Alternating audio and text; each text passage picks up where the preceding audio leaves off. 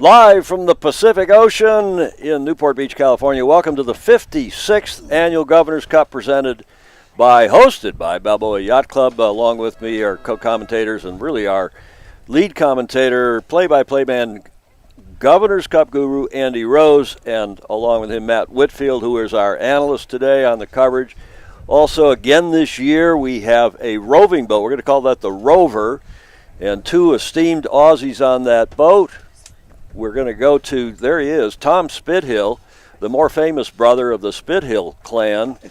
Tom Spithill and his brother Jimmy Spithill, who's a Gov Cup alum. Yep, both of them are. Of course, famous for being the youngest, that is his brother Jim, for winning the America's Cup at age, or sailing in the America's Cup at age 19, and of course winning it a couple times with Oracle Team USA. Welcome, Tommy Spithill. Thank you, Tom. Thanks, Andy. Thanks, Matt. I'm just here with Claire, and we're on the roving commentary boat. We've probably got the best seat in the house here, and we're looking forward to another great day's yachting here on Newport Beach, California. Tommy, introduce us to Claire Costanzo, please, another Gov Cup alum. Yep, that's right. We've got Claire Costanzo here. Claire is a past participant here, sailing with an all-female crew. And Claire, what are your thoughts on the conditions right now as we see the race committee get the first flight underway? So there's just enough wind to get racing away, and I'm sure a lot of the competitors are hoping it'll build to get some more exciting racing in. But yeah, it's good to get started a bit earlier today than yesterday. Thank you, Claire. Thank you, Tommy. It is a bit soft, but if we look over at the race committee boat, we can see Ryan Davidson, the deputy PRO, is running things today for Dr. Don Becker and his fine race committee. They are about to have in fact started the sequence for Flight 20 of 22. We're in the late stages of the second round robin. This is day 4, having raced on Tuesday, Wednesday, and Thursday. It's now, of course, Friday here. And we are in the starting sequence for one of the 3 last flights. And let's go to Andy Rose for an analysis of who is for sure through to the semifinals and who's still in the hunt. Andrew. Well, local favorite Jeffrey Peterson has had a pretty good regatta with the exception of one collision yesterday. And has won all his races except that one because there was major damage. He lost a point, so he got 0 points in that. And he is in. I mean, there's no question that he will be in the semifinals. He is, of course, the reigning youth world champion in match racing and won the Governor's Cup 2 years ago, won the U.S. Match Racing Championship for the Rose Cup a year before that. And at any rate, one of the top young match racers in the world, without question. I would venture to say, Tom, since he sailed in the Congressional Cup once, barely out of the semifinals, and has sailed in a couple of the World Match Racing Tour events. He's one of the best match racers in the world, not just a youth match racer.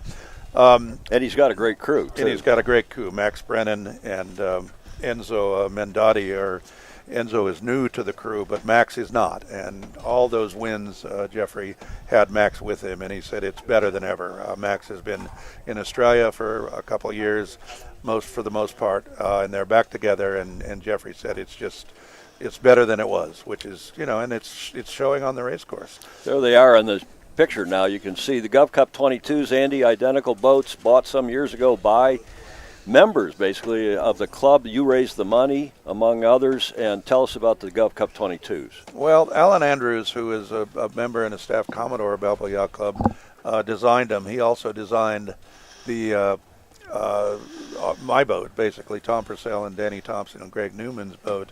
It's okay, the 50-footer. And I've sailed on a lot of Alan's boats over the years, but I think this is his best design. These boats are, the design brief said that they ought to be able to sail, have a real race in 4 to 5 knots of wind. And Tom and Matt, if one thing we're proving this week is that that's true, because we haven't had much more than that. And certainly right now, there is enough to sail, but only just. But as you can see, the boats actually go through the water pretty well. Matt Whitfield, we were out on the water the last couple of days. You and I were out here yesterday in maybe about the same condition, and you watched the racing, and we were all pleasantly surprised how well these boats performed in the light conditions. Yeah, exactly like Andy was just saying. The brief was make sure that these boats work when it's light winds, because in Newport Beach, it often is these conditions. So these boats being so custom for the conditions you've got here really means that they, in anything more than 2 knots, they drift very well. So, they're very light, very sporty. So it does mean when you could probably add 1 or 2 to the Beaufort scale for whatever it is to make is how they actually perform compared to other boats. So if you've got a Force 1, it kind of sails like a boat in Force 3 normally. So they're good boats to race and ideal for this. Well, we've got the first match of today's Flight 20 underway. They've just started, and we have a boat over early. Boat 1, Coleman. That's Alec Coleman from Canada, was over the line early, had to come back. He has the blue flag. You can see he's going upwind now on this 4-leg course against Nicholas Bernal from Brazil, who has a handy lead, Andy. Over to you. Yeah, Nicholas is not out of this. He has done, I think, incredibly. I sort of expected that. His record, he's the World Youth Lightning Champion. He's won everything there is to win in Brazil and was a Pan Am Games representative for Brazil when he was 20 years old. So awfully good sailor. And at first, like everybody else that's new to these boats, he was having a little problems with, both crew work and upwind speed. He seems to have solved those problems. In fact, I talked to Jeffrey and a couple of the other skippers yesterday, and they said, that guy is fast. And in this condition, fast is, I hate to say that anything's more important than tactics because I'm a tactician, but in these conditions, speed is probably a little bit more important. Well, they're headed up the first leg of 4. It's this traditional match racing course, windward leeward course. Also the traditional Gov Cup course. It's windward leeward down to after going around the top, you can just see them now on starboard tack headed up toward that top mark, center of your frame. It's not a long leg. Then they round that to starboard, meaning leaving it on the starboard or right side, head back downhill to the gate, pass through the gate, and they can round either end of the gate at the end of leg 2, back upwind for a third leg up to windward, round the top mark, and then back to the finish line, which of course is the same as the starting line approaching from the upwind side. Maddie, what do you see here? A bit of a breeze, new breeze coming in from the right. Yeah, so there's good breeze in the middle of the course, so to the right of the boats, because they're both out on the left edge a little bit. So I think that new breeze has come in, and you can see one difference in how the 2 boats are sailing. You can see Bernal and his team are keeping the boat a lot flatter than Coleman, which maybe that's where the speed edge that Andy was just mentioning they seem to have had for the last couple of days comes from, just keeping the boat flat and going as fast as they can through the water. Yeah, there's definitely more breeze up there, as we can see that they're actually hiked out, which to weather in really light, you'd hike out to leeward. But at any rate, so yeah, that's good. I should say that we will cover this next pair is Justin Callahan from Florida and Harvard, and Tom Higgins from Ireland, the first Irish entry ever in the Governor's Cup. We will try to cover these last rounds robin races as best we can, but understand that there are 3 races, or there are 5 races happening at the same time virtually. So we'll do our best, but when the semis and finals, we'll get better. And speaking of that, we know Jeffrey Peterson is through. He's on 18 wins, or 18 points after being docked a point. He's actually at 19 race wins, but he did not get that win, as you explained, Andy, in yesterday's match against Morgan Pinckney from Newport Harbor Yacht Club. So Peterson on 18 wins, and then we have 2 teams on 12. Cole Tapper from Australia, the Cruising Yacht Club of Australia in Sydney, and then of course Morgan Pinckney, our cross harbor rival at the Newport Harbor Yacht Club. They're on 12. What are their chances, Andy, of going through, do you suppose, to the semis? Well, one of them probably has a pretty good chance. It's tough coming back with only 3 races to go, coming from 2 points behind with the 2 boats on 12. Probably unlikely, you'd have to say, but one of them's going to be in. So every race counts right now. I mean, if you're Callahan here in this second pair, you cannot lose to Higgins. If you're Hyde against Rossi, you cannot lose to Rossi. And the same thing with Torre against Colquitt. Speaking of which, we got Callahan, Torre, and Bernard and Hyde, all on 10 wins. So they're that pack, that hungry pack, as we said in the press release last night, right behind Pinckney and Tapper. So they're all still in the hunt. It's amazing, Andy, to be in this situation this late in the rounds robin. Yeah, no, it is. I've noticed on our great spotter here, Ken Sherb and Christine Gribben, who's our chair, also helping with that. And the boats that are in contention are all start at the starboard end. So that means absolutely nothing except it's easier for us to understand what's going on. Nicholas Bernal, Maddie, and boat 12 coming downhill with the blue and white spinnaker. Some of the spinnakers are blue, white, blue, and then another one is white, blue, white. Same with the red kites and the green kites, so we'll try to explain those. But the blue, white, blue kite and then the white, red kite behind, of course, that is Coleman, Alec Coleman from West Vancouver Yacht Club in BC, British Columbia, on the western side of Canada, trailing as they come into the gate, Matty. Yeah, so Bernal just dropping his spinnaker going around the leeward gate on the right-hand turn. So with the leeward gate, it means that you can set up splits if you think that it gives you a chance to do it. But generally, the boats who follow around, if they're going to follow around like Coleman's doing here, it's because they really think there's a massive gain to be on that left-hand gate. So as you can see from the angle on the camera, it does look like that mark is just a little bit further upwind right now. So Coleman electing to go around the mark, follow, gain the boat length, and then split out as soon as he can to get some leverage. Which, interesting to see that Bernal has not tacked to follow him. So there's a bit of a split here. That's exactly what Coleman wants, and not using the gate how the gate's meant, but making the best of it. Yeah, I think the left is, in this condition, normally the left would be a bit favored. So I think Bernal is doing that. I would not go as far as he's going. I would stay in touch with the other boat. But he seems quite confident out there, and there does seem to be a little more breeze, perhaps, on the left side. So that, and Alec Coleman, obviously, Alec is now tacked. He obviously agreed, because as Matt said, he followed him around the left end. So we'll see. Stranger things can happen, and certainly the wind is still shifting. You heard that series of horns here at the gate. That means the race committee has shifted the weather mark, which, by the way, they've done brilliantly all week. And all the chutes falling out in the piss. Indeed they have. There's Alec Coleman from Canada going uphill. They lost a crew, or nearly did, overboard. They fell over the side yesterday and managed to grab him. This was Will Haugen was his name? I believe Will, the blonde crew member, as they've tacked now onto starboard. And let's see in this second match, Chris Bretschker, our producer and director here, we've got this Higgins-Callahan match, and Higgins, the Irish, a terrific team sheet under the bow from Ireland, and they have yet to win a race, so they're not in the hunt for a semifinal berth. Likewise, Alec Coleman from Canada. But tell us, Andy, about Justin Callahan. Biscayne Bay Yacht Club, Miami, Florida, has just completed his first year at the Stanford of the East. Yeah, Stanford of the East.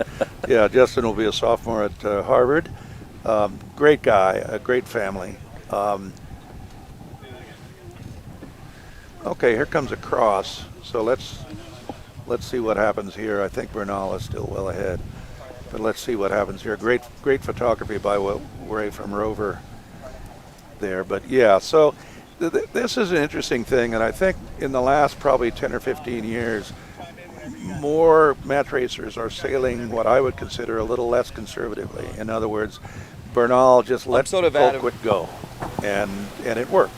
So that was pretty close. So they split the whole way up that beat there, and even though Coleman had slight issues with this is going to be a terrible hoist. His dows, so his spinnakers. We've got the kite sheet under the bow on Coleman.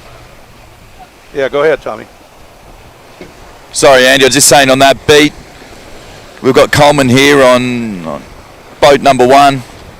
The spinnaker actually trailed behind the boat upwind. Oh. The bowman was trying to get the sheets cleared and lost control of the spinnaker. And now you can see it went up with a wine glass. Bernal has a little wine glass just at the tip of the spinnaker, but not too much of a major. And currently 2.5 lengths ahead of Coleman here. So pretty much the same as it was down here at the gate. I don't know, Tommy, would you have, if you were Bernal, would you have left him that far to go way out to the right? It was a big split, that's for sure. Yeah. Sometimes with the other match, it changes how you're going to sail this beat. You're trying to do a bit of fleet management. It's such a short upwind leg that you inherently getting contact. Yep. Alec Coleman has on his crew Richard Rychick Jr., Jack Porter, and Will Mauchin. I didn't quite get that name right, of Will. And then on the other team, of course, Nicholas Bernal, who is from Brazil, from Sao Paulo. Actually, the boy's not from Ipanema, but from Sao Paulo. Nicholas Bernal on the helm, Marcos Arndt, and Gabriel Michaelis also crewing on that Brazilian team. So it looks like Nicholas Bernal is getting a little bit of affected breeze from Alec Coleman coming downwind here. So the race is closing up here. They're probably only 100 meters from the finish line. So you see Bernal's going very high and very hot just to try and keep Spinnaker filled, get some breeze out in front and just sprint as fast to the pin end. He should be able to keep clear, but he's got to watch out for the traffic on the other race though. It's a 6-ring circus as the 12 teams from 8 countries are racing in flight 20 of the round-robin phase. It's actually a double round-robin. They will have raced each of the other teams twice, hence the 22 flights, as we call them. And here they come into the finish, and Andy, Nicholas Bernal keeps his semifinal hopes alive. Absolutely. That was a must-win race, as is every race by all the boats that are at 10 right now. So he now goes to 11. Well sailed. I think Alec Coleman actually, props. He did a great job in staying very close the whole time. Perhaps partly because Bernal was willing to let him go quite far away from him on the upwind leg, and then came in very smartly at that weather mark. So the whole race was no more than about 2 boat lengths between the 2 boats. So it's great close racing. It was interesting, Andy. I watched the pre-start. And it seems that the starboard tack entry boats have had a bit of an advantage. I watched 2 matches where the starboard tack boat held control from the dial-ups. Yep. So every time Coleman tried to get speed, Bernal came back in on starboard, forced him to tack with no pace, and just kept going the entire pre-start. So it was a really aggressive pre-start from Bernal and quite impressive control from the crew. Yeah. It is very hard to keep control, and by that we mean using the racing rules to prevent the other boat from tacking or jibing.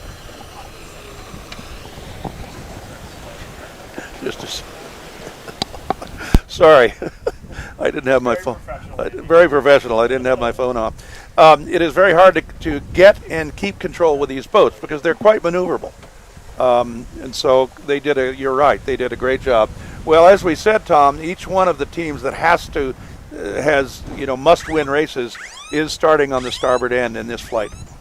Well, we are going to cover the Peterson match intensively because this is not only already a semifinalist, and by the way, it looks like he will be mathematically the top boat coming out of the rounds robin, and the top boat gets to choose which of the other 3 they will race. He will race in the semifinals, and we'll try to cover that live today later on after we know the other 3 semifinalists. In the meantime, we're looking at a pre-start here. Who says that? Torre and Colquitt. And Colquitt. Alexander, we call him Alex Colquitt from GBR, representing the West. What's the name of his club? West Kirby. West Kirby Yacht Club. Sailing Club. And the Royal Yachting Association. And Marcel Torre, sounds Italian, but he's from Perth, Western Australia, the Royal Freshwater Bay Yacht Club. Torre's in boat 2, and Colquitt's in boat 11 here, and they're in their pre-start.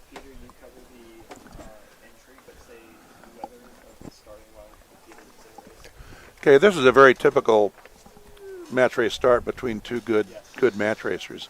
One boat has decided he wants to lead into the pin end of the line.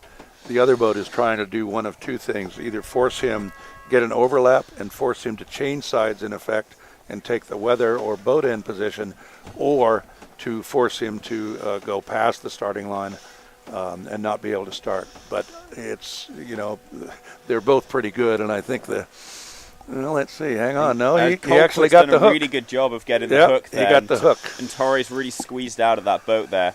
And you see, Torre doesn't want to jibe round because that means he's going to be sailing away from the line. So he's going to try and do it. There he goes. So he's got a jibe, which is not good. So that means that Colquitt will now have the advantage when they come back in. He'll be able to pick where he wants to start and force Torre around. I think it's going to work out okay. I think Torrey has enough of a weather berth there, depending on how much Yeah, time. We got to get the times on these. And Colquitt there, just coming out of that jibe, just Nope, squeezed the you're sails right. in a little bit too early and just sort of killed their speed, which meant Torrey was able to they had to go down to build speed, so that opened the door for Torrey quite nicely. Yeah, I think Colquitt still will have a little leave opposition here. Torrey will have to leave at some point unless he does a tremendous job of boat speed here. And what we mean by that is you can see the boat to your left on the screen. The wind actually hits that boat and bounces back. If the boats are close enough, it'll bounce back into Torrey in this case and slow him down. But Torrey so far is doing a pretty good job of hanging, and there he goes. Yeah, he basically did that. He was starting to feel the effects of the other boat, so he tacked onto port to get away from him. So, advantage Colquitt there. And it does look like out on the left-hand side at the top, there's going to be a bit of pressure on the port ley line. So, being on the left-hand side of the course, as you could see, both boats tried to take in that pre-start with Torrey leading back early, but then getting hooked out. So I'd expect to see a little bit more gain on the left-hand side, although there's a little light patch right now on Colquitt's boat. Okay, we just had a finish in the second pair of this flight. Callahan wins. Again, a must-win race for Callahan, and he has done so. Just having the entry here for Jeffrey Peterson versus Cole Tapper. This is obviously going to be a big match here because we've got two of the top performing contenders here. On their entry they had Higgins, who was finishing his match to contend with, so Tapper managed to get a little bit deep. Is almost trying to cross ahead of Peterson here, and we do have a Y flag. So there you had Tapper trying to cross on port but didn't quite make it, so had to jibe out with Peterson having starboard advantage there. there's penalty. So what they've deemed there is that Peterson had to avoid when he was starboard bow. So very simple rule 10. And Tapper, therefore, with the blue flag on the umpire boat, Tapper has been penalized. I believe we had a lead change in the Colquitt-Torrey race. I believe Colquitt actually, by coming over here, got a little bit of a right shift, and I believe he crossed ahead. 2 minutes, 45 seconds of the start of this match between Tapper and Peterson. Tapper now owing a penalty from that pre-start incident.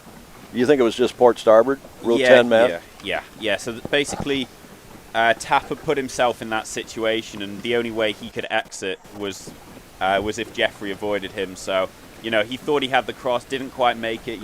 Maybe Jeffrey got a little wave or something, sailed the boat, had a little bit of goose winging, and just gained a little bit. So stopped the cross. But Cole did a good job there of accepting he got the penalty and not getting a double penalty, trying to force it too hard.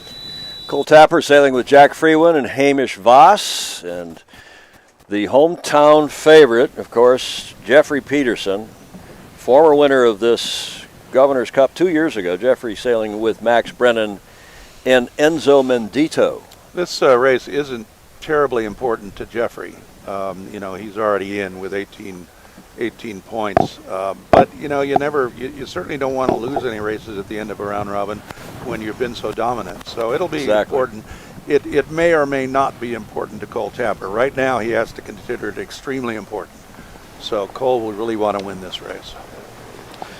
What's really impressive I found, Andy, is watching Jeffrey lead in. He just seems to have such great boat control and seems to have no problem washing off time. You just watch how aggressive he is on the helm here and how he manages to elude Tapper getting the hook and just burning valuable time here as he's heading back to the line. Tapper obviously wants him to get there early, and Peterson is just so good at washing off speed. Yep.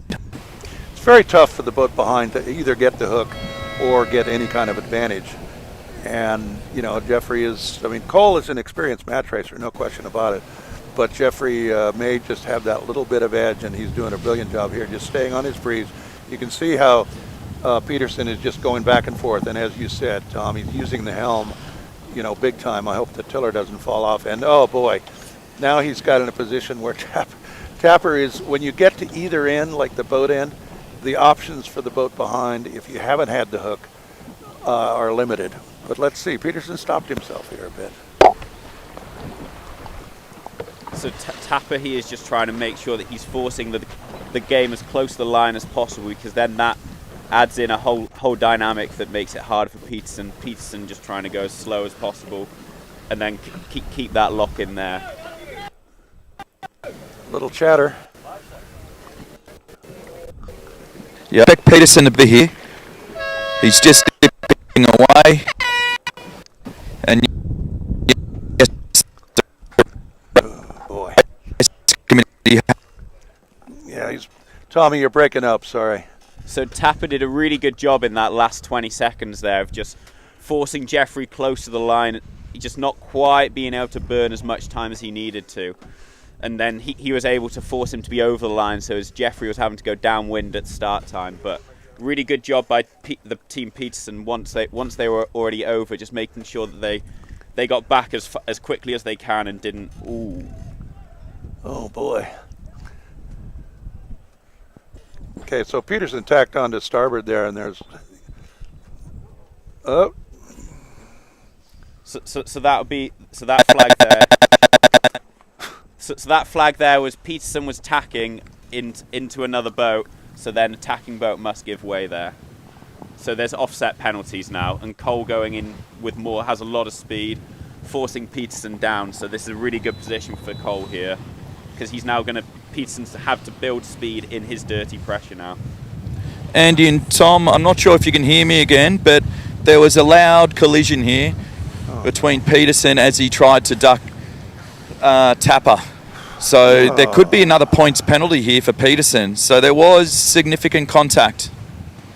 Okay, just to give a little explanation, the boat with the yellow flag, boat 7, Jeffrey Peterson, has just committed a foul, and it was a collision. That has resulted in the penalty that Tapper owed being erased. It's like offsetting in hockey. So now neither boat owes a penalty because of the previous penalty to Tapper. However, as Tommy Spithills just said, Peterson having caused the collision, if the umpires decide after the race that it was an avoidable collision and that it caused damage, he could be penalized further on shore after the race by a point or more.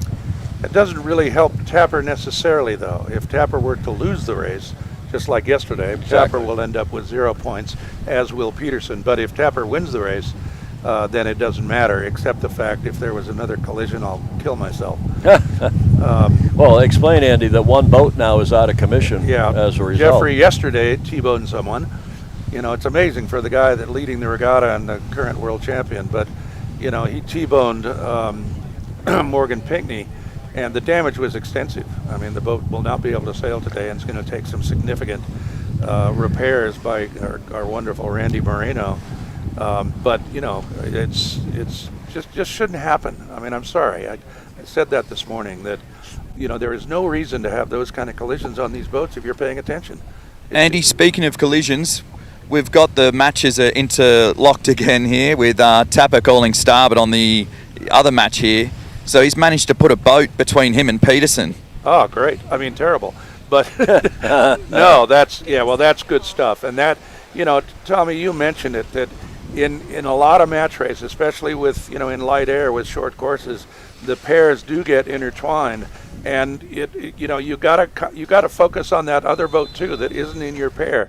And I've just got something to report. Sorry, guys. Yep. Peterson just hit the top mark and has now copped a penalty. I just heard a word that you wouldn't say in church as they went around the mark. Peterson knew he'd hit it, and he knew that the umpires had seen it. I don't know what to say. I mean, this is, I would venture to say it's almost shocking performance by someone that should not be doing that kind of thing. So I think you're right, Andy. I mean, this is not the start Peterson wanted today. No. All he has to do is go out there, get around cleanly, get his head straight from that big collision yesterday. Yep. But instead, he's hit another boat. He's hitting marks. You know, usually he's been putting on a clinic out here, but for someone that shouldn't have any pressure on him, he is making some mistakes. But he's doing a really good job right now of coming back into the race. So he jives and is giving dirty breeze to Cole Tapper, and so you see the red spinnaker's a bit wobbly there. So Jeffrey Peterson's just throwing down some dirty air onto him, bringing it in and potentially getting a pass here. Tommy, how are they relative to the ley lines for the bottom mark? Is it? Yeah, coming up to it now. They're on the ley line for a left-hand turn. You got a lead change regardless. Yeah, they've just rolled here. Jeffrey's really working deep. I think what really helped Peterson out was that Marcelo Tor from the other match had a good set and rolled tapper. Here goes Peterson for the jibe, and Peterson jibes quite nicely here. Peterson still owes the penalty. As you can see the yellow flag on the umpire boat for touching the top mark as they come into the gate at the bottom of Lake 2. So now, the boats are very close. Peterson's really only chance is to try to cause a foul at some point. So Unless, he has had terrific boat speed, and, at this point, well, they've gone to opposite sides of the gate, so it'll be interesting. The last one up, Alexander Kolkut actually did pretty well coming out to the right. But Peterson's boat speed, guys, has been pretty exceptional here. So especially downwind. Yeah, and so it's going to be tough for Tapper to get this back. But all he has to do is stay close enough to Peterson that Peterson cannot complete the turn required to absolve the foul. So as Dave Perry coined the phrase, Cole Tapper, if he's behind, he's in what's called play 2. So you want to be 2 boat lengths behind the boat in front, because then if you're 2 boat lengths behind, you're not risking getting an overlap and the other boat being able to offset the penalty. And if they're 2 boat lengths ahead of you, they don't have enough distance to do a spin. So expect to see Cole try, and if he's not ahead, not doing anything risky and just trying to stay very close on the tail within about 2 boat lengths behind. Guys, We're we about have to see news, across here. Go ahead, Both Tommy. boats are coming together on opposite tacks. Looks like good pressure out on the left-hand side there. Peterson looks quite high from here. Claire, what are your thoughts here? Bottom mark running both boats. It wasn't too tidy, but Peterson's done a pretty good job here, hasn't he? Yeah, Peterson's seems to be hooked into a bit of a left-hand shift here. And he's going to position to cover Tapper on their way up to the top mark. And so he'll be thinking in his head, is he going to have enough of a lead to wipe the penalty before he goes downwind, or whether he's going to have to trap Cole and wipe it on this downwind. So we'll see what unfolds. So again, what Claire is explaining, as Tom did and Matt did, that you have 2 choices. You can either, if you have enough of a lead, you can do your circle before the finish and still win. If you do not have that much of a lead, if, as Matt said, it's only like 2 boat lengths, then it's tough.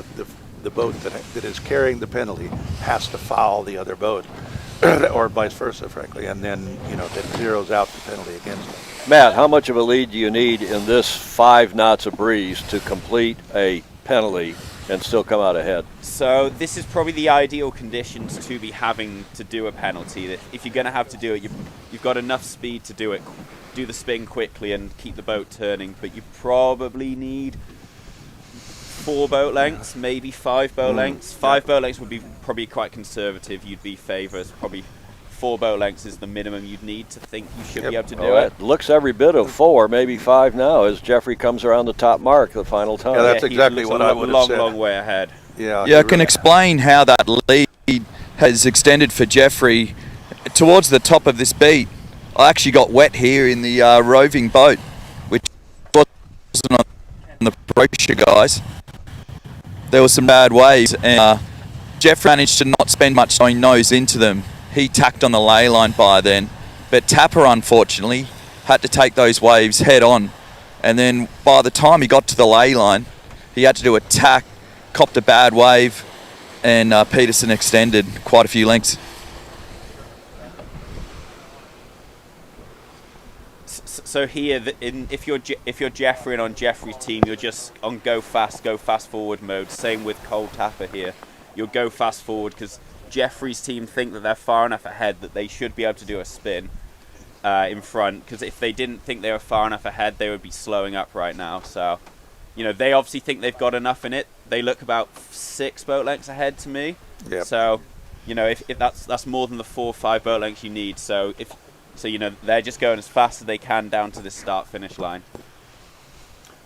So Cole seems to be coming down with a little bit of a puff because Jeffrey is sailing a lot higher to try to stay in touch. But I agree with you. I think he has room to do it without much question. I don't know. I disagree, Andy. Really? Yeah, it's going to be close. Yeah, it closed up just there in the last Yeah, little it bit. did. We could see the angles from up here, Tom, and Yep. Jeffrey is still sailing higher, trying to get up. So I think Cole may have gotten a bit of a puff there. Yeah, it has closed up, definitely. Yeah, this is right on the edge here, so you know you got to. And one thing to note is, whilst you're doing your spin, you have no rights. Whilst you're taking your penalty, you lose rights. So he also has Jeffrey and his team need to be clear of Cole Tapper when they're doing their spin.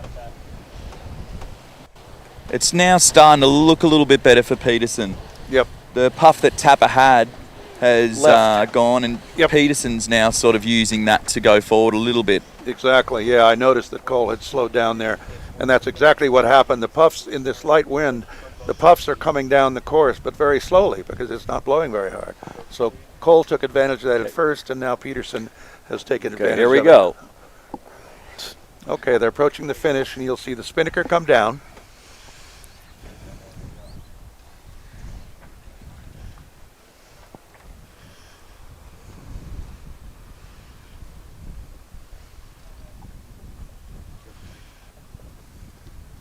So they're going for the spin now. So they got to go through, do attack, get down to 90 before they cross the finish line, and so now they'll just limp across as much as they can. The big question now is the umpires are obviously going to go have a look at the boats and make a decision on whether Peterson should Right. be penalised further. So the way that penalty works is, in the race he had to do the penalty, so he gets given the race win, but he may be docked points for causing damage. So as was said at the start of the race, that doesn't really help Tapper. That doesn't make anything. It doesn't affect who won the race. It's just for the point scoring on the overall results. Yeah, again, Peterson now has won the race. He completed the penalty, got across the line ahead of Tapper, but Tapper now, even if Peterson has a point docked, Tapper does not get the win. So he does not get a win. It's important for him. Yeah, it's not as important for the guys that are at 10 on 12. but he's on 12. Exactly. But yeah, I wouldn't have wanted to lose that race. Yeah. You know. Well, Jeffrey, once again, is quick downwind, as we've seen. Let's recap, if we can, guys, recap what happened in the other matches, because we got people watching. Thank you for joining us, by the way, from all around the world. And we didn't show it, but Andy, you had a bit of a sigh we could hear on the air, but when we heard news from Tommy of that collision, your body language kind of It's because you've raised all this money for these beautiful boats, and it's a tough situation. But Kenny, do we have the results of all the flights that we've just come through? Did we confirm too that Jeffrey, that they did signal that he had won? In other words, he completed his Yes.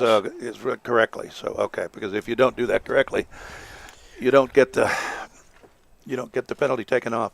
Yeah, Tom, the boats are, we spent a lot of money on those boats, and as I said this morning, hoping that this wouldn't happen, that insurance right now for boats in general is going up hugely, and this costs real dollars, this kind of thing. So the damage deposits, I guess, are $2,000, and Jeffrey would have had to re-up his again today. So if there was major damage, Meaning in the collision yesterday with Morgan Pinckney, he used his entire $2,000. yeah, if there was Damage. major thing, then he's out $4,000. Well, that's not good for him. But our insurance is just, the insurance companies don't like that. As you might imagine. Andy, let's recap what happened in Flight 20. It was Bernal, as we saw. We covered that match. Bernal from Brazil defeating Coleman from Canada. And then Callahan, the American, defeating Higgins, who still hasn't won a match. Nice group, smart guys. We really enjoyed having them here, but they're struggling on the water. Tom Higgins from Ireland.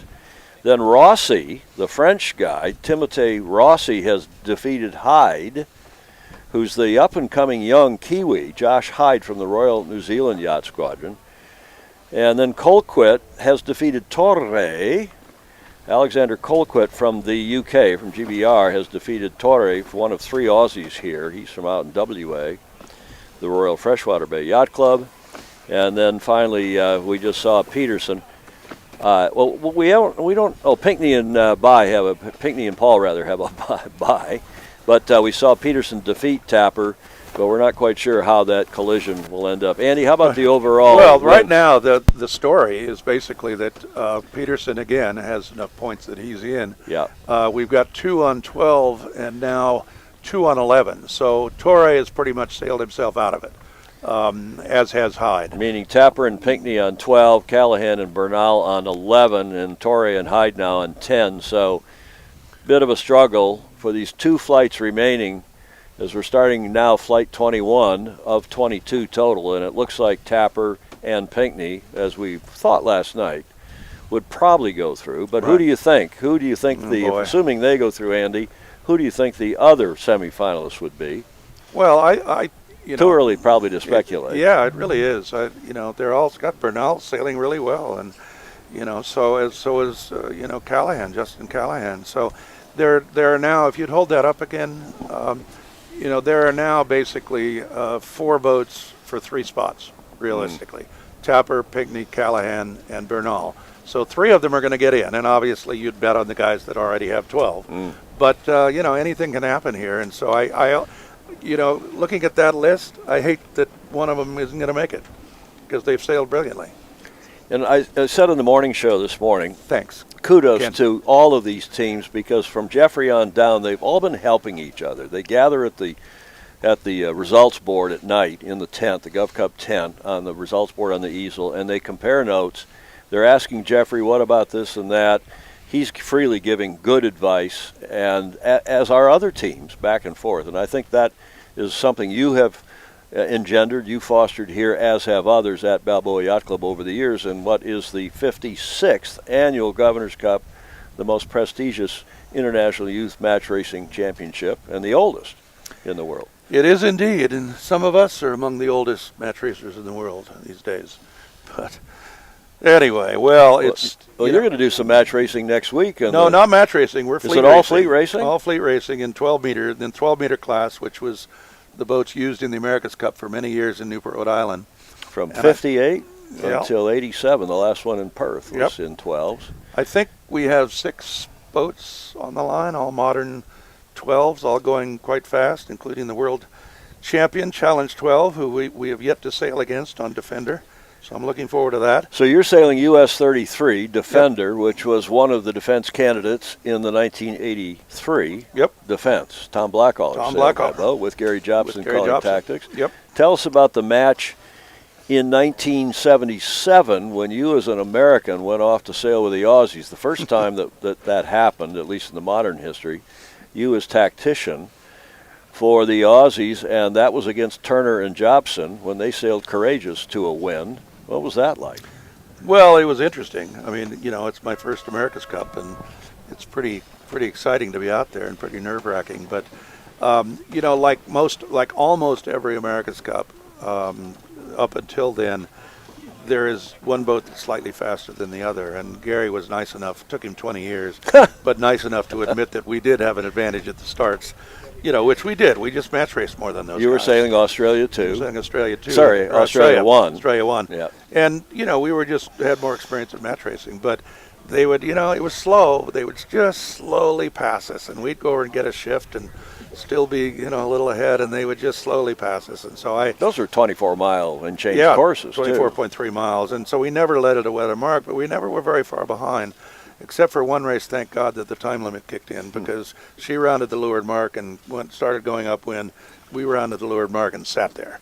So everybody had their watches out, and thank God the time limit expired, or we would have had probably one of the worst losses in America's Cup history. What do you think of the current America's Cup and these very quick foiling boats? I'll just rely on our old friend Bob Fisher, the dean of yachting journalists worldwide, the late great Bob Fisher.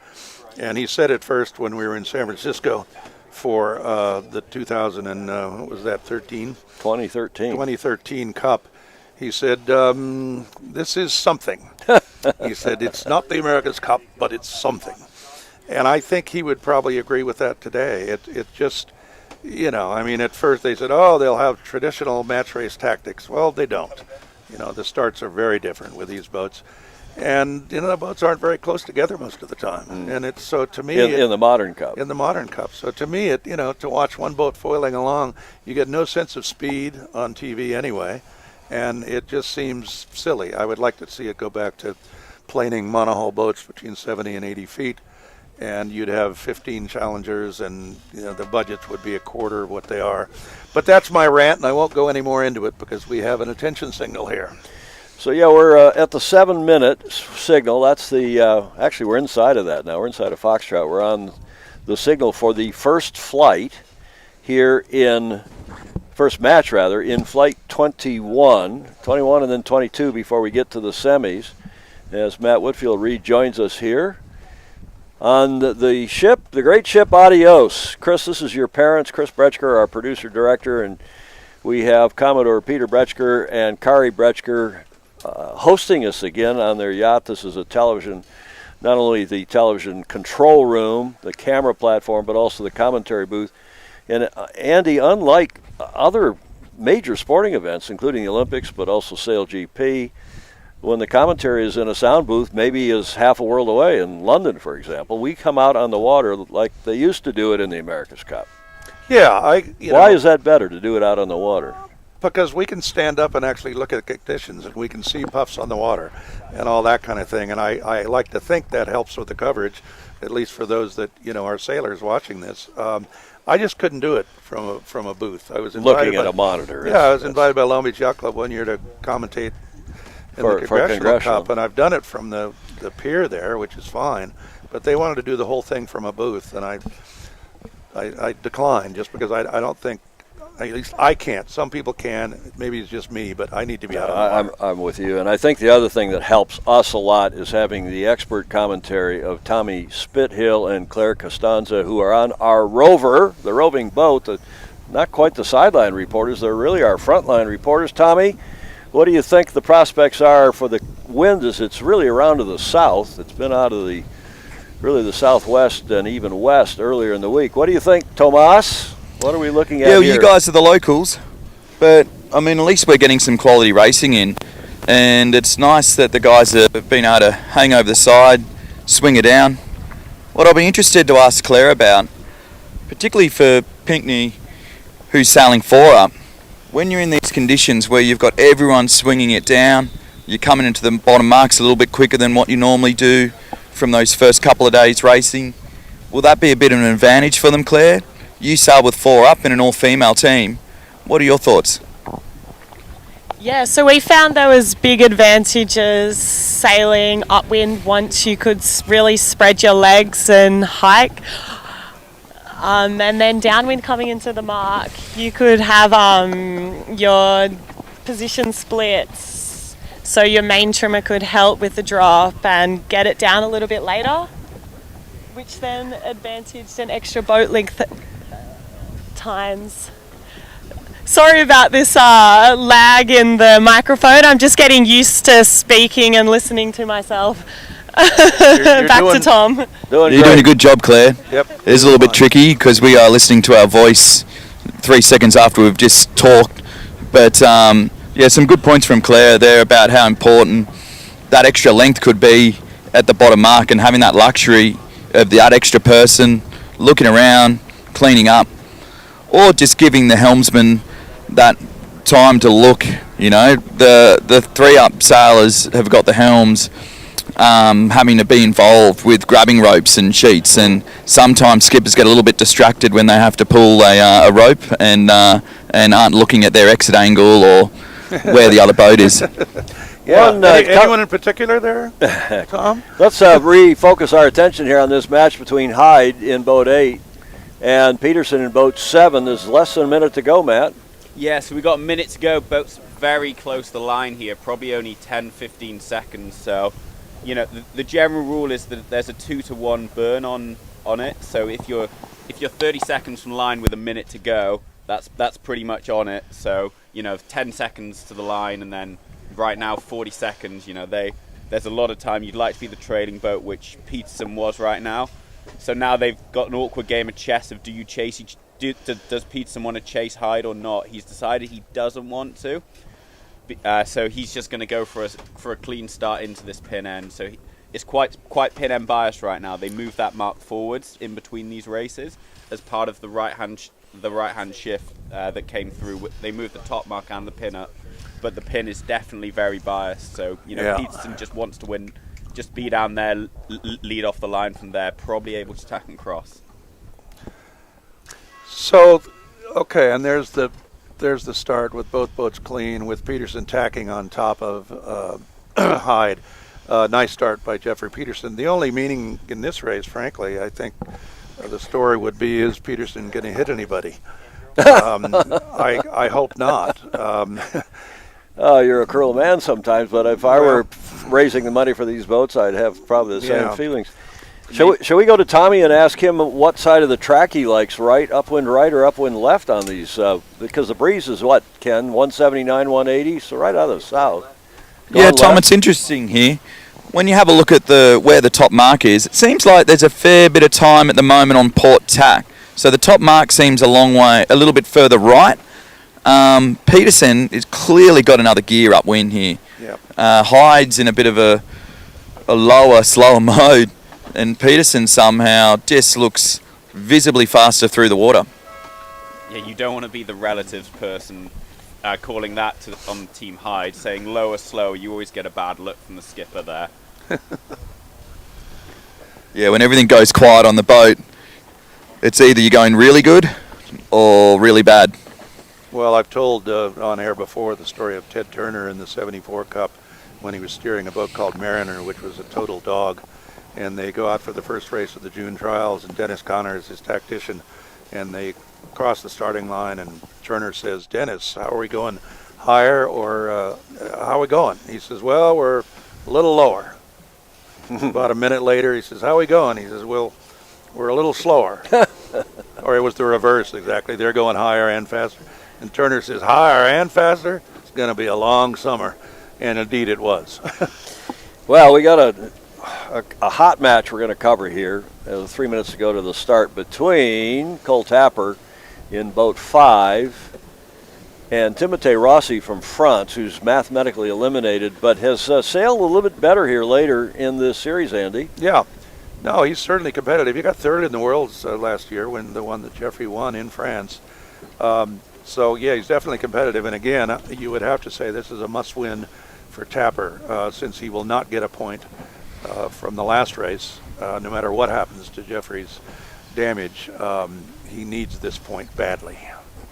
But I think one thing to take from that Cole can take from that first race, even though maybe he didn't get the point, is that he was sailing the boat well. He was leading a long way around the caution against someone who hasn't actually lost a race today, this event. So, he's asking the right questions. He just needs to do the same and perform just across the finish line this time. I think Rossi's also enjoying this little bit more breeze now. Being able to get 4 of his crew over the side. I think that's probably weighed heavily on his mind on these lighter days, thinking, did I make the right choice sailing with 4 crew? But now with this little bit more breeze, he seems to have found his flow a little bit, as Andy was commenting about before. Well, the discussion's gone on now for 7 years with these boats, and I don't think there's ever been a consensus on whether 4 or 3 is better. And that's, again, a tribute to Alan Andrews and to the design brief, which we wanted them to be sailed with either 3 or 4, subject only to the weight limit, which allows either a smaller bunch of guys or 2 guys and 2 women, or all women, as Claire sailed the boats. And it seems to have worked out really well. The first year, the boat that got first and the boat that got last had 4 people. Coming up on a minute for this really must-win for Tapper. He needs this match, probably, in boat 5, sailing against Rossi in boat 4. Right now, a bit of an advantage to Tapper. He's still got some time to burn. But I've got a little bit more breeze on the course here at the moment. Yep, and the left end is heavily favored, so you can almost not lay on starboard. So that favors Tapper because he's going towards the favored end. So what we're likely to see here is a start just like, oh no, look at this, he's coming back. So I think Or no, Cole he's thinks just he's a dragging him little bit down. early, so he's just trying to burn by distance rather than going slow. So Well- he wants to be up at hull speed, and he's now just going to do a timed run into this pin end. He's probably on track to this pin, maybe a second or 2 late. So he's pretty good to go and just race down, and Rossi has no real choice but to follow him. No, that was a very nice start by Cole Tapper here. Right on his air, Rossi will have to tack away.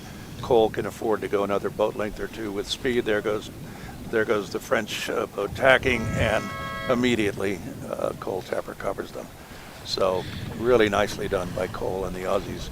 So it's tacking duel, a very good instant tacking duel, which is exactly what both boats should do. Rossi has to worry though about, he just did 2 downspeed tacks. It always seems like, well, we got to get out of here now. Sometimes even sailing a boat length in the other person's air will actually be a better result than doing 2 downspeed tacks. So it definitely seems like the breeze has built up a couple of knots in this last minute. Have you seen a left-hand shift or a right-hand shift with that, Tommy and Claire? Yeah, absolutely. And more bigger than the shift has been the wind build that we've just experienced then. And funnily enough, I can't speak French, but Rossi was cheering on his crew to hike. And even though, as Andy said, he had to do 2 downspeed tacks, the good thing is he's now breathing on the long tack. So I think he was going to suffer either way, but at least he's now breathing on port. And I think that's super important on this beat. And I'd expect these guys at the top mark to see a jibe set. What do you think, Claire? At the top mark, what do you think we'll see from the boats? I think it'll depend on how close the racing is, but a jibe set could be on to get down to that finish line quicker and sail the shortest distance. The other thing I think on that 2 downspeed tacks, Tom, I think that's just when this puff started to come in, and so I think he didn't do as badly on those as he might have had it stayed as light as it was right at the start. So I agree with you. I think he's gotten away now, and he can sail the boat and just try to sail it fast and see what happens. We've just had a signal of a change of course again, so again the race committee is right on top of this constantly shifting breeze.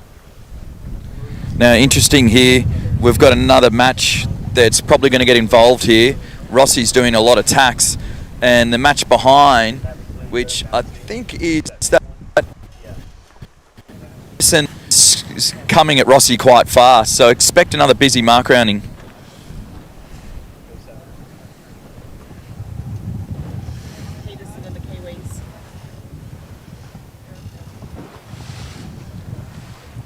Seen a lot of body language on Rossi's boat.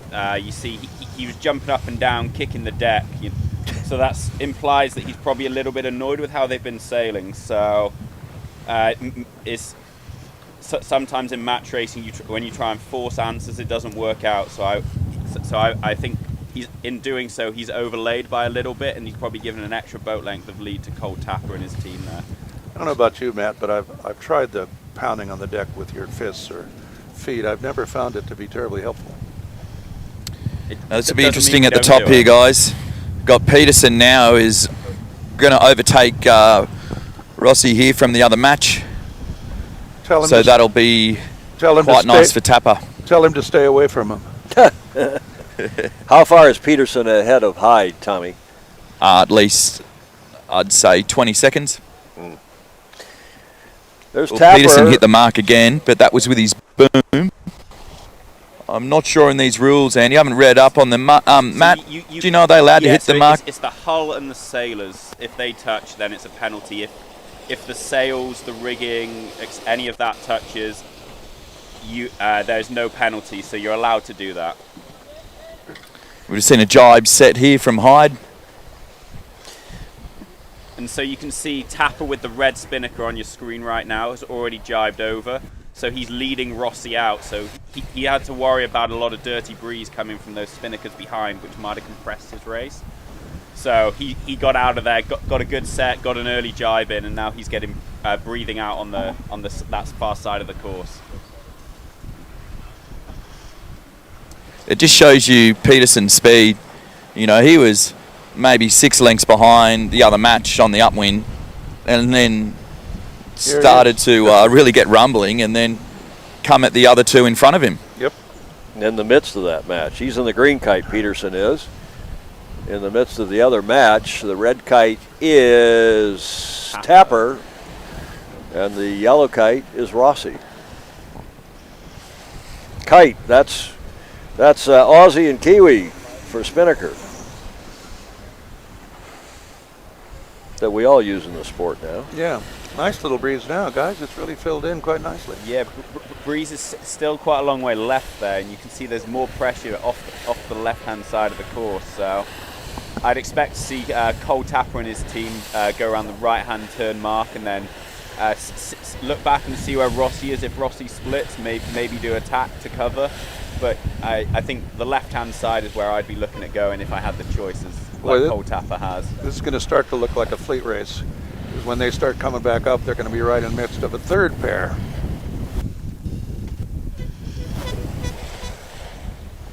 So there's a sound signal and a yellow flag being displayed on the committee boat, which means, on a mark just below the leeward mark, which means now they will be going to the yellow mark as their top,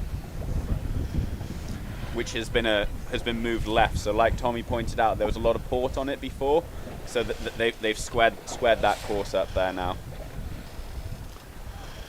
So Peterson with a easy and collision-free race against Josh Hyde. Well, you know, Tom, Josh on Monday night said that, they were just here to learn a lot and hopefully come back next year. And I think they're highly likely to come back next year. And, they accomplished some stuff here. He's the youngest team. Yes. Sailed well. Not great, but they've sailed well, and they've comported themselves. They've been terrific representatives of their club, the Royal New Zealand Yacht Squadron. We have a lot of folks down there watching. We saw the promotion. As we go back to this other important match for Cole Tapper. As you can see on the screen, Cole Tapper is the boat on the left-hand side of your picture, and Rossi is on the far side, and you can see the angle difference. He's about 25-30 degrees higher. So, it's a massive left-hand shift on that left side, so expect to see any boat on the left gaining even more. So this is starting to be a bit of a sail away for Cole Tapper and his team. Well, one that he will welcome if that ends up the result.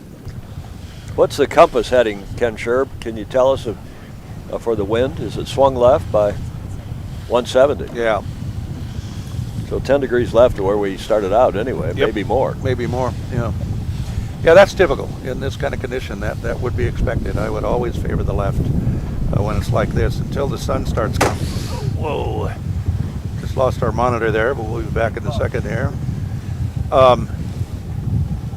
If the sun starts to come up and the overcast starts to clear, then you can start looking maybe a little for a slow shift to the right. It's going to be very slow, I think. But meanwhile, this is a great sailing breeze right now. If you're just joining us, we're out here in the Pacific Ocean for the 56th Annual Governor's Cup, the International Youth Match Racing Championship, the oldest in the world. Many consider it the most prestigious such event in the world, hosted annually by the Balboa Yacht Club. And presenting sponsors this year, Andy, tell us about your two top sponsors, because you've really done a great job with sponsorship. Yeah, we do. Discs Sports and Spine Center, Dr. Rob Bray, has been incredibly helpful over the last few Governor's Cups, but also to keep at least two of our crew here on the media boat to be able to stand up and walk. He's operated on both Tyler Wilk and me, and Jimmy Spithill and various others. And yours truly. Yeah, that's right, and Tommy Spithill. That's right. I've got a bit of hardware in my back. Yep. And then our second, not second, they're co-equal, is Terry Cowsey and his Call of the Sea Foundation, which has a tall ship up in San Francisco and does some great work. And Terry again has been a loyal sponsor of the Governor's Cup for many years, and I can't thank you enough, both Dr. Rob Bray and Terry Cowsey. You guys are just amazing.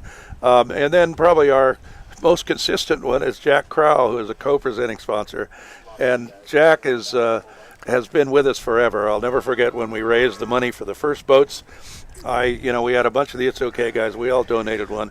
I called Jack, and he says, well, of course I'll donate a boat, and call me back if you need more.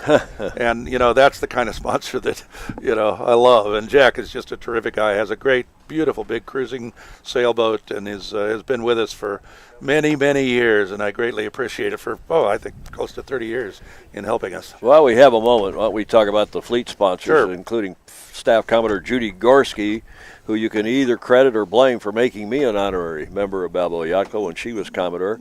And who's this Christine and Kevin? I thought his name was Dennis. Yes, Christine well, sometimes it is. Kevin It depends on how he's acting. But Christine, of course, is our longtime and chair for life of the Governor's Cup with her husband Kevin, who the ever-patient Kevin Gribben, and we have Terry Hausman and Bo Briscoe, who have donated the very large, lovely yacht that the sponsors and VIPs will be going out tomorrow.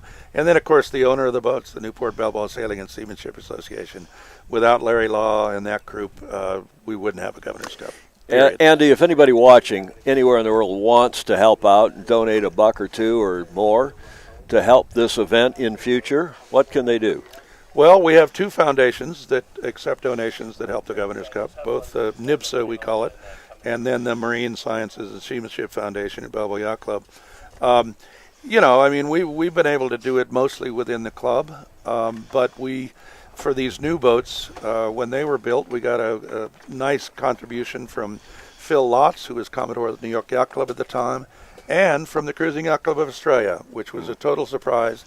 They said, after all you guys have done for some of our sailors, we want to give you $1,000, and it was greatly appreciated. That meant a lot, and so, yeah, we're keeping the boats both insured and in shape is not a cheap enterprise, and we've been able to carry it off, but it ain't getting any cheaper.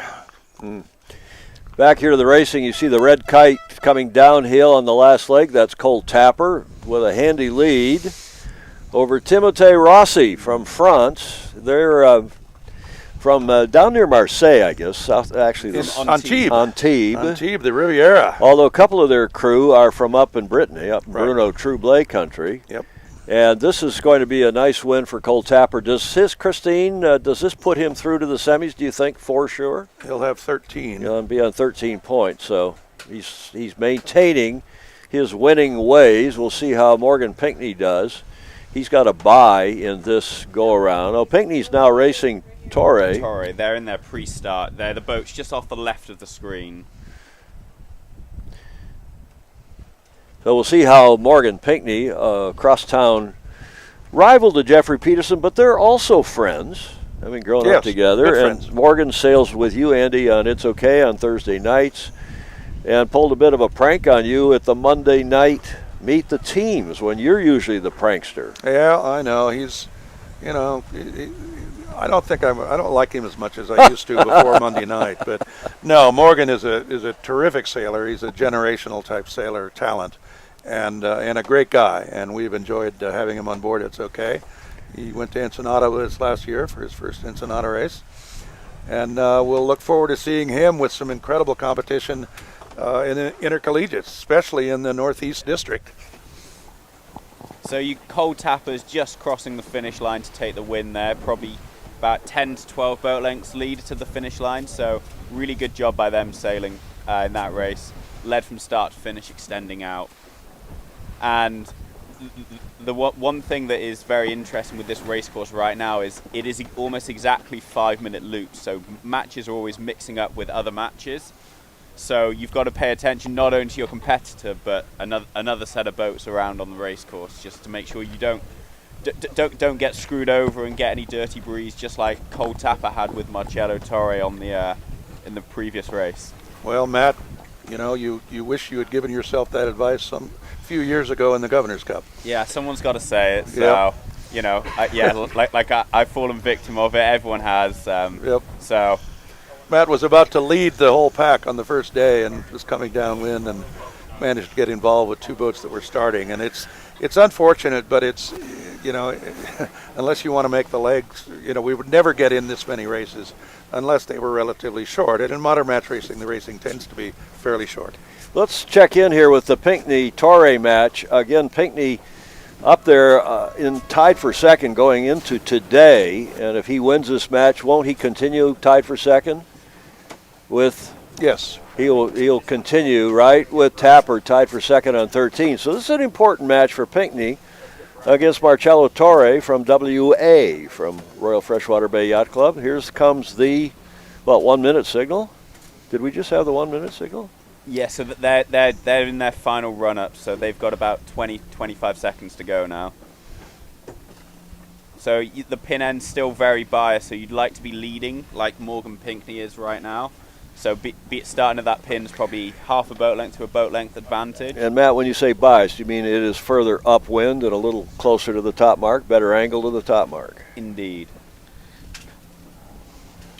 So they're going in. So Torre's trying to be forcing him as squeezed down to that pin as possible, and then Pinckney's trying to go and keep the boat rolling as fast as he can with the ability to spit Torre off. As you can see, they both have to peel onto port around this because it looks like Pinckney had to shoot for that mark, so he's a little bit slow. So Torre went, I don't want to shoot, I just want to tack out, keep my hull speed, and split off. Yeah, I don't think Pinckney was laying that pin in. Otherwise, No, he definitely wasn't, Andy. He wouldn't have done. I mean, it those was looked like a bit of sorcery there on how he managed to actually get around that pin without hitting it. Yes, indeed. But he's paid the price with speed. You know, he pretty much came to a dead stop and had to lean, remode the boat, and get it going again. Yeah, exactly. So you would have given that start to Torre there. Yep. But Pinckney now is starting to get a little bit of a rumble on. It looks like there's really good pressure on Torre's boat on this right-hand side. It looks like Pinckney's a little bit lighter in pressure right now. So Torre's got a really good angle on starboard here, so definitely looking really good if he's you're up from Western Australia. Look at that, he's up from our angle. Yeah, a little bit of a right-hander here. He faded a bit. And a build, as you said there, Matt.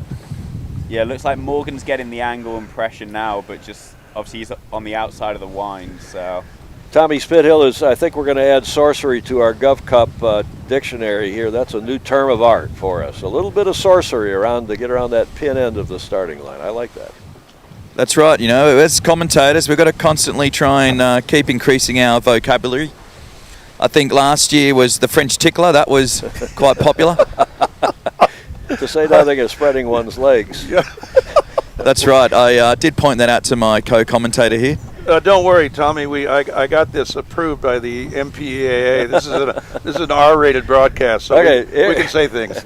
Well, that's going to be good for the highlight reel, that's for sure. Yeah. It's close. So you see Torre is ahead there, so he made the most of that.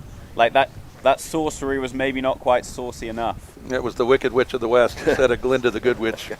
Yeah, and what we're going to see here, when Torre comes back to slam another tack on Pinckney, they're going to be pretty on the ley line, so it's going to be a long way sailing back with gas. And here it comes. This is what will really do the damage here. Oh, Marcelo's fallen over through that tack, but he's quickly composed himself. You don't mean falling over the side, do you? No, not falling over the side. He may have just put some wax on the bottom of his shoes there because he's having a bit of a hard time. Might have been helping him on the dance floor, but certainly not here on these Alan Andrews designed Gov Cup boats.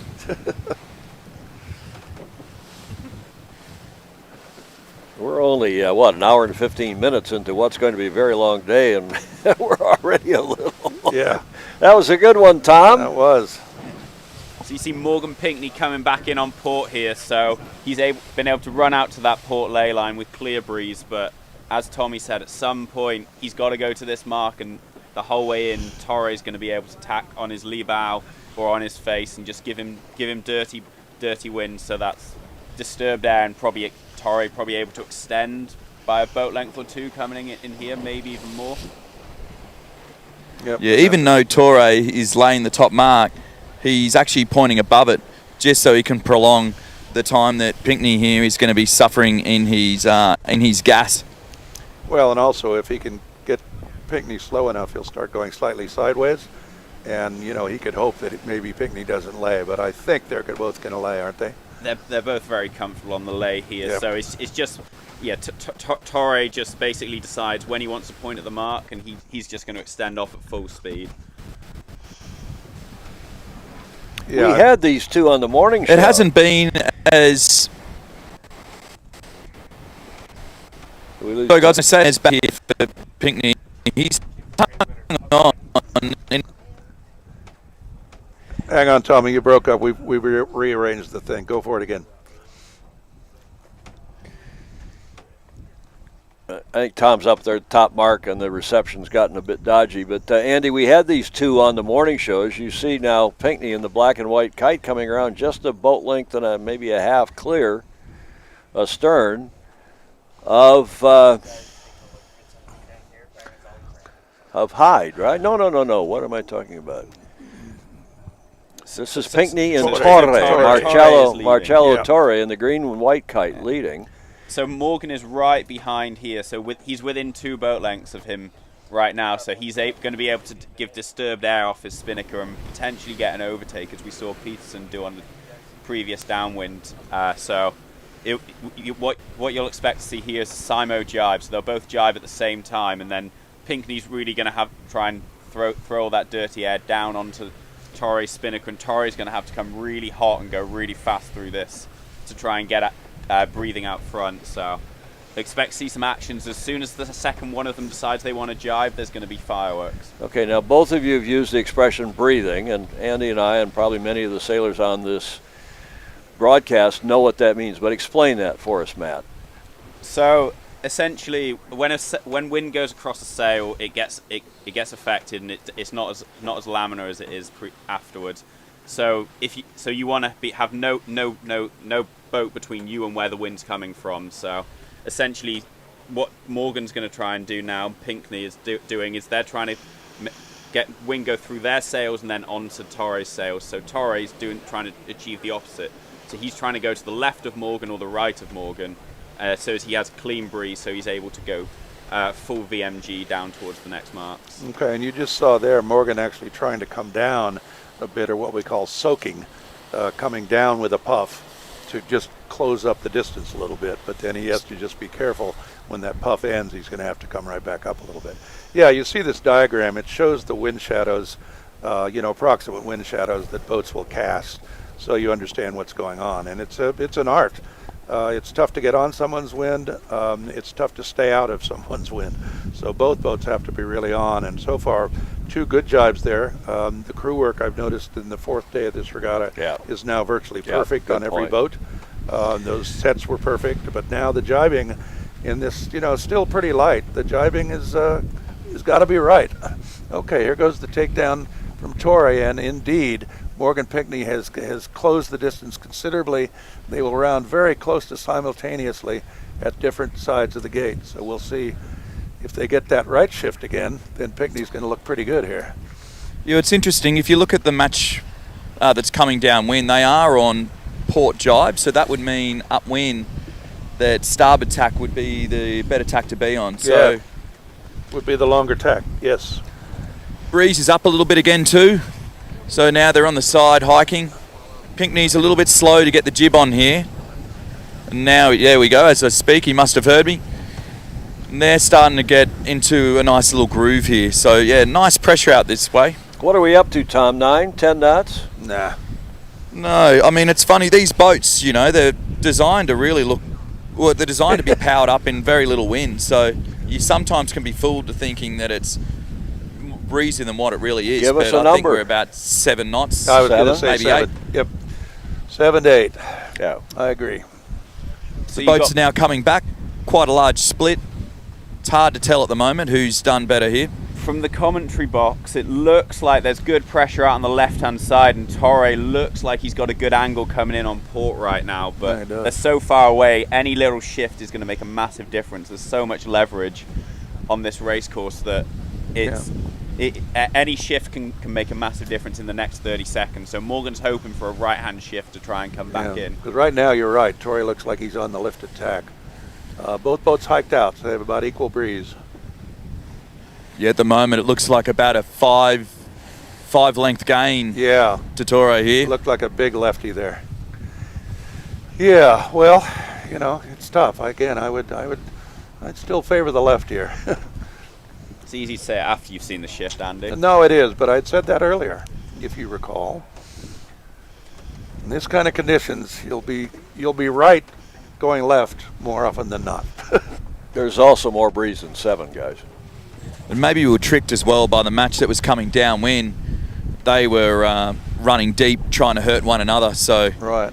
Maybe it fooled me. It might have fooled Pinckney as well, as he was looking at the other boats. And that's an interesting thing too. When you have multiple boats on the track, we often use, as sailors, the other boats in the matches, what angle that they're pointing at, to then tell us what the wind shift's actually doing. Yep.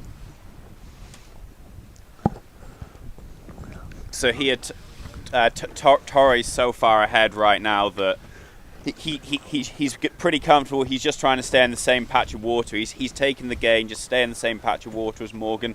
What he gets, I get. So I should be able to lead him to the top mark. Is the race right now, and Morgan's just trying to do something.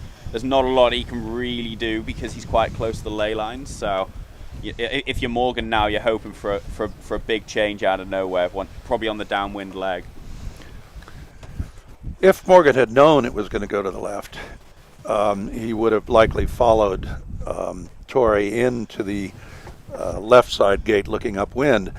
Would have been right behind him and had to tack away. But when you're Torre at that point, the other boat's so close, your natural instinct's going to be to tack on him, which would have made it a tacking duel there rather than Torre getting way out to the left and gaining a huge shift.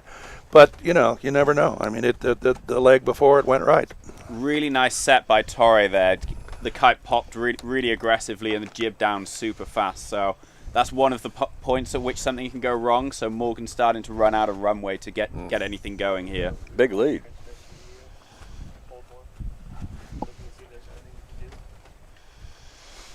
Leg 4, downhill to the finish. The black kite is Morgan Pinckney, Newport Harbor Yacht Club, and the green kite is Marcello Torre, leading as Morgan jibes away, looking for something different on the downwind right. Yeah, you have to, but that's enough of a lead that Exactly. Torre can do it, what we call a very loose cover, just occasionally jibed, and he has to stay in the same general area as Pinckney, so no big shifts or puffs are going to hurt him much. Doesn't matter if he loses 2 or 3 boat lengths of his lead, he's got a substantial one. You just don't want to do anything crazy like sail off one side of the course. This will be a tough loss if indeed this happens. Tough loss for Morgan Pinckney because he now is going to be tied with a couple of the other teams, or potentially tied with a couple of the other teams, and some tie-breaking who beat who in the head-to-head matches may come into play. Yeah, indeed. Yeah, and actually, Tom, it would sort of surprise me if tie-breaking didn't come into this. Exactly. Given how close it is.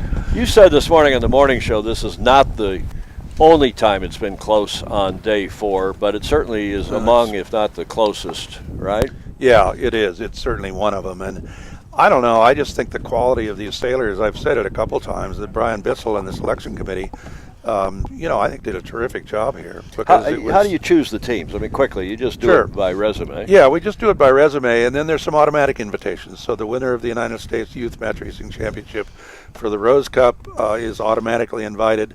In this case, it was the top 2 finishers there who had filed a request for invitation with the Governor's Cup. So that's how both Morgan and Justin Callahan got in. And then the intercollegiate champion of the United States. And here we go. Torre is going to very easily beat Morgan Pinckney in what you would have to consider a small upset. But at any rate, the intercollegiate champion is invited. Unfortunately, he was unable to compete. He's off sailing in the BUSA, which is a great competition that Matt sailed in between British universities and U.S. universities in England. It's a tour.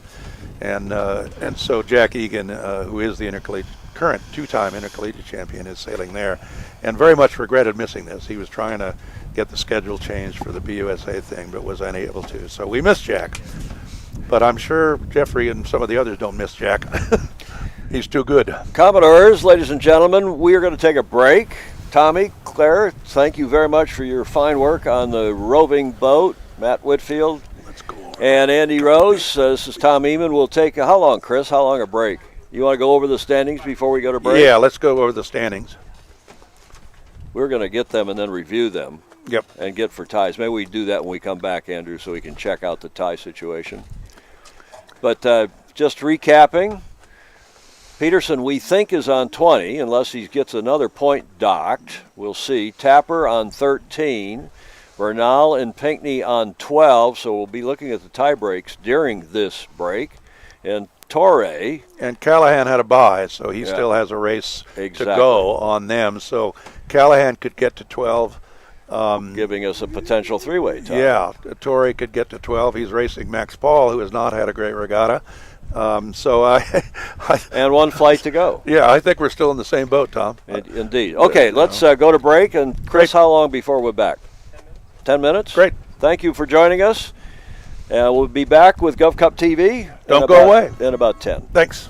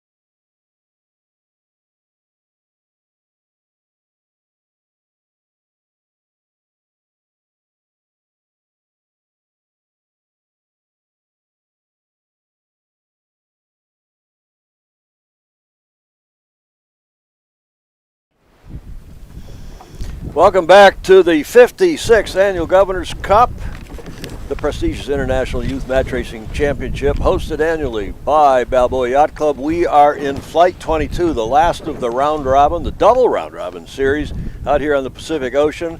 And we're watching a couple crucial matches that will determine the semifinalists to join Jeffrey Peterson, who is already through. Andy.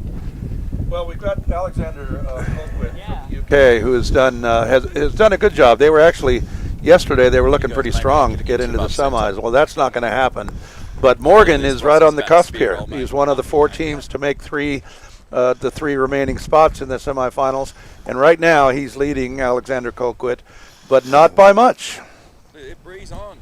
So there, Morgan had to duck Timotei Rossi from another match just to try and stay in the same patch of water as Alexander Colquitt. He was, with this length race course, they're really being affected by the other boats. So they're often mincing together, so they have to make sure that they're in track and paying attention to that. Maybe a little bit of an oversight from Morgan there, but he gave away the boat length to stay in the same part of water, which he's happy with because he's bow forward and able to spill dirty breeze and hopefully take that boat length back with a bit of dirty wind. Actually, I'm seeing from our expert spotters here, Christine Gribben and Ken Sherb, that Colquitt is on 11. Were he to win this, he would have 12, and then we'd be into that tie-breaking thing because Pinckney would stay on 12, and I suspect Colquitt might win that tiebreaker. I don't know. Tie-breaking is too complicated for me. Well, as you said before the break, Andy, it looks like we're headed for a tie-breaking scenario here for either the third and fourth. We'll see. But Peterson on 20, he's in, and maybe he gets docked a point for that collision earlier today. But then we've got Tapper on 13. And down at 11 and 12, we got a bunch of boats. Got another important match between Bernal and Callahan coming up, and they're in the pre-start now, aren't they? There's in fact a penalty already to Bernal, I believe, here in the pre-start between Callahan and Bernal. Yeah, so Bernal is the blue boat and has a penalty outstanding right now. Didn't quite see what happened with that, but they're both in their pre-start, circling about 30 seconds from the committee boat right now. Quite a nice breeze now, guys. It's probably up to like 9, something like that. So. I checked with the race committee during the break, and it's 10 to 11. Oh, it is not. You croutons. It is not. That's just up there where they are, not down in the water. Anyway, okay, 10 or 11. Anyway, it's a beautiful sailing breeze. You can see how quickly here in the Callahan Bernal, how quickly the boats maneuver. I mean, they can turn almost in their own length. Callahan from the Biscayne Bay Yacht Club, Miami, Florida. He is now entering his sophomore year at Harvard. Terrific sailor, sailing with his brother and 2 other very fine collegiate sailors. Must win for both of them, really. Yeah, I'll tell you what, though, I'm so impressed with both of them in each of their first Governor's Cup to be in contention here for a semifinal spot. This is exciting. I think Nicolas Bernal has treated the Yacht Club Santa Amaro, and Brazil is representing them beautifully. And as is Callahan from Stanford of the East. Nicholas Bernal sailing with Marcos Arndt and Gabriel Michaelis, the boys from Ipanema, except they're really from Sao Paulo. Yeah, they really are from Sao Rio. Paulo. Callahan, as we mentioned, Justin has his brother sailing with him. His twin brother. Twin brother, although you wouldn't know it because they're fraternal, not identical by any means. Justin Callahan, Liam O'Keefe, Mitchell Callahan, the brother, and Danny Riano, who's just a hoot. Been a great team to have here at Gov Cup this year, as they all have been, Andy. Yeah. Well, I think it's fair to say that this is neither Justin nor Nicholas's last Governor's Cup.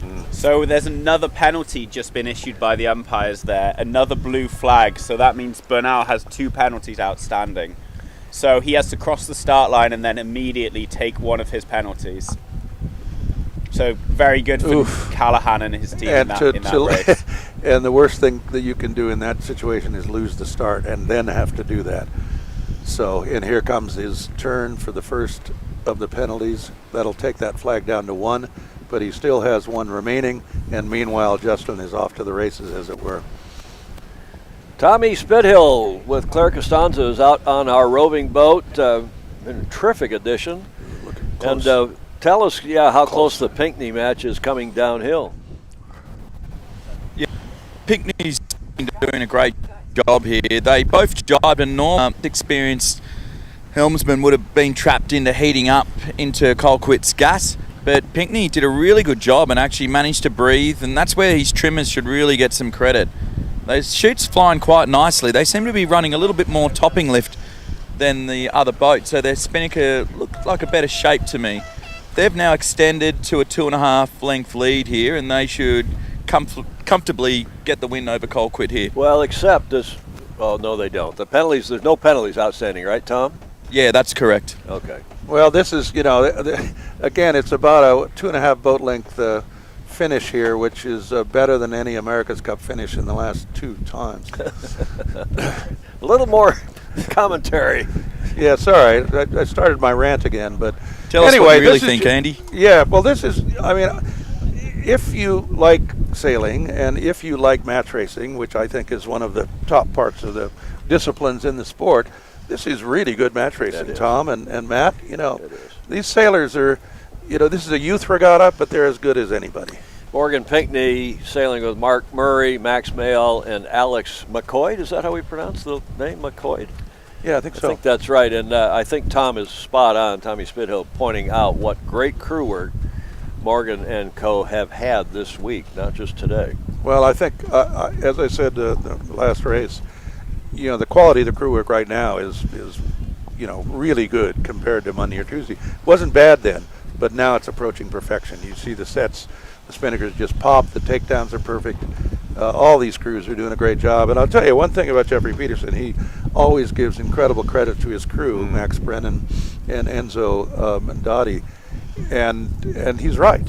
Without the crew, there's no match racing. You could be the best match race helmsman in the world, and if your crew does a terrible job, you're not going to win a series. Well, and I also like your format. I say our format here for the Gov Cup. And you, unlike a lot of events now, they go to this one round robin and then go into quarterfinals, semifinals, and finals. And I, especially for teams, to give the newbies a chance to get up to speed, I like the double round robin because we've seen over and over again where a new team comes in, struggles in the first day, maybe the first day and a half, and then start to come good. Yeah, I agree. I've never liked the quarterfinal system. Tommy Spithill probably in particular doesn't like. The one year we did it, Tommy had done superbly in the rounds robin, and I don't think he likes the quarters much either. But it is true that the extra races, you can see with these 2 boats right here, with Justin Callahan and Nicholas, I'm sorry, this is Colvin and Higgins.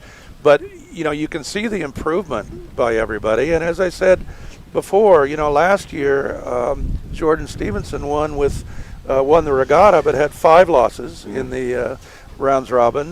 Nick EJ, when he won, I think he had 7. Tom Higgins sailing boat 6 here as they're getting ready to start, has yet to win a match, and they're a great team. From, what is it, West Kirby? Is that the name of the? West Kirby? No, that's sorry, Colquitt. That's Colquitt. Higgins is from St. George's. St. George's, the Royal St. George's Yacht Club. Yep. In Ireland, and he's maybe won this. Oh, they got a minute to go. Hoping that was. Breeze is really starting to get up here, guys. Yeah. Is it up above 7, Tommy? For Newport Beach weather, this is like a hurricane right now. Oh, come on. And you can tell just how that the breeze is up just by how much the spinnakers are braced back. So the lighter the air, you sort of see the spinnaker pole more towards the forestay. Yep. And in these windier conditions, they pull the spinnaker right back from behind the main. Yep. Yeah, the boats are light enough that you can do that. Well, I suppose the sentimental favorite here would be for Tom Higgins from Ireland to win a race. Yeah, and of course, Andy, explain while we're watching them start, explain what happens after this flight 22, and we're done with the round robin phase because people keep, the other teams keep racing. There's a makeup race. Makeup race after flight 22. Yeah, got that. But after we're done with all the of that, flights and the makeup race, what then happens? Well, the first thing that happens is you go over to Jeffrey Peterson and ask him who he wants to sail against of the 3 other semifinalists.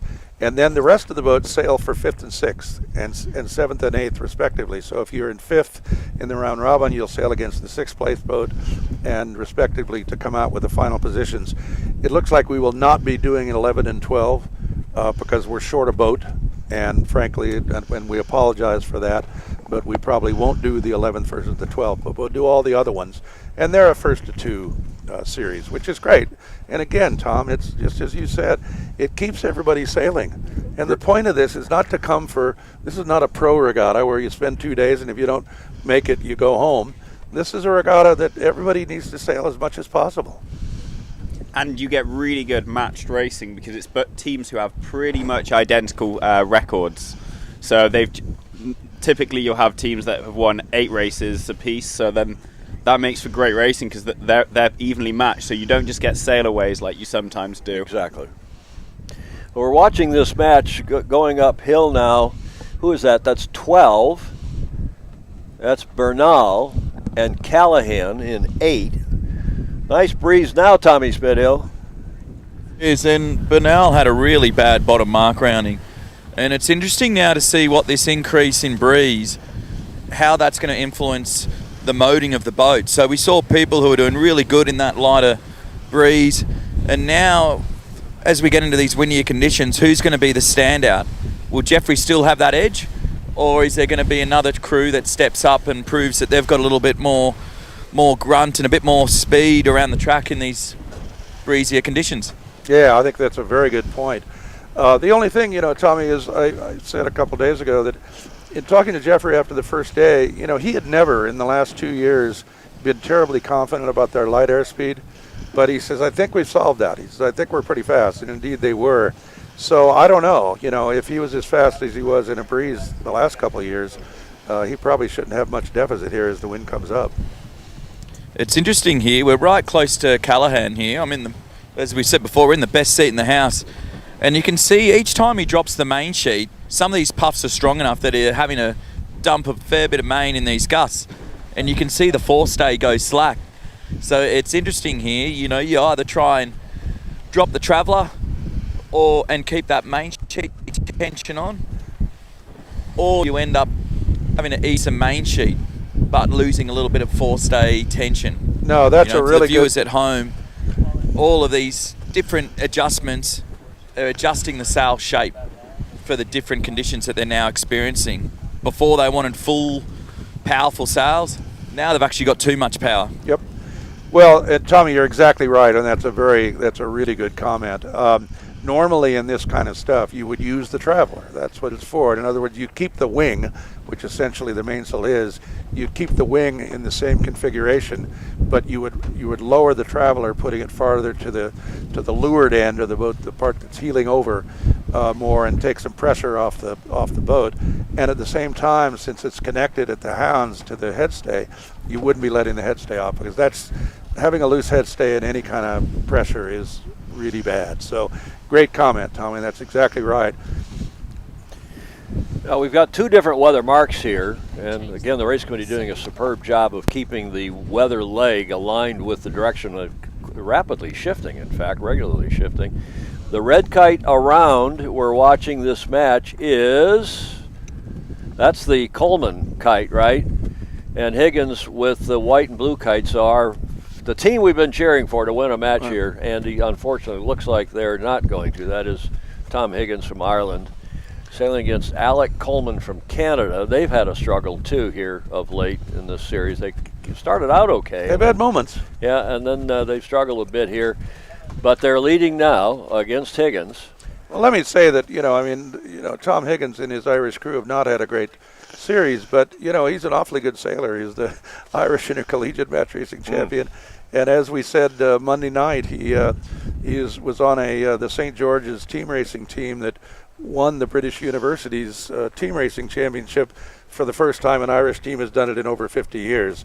So he is a great sailor. If this was a team race, I suspect you'd see them doing pretty well. But anyway, they all are. I mean, all of these teams have skippers have at least one national championship. Some have 2, and like Jeffrey Peterson and Nicholas Bernal, they have a world championship. So in various things. So it's a pretty qualified fleet. So getting 12th in this fleet is no terrible thing, especially your first time. Exactly.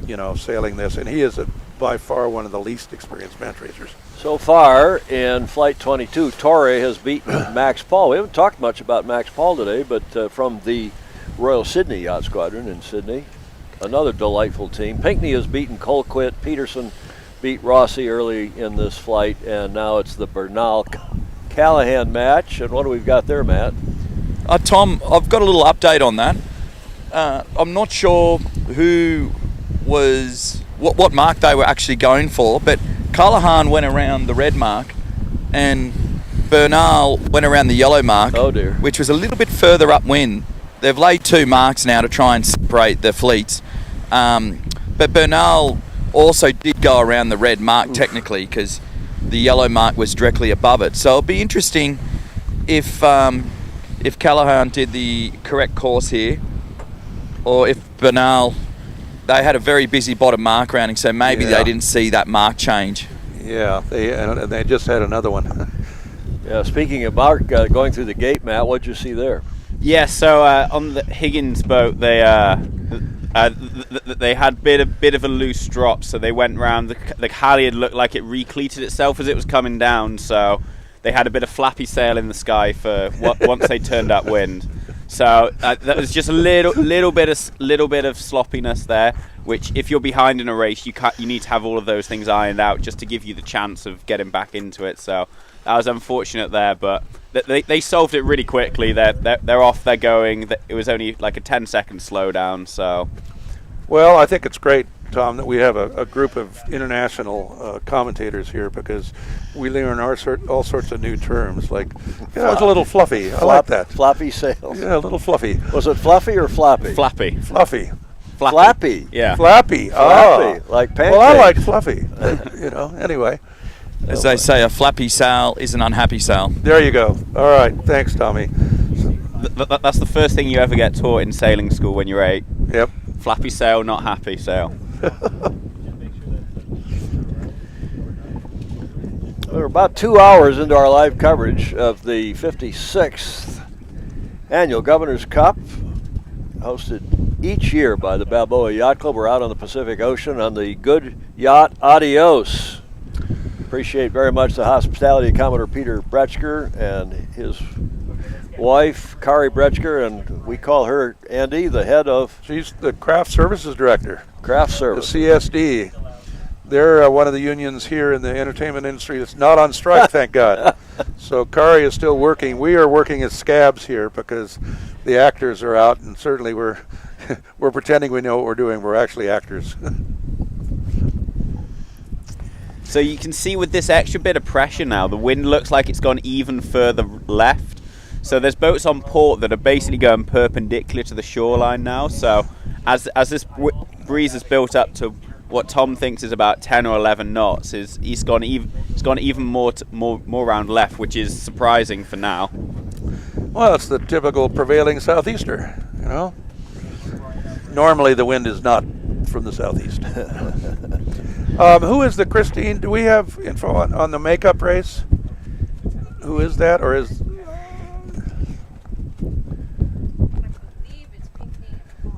Yeah, I think we're seeing Max Paul getting ready to go here. Yeah.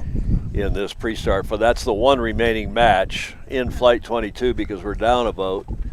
So they're doing some buys today. The race committee, Dr. Don Becker's race committee, being run today by Ryan Davidson, the deputy PRO. Our best wishes to Dr. Don and his wife. Fantastic wife. Fantastic wife who's having a bit of a medical struggle, but she's hopefully going to come back good and strong here. Yep. Be back with us for Gov Cup next Well, year. and I've got to say again, I mean, we sound like a broken record, I guess, but the race committee under either, Don or now being run yesterday and today by Ryan Davidson, who, by the way, is a Governor's Cup podium finisher, and at the time was the first BYC podium finisher in 37 years. Yeah. Long time. At any rate, he started this trend of Balboa Yacht Club sailors becoming pretty good at this, and actually I had designed a logo for his match race team back then, and he presented it to Jeffrey to carry on the tradition, the Golden State Match Racing. That's the Golden State? That's Golden State Match Racing, which is great.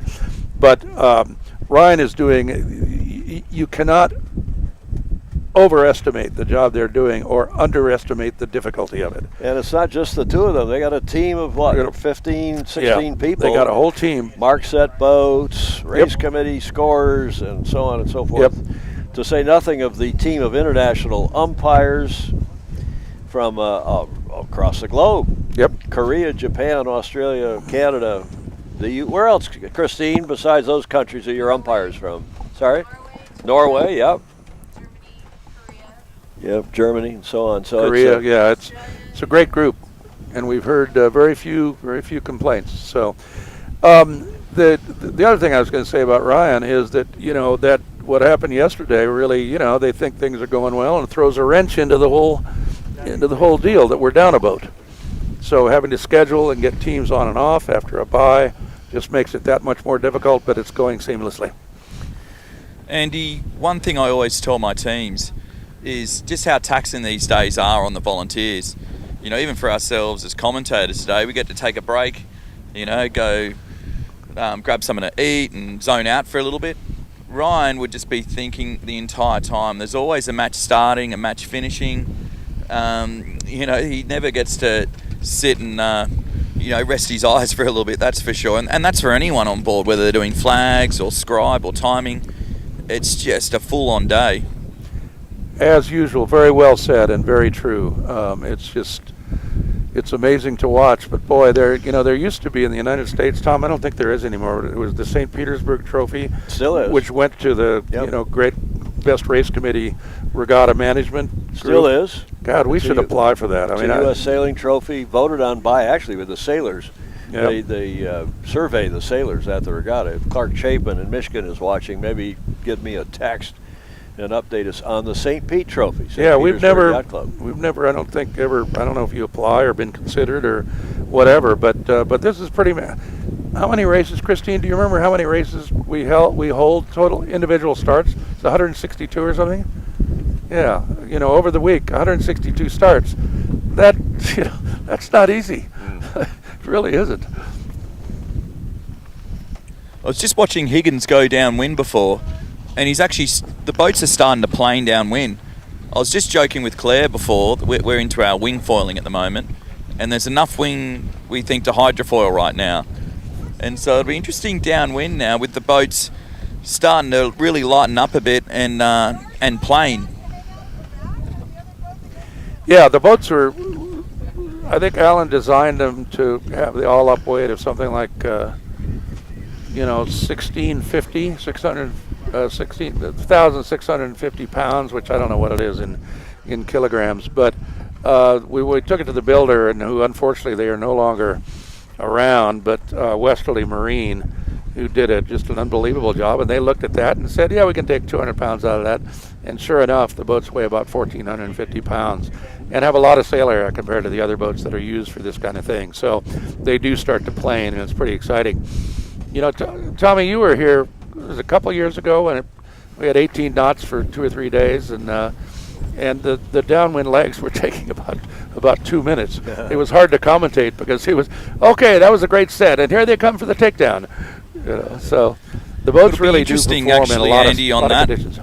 If the top mark say again, Tommy, is lengthened, or if they really keep these short legs just to try and get in the format. So if that is the case, that the course length doesn't increase, this is going to need some really accurate crew handling and management. Yep. Claire, what do you think they're talking to the crews about now in between races now with this extra wind increase that we're seeing on the course?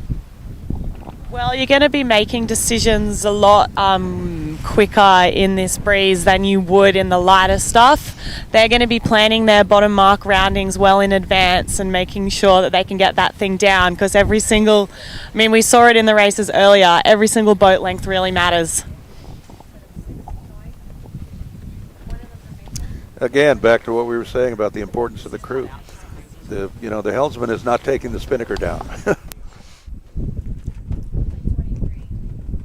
And one of the key things when it is when the boats are together going downwind, the boats do have the potential to broach out and sit up on their side now there's enough breeze. So although it's not actually, most boats wouldn't broach in these conditions, but these boats are so hyped up for the 3 to 4 knots that we saw in the first race. And the So makeup is Pinckney Paul. as soon as there's a little luff, you can just sometimes see the bows start to slip out. So it changes the downwind tactics a little bit. You can't be quite as aggressive. You've got to keep it a little bit more, keep the boat moving and try and position yourself rather than go active boat on boat to overtake or defend your lead.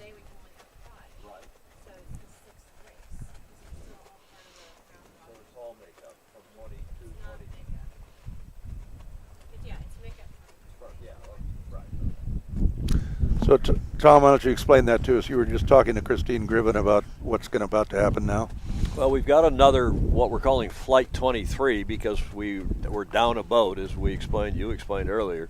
So that has required the race committee to restructure and do some matches that would have been in the previous 3 flights, 20, 21, and 22. So hence Flight 23, we've got Pinckney versus Paul, Callahan versus Coleman, Rossi versus Colquitt, and Hyde versus Tapper. And then we will have, at the end of this makeup flight, you might call it, we will have completed the rounds robin. Okay. And these are crucial because you see that 3 of the Exactly. contenders for the semifinals are in these makeups. So you've got, if you look at the records, you would say that Pinckney would be favored over Max Paul, but Max Paul is a tremendously good sailor from Sydney.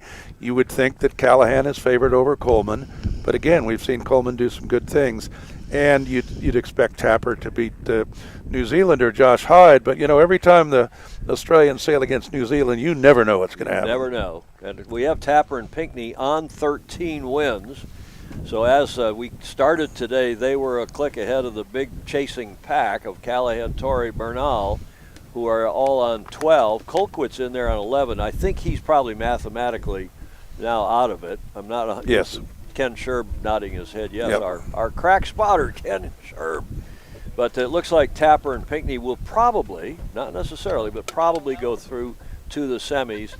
And then the big question is whether Callahan, Torrey, or Bernal will be the 4th semifinalist. Of course, Jeffrey Peterson already through, having not lost a match. It looks like he's been penalized once and maybe penalized a second time for failure to avoid a collision.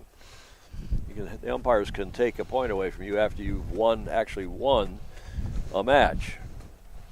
As has already happened once to Jeffrey yesterday in that match against Morgan Pinckney. So right now on the race course, there's no racing going on because the mark set boat has picked up both marks to move them probably a little bit further out, so a little bit longer races and a long way to the left with this left shift that's come in. So they're motoring left, so we're not too long from getting some racing underway. Kenny, what's our compass heading now on the wind, please? 155. Wow. Yeah. Further left. So it continues to go left. We started out at 180.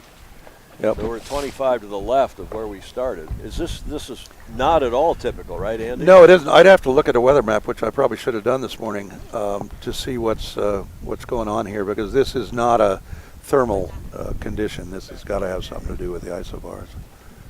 Well, last night, Andy, during the beer can races that the Balboa Yacht Club hosts, a few of the crew that were competing here at this event got the opportunity to go out and sail on a couple of the members' boats, and I noticed you were out on the lovely It's Okay, and the wind seemed to build and go quite left towards the end of last night's race. It did. That happens occasionally. We've seen that before. We had one late in the summer one year which actually rained on us.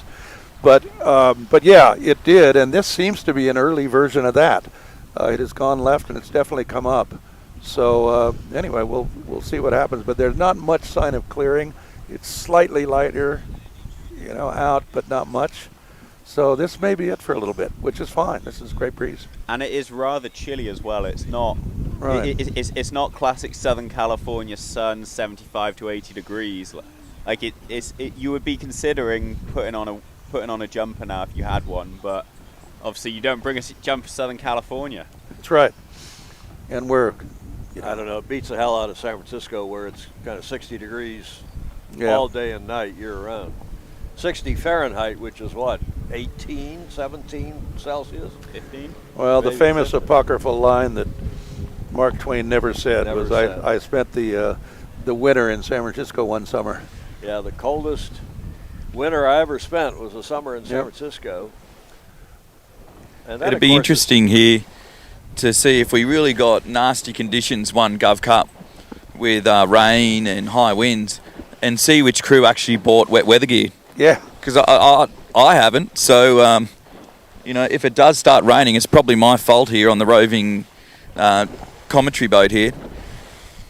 I don't think it'll West start Green raining. would do a lot of business then, Yeah. wouldn't they? I don't think it'll stop raining. Start raining. Well, I haven't looked at the weather in Newport next week, Newport, Rhode Island. Newport, Rhode Island, but I hope I don't have to bring any jacket or anything. You always have to take foul What? weather gear, too. Low 70s. That sounds awesome. Yeah, but you could have a big southwester. Yeah, we could. You could be out in the lump and Yep. Rhode Island Sound. Yes, and Defender in particular seems to have a little problem in the cockpit. It fills up with water. So one's feet get very cold. What's Do you the have water- to use the bucket upwind like the Kiwis? Yeah, I exactly. remember, what was that famous race where they were... Oh, God, I do remember. I had forgot about that. The 2003 America's Yep. Cup in Auckland. Was that the one with the hula? Yeah, it was the hula, and that was when the first leg they were going uphill, and they Yep. pretty well filled up the ass. Sorry, did I say ass? The back end of the boat before they got to the first weather mark, and then that was race one. Race three, they broke their mast, and of Yep. course, Alinghi, led by the then defector Russell Coutts and his tight five, had gone to the Swiss team, that famous Swiss yachting nation. And on Geneva, the Société Nautique Genève, SNG, and of course they sailed away. Alinghi, Ernesto Bertorelli, won the cup and then defended it in Valencia, Spain, 2007 successfully, and then lost it to a small yacht club in San Francisco in 2010 Yep. in Valencia in the trimaran versus the catamaran race. Not quite as ridiculous as the catamaran versus the monohull race in No. 1988 in San Diego, but it was right up there But that's when the America's Cup went crazy. in 2010. 2013. Well, 2013 was an okay. It's just there weren't very many teams. Right. And that was the AC-75s that were not supposed to foil, and then the teams cleverly Yep. figured out how to get those boats foiling Yep. on San Francisco Bay. And the rest, of course, is foiling history. Yep. How cold is this water? How deep is this water here where we're sailing right off the... Are we off the elementary? Yeah, we are off the elementary school here in Newport Beach. 44 degrees? Oh, feet. Yeah, But it's 44 a lot feet. warmer than 44 degrees Fahrenheit. It was What's the water? 69 the day or two before. I don't know what it is today. Ken, why don't you do We've that? had this current. It's probably a little warmer, but we've had the current coming up from the east, the southeast. Morgan Pinkney sailing right by here, giving us the not quite the thumbs up, but the Hawaiian. What do you call that? The Shaka. Shaka. shaka. Yeah. Shaka, bra. Morgan is an interesting kid because he's not only a hell of a good sailor. One day, Andy, 3 years ago, we were out here doing the commentary, yeah. and you tell us the story. You invited Morgan to come out with us. Well, we hosted the World Championships. We took a week off in between the Governor's Cup and the Worlds. And so I invited Morgan, and he said, oh, yeah, sure, I can come out. I'll just get on my board and paddle out. He lives on the bayfront on the peninsula, and so the beach is just literally, across the street. And so, sure enough, here he comes paddling up, and we gave him a shirt, and he sat down and did a great job in commentating. And then we're going back in, and I asked him, do you want to ride in with us to the yacht club? And no, I think I'll hop off and paddle back in. I may do some surfing, or maybe I'll go fishing this afternoon, because he's also quite a good surf fisherman. And now he has a kite board, which he loves, so he's been doing that a lot. And he's sailed all sorts of different dinghies, all of them well. 505s, Yep. lasers. Yep. I would predict that Morgan Pinckney will someday be in at least the National Sailing Hall of Fame. You make that prediction even at age 17. Is that what he 18. is? He's 18 now? Yeah, I mean, he's a generational talent. And he just graduated from Mater Dei High School. Mater Dei High School. And he's headed to another dodgy school in the East. Yep, he's going to Yale. So he and his friend Justin Callahan, I think, will have some great races. The Northeast really has, Jack Egan, I think, has another year at Yale. And they've got some incredible sailors. Yale's going to be tough next year. But Harvard was tough this year except for Stanford. But Harvard won the team race thing with Justin as one of the skippers. And speaking of Stanford, they had quite a good year with an all-female team. They did. The first in the 77 years of the Intercollegiate Sailing Association. The co-ed championships were won by an all-female skipper team, which is awesome. I mean, the two sisters are amazing, truly amazing, and it's great to see. And so people say, well, why don't we mandate that at least one man or one woman is on every crew in regattas like this? Claire Costanzo is proof. Our commentator here is proof that a good woman sailor, doesn't matter whether you're a man or a woman. If you have a good enough record, you get in here. And Claire and her crew did very well, as did, we have had a female winner way back when, Giselle Kameh Nienhuis, who won, I don't know, 20 years ago or something like that. But I'm trying to think of the woman from Finland that ended up getting a silver medal in the 2012 Olympics in the women's match racing. And she got second in the Governor's Cup and lost only because on the last day she had an all-female crew and they didn't have enough weight, frankly. But she had I believe, won the round robin. Then there was Harry Price's sister, Olivia. Olivia has never sailed in the Governor's Cup. She was a bronze medalist in 2012. Yep, she was, and okay. She's terrific. Why don't we ask, before we go to break, we're going to take a quick break here as the race committee resets the race course, and ask Matty, speaking of colleges, what that W is on his head, because you and I both know, Andy, that is the University of Washington. So what is a kid from Wales? It doesn't mean Wales. He's from Wales. What's a kid from Wales doing with the University of Washington W on your hat? Yeah, so I did a graduate degree at the University of Washington, now live up in Seattle. So just supporting the team. Hopefully do well this year in, I don't know what they're calling the pack this year. The pack. Yeah, the pack something. Might be about 3 teams left. It might just be Stanford and UW by the time the season starts. All going to that famously good Midwestern Conference called the Big Ten. Yes, USC and UCLA are traitors, and they left for the Big Ten. I hope they enjoy their winter games at Rutgers. Let's wrap this segment up. We're going to take a quick break, 10 minutes or so, as the race committee is indeed resetting the course. And we'll be back with the 56th Annual Governor's Cup, our Gov Cup TV coverage in about 10 minutes.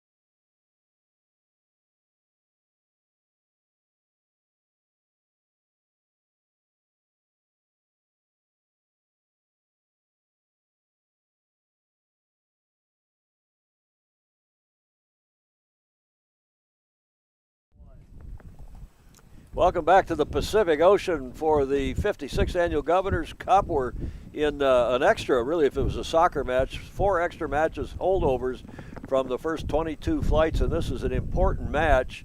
Boat 1 is Max Paul from Australia against the local favorite, Morgan Pinckney, in Boat 9.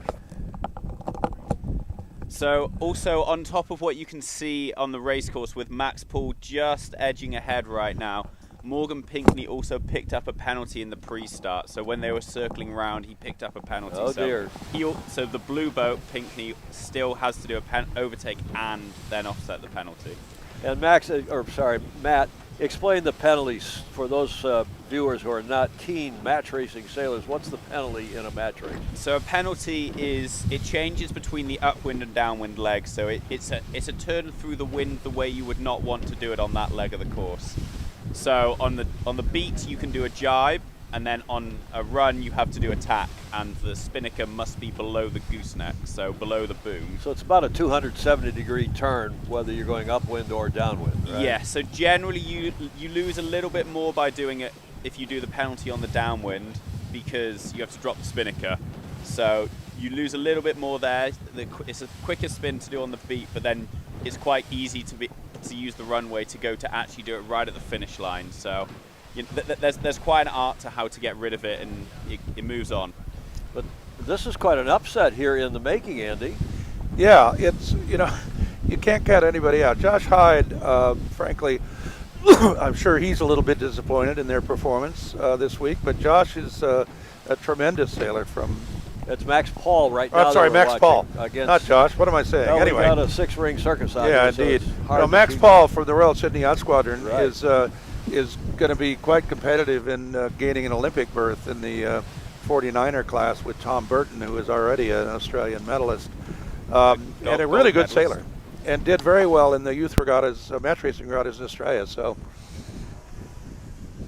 Pinckney needs this win, we think, to get into the semis. If not, if he loses this match against Max Paul, it's going to make his road to the semis very much more difficult and dependent upon how the other teams do. And now we got a good match going on right here in the pre-start, Andy. yeah, we do indeed. They just used us as sort of a pick, meaning try to rub the other boat off your stern by using a anchored boat like us.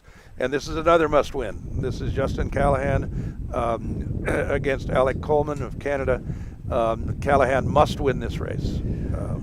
Coleman is out. He is out of contention. He was out going into today's final 3 flights. But Justin is on the cusp as well and needs a win here. Can we get the time on this, guys? So here they are. They're quite early coming back in. There's well over a minute to go, and they're probably only 25 seconds from the committee boat here. So there's a minute to go. They're about 25 seconds from the start line. So Coleman leading to leeward. He's going to have to try and slow the race down, and Callahan's up to windward. He wants to try and force them in as much as possible so as he's able to get a better timed run in. Yeah, what you might have expected Callahan to do there is start luffing when he gets about to the ley line, in other words, the direct course on the wind to the stern of the committee boat. If so, then Callahan is forced to do one of two things. Either stay up and chance not making it in there, or fall below him and chance not laying the leeward end, or otherwise not having a good operation here. So we've got 22 seconds. So Callahan going in for a hook. Yeah, Coleman's boy. very, very slow. So Yep. Callahan taking the speed round and forcing Coleman to tack over onto port here. There was a claim of a foul, but I didn't see anything. Yeah, green Let's see if flag Callahan's from the umpire. timing. Oh boy, 2 tacks before the start.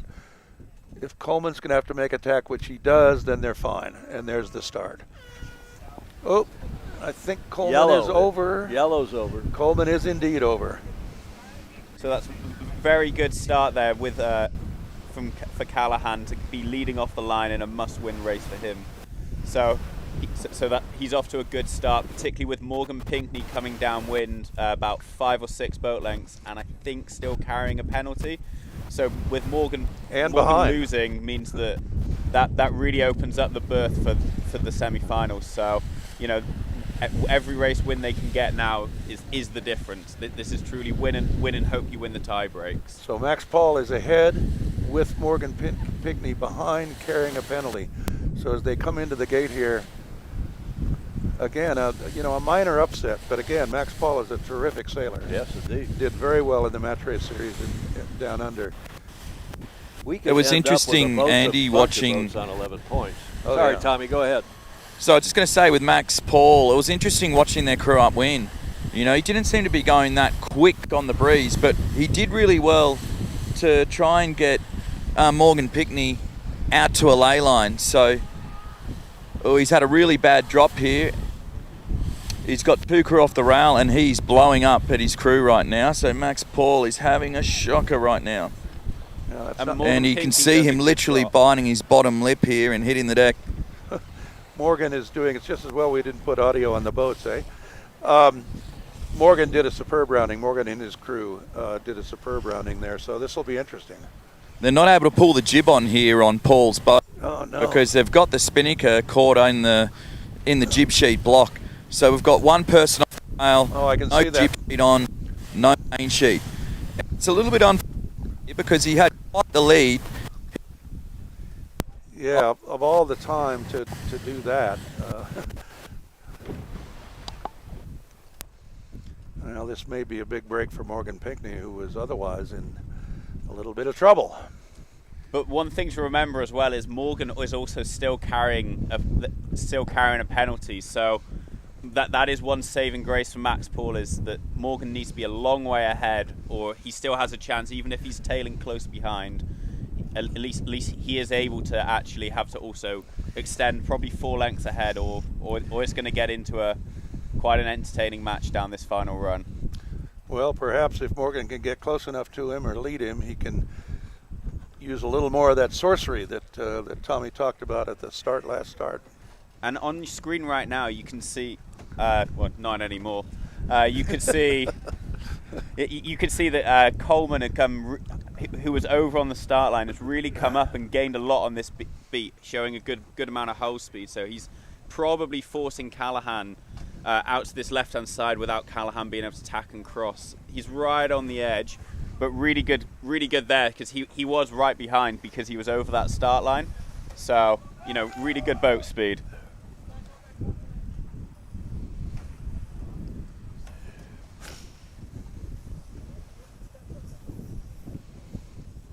If you're just joining us, it's live from the Pacific Ocean, the 56th Annual Governor's Cup. We're in really what is overtime or extra matches because we lost a boat last night after a collision in a match between Jeffrey Peterson and Morgan Pinckney. So that boat has reduced, that loss of the boat has reduced us to 11. And the matches from the 3 previous flights that couldn't be run are now being run in what we call Flight 23. This now is a new start that we haven't watched yet, but it's very close between Colquitt and Rossi. Is that right? That's the match we're looking at now, isn't it? Oh, is this from the is upwind now? So which one is that? That Callahan and Coleman? So that is Max Paul there, right, going upwind. So he's able to get all Paul his weight and on the Pinckney. rail now. So him and Morgan Pinckney coming back together now. So it'll be interesting to see how big that loss was. It looks like Morgan just crossed him. So here, although Max is behind, he does he knows that Morgan owns a penalty, so he's just going to sit up on his hip there and just try and stay not overlapped. And Morgan's probably going to have to slow down here and try and do a mark trap or get Max Paul to overlap behind him. Right. Yeah, so that was a lead change there, and that was a big loss. That, again, we go back to talking about the crew. The crew work was not very good on that one for Max Paul, and it caused him to get behind Morgan Pinckney. So now it becomes more interesting than it would have been. And there's the blue flag on the umpire boat confirming that Morgan still does owe a penalty. So here, if you're Max Paul, you're basically saying to your trimmers and your crew, match whatever Morgan does. So if he goes up with the spinnaker, we go up with the spinnaker. If he brings a spinnaker down, we take our spinnaker down. So you want to match whatever they're doing so as you have the same amount of maneuverability on Morgan. And there's another boat in that match. That's Coleman with the red and white Coleman kite. with having trouble with his spinnaker. None of the sets there for any of the teams are very good. Oh, look at this, Ooh, starboard port. I think that might From- be a second Oh, penalty. That might be a second Yep, I penalty. agree. I'm in the perfect spot. That's a penalty picnic, but the umpires has signalled green. Really? Boy. I don't think they were in the right spot, the Yeah. umpires, to call it. I think you were, And and you were, and the drone was. So So that is a huge move now because Max Paul has now put himself in downwind jail. So Right. that was a massive move by Morgan, which has paid off right now. So he can say he controls because he's to leeward and on starboard. So he can sail them all the way to the beach. He can sail them to Ruby's for lunch if he wants to, and Ruby? then come back. It's on the pier right now. We're gonna have yeah, the no, downwind jail comment is one that Dave Perry, started using. It's exactly right. In other words, to get to the finish line, they have to come onto port tack at some point. Well, if the boat on the right comes onto port tack first, Morgan with the black spinnaker is still on starboard. So it's very difficult for the boat, the purple, Alec Coleman, to get over to the side. Although he looks like he's rolling him. No, But Morgan still owes. Oh, here comes the He's jibe. going for it. Yep, and he looks safe here. God, I think he is. Max has done an excellent job there of just going for it. So And in great that work there by the situation- swimmers. It's worth going for it here, even if you think you may end up getting a penalty, you know. It's sort of worth throwing it on the line here. Yeah. But it wasn't even close at all. He managed to cross by about half a length. Yep. And Pinckney here still hasn't got their pole on. I don't think either of them do. And so now they've got the bowmans holding onto the brace and holding the brace low, For Americans, what we that's- call a human pole. Yep. For Americans, that's called the after guy. So Morgan did the right thing there. If he sees the boat's going to cross him, then his only option is to jibe, as he did. But I agree with you. Max Paul did a terrific, and his crew. Oh, look at this. Morgan's, boy, any little puff, as you said before, Tom, the boats are close to planing. And you get a little puff and get up on the stem just slightly, and you're going to make a boat length difference. Max Paul has maintained his lead. Morgan never took the penalty. I think he did still owe the penalty, didn't he? Yes. Yeah. So that's Max There were a Paul lot of wins. mistakes from both teams there, guys. It was interesting. Max Paul sailed that final beat with no one, with their bowman still trying to sort out the spinnaker. So for that entire leg, Wow. to still be in it at the top mark by having two people on the side of the boat, he's dodged a bullet there, guys. Yeah, for sure. Well, that's great sailing, though. You know? And really spices up for the tiebreaker as well, because now Morgan Pinckney will stay on 12 wins. Yep. So he's not going to. So that was a race which, if Morgan Pinckney won, he guaranteed himself into the semi-finals. Whereas now, he's going to be sitting watching all these other results, getting his clipboard out, doing his maths, and trying to make sure exactly where he comes. Yeah, Pinckney stays on 13 wins.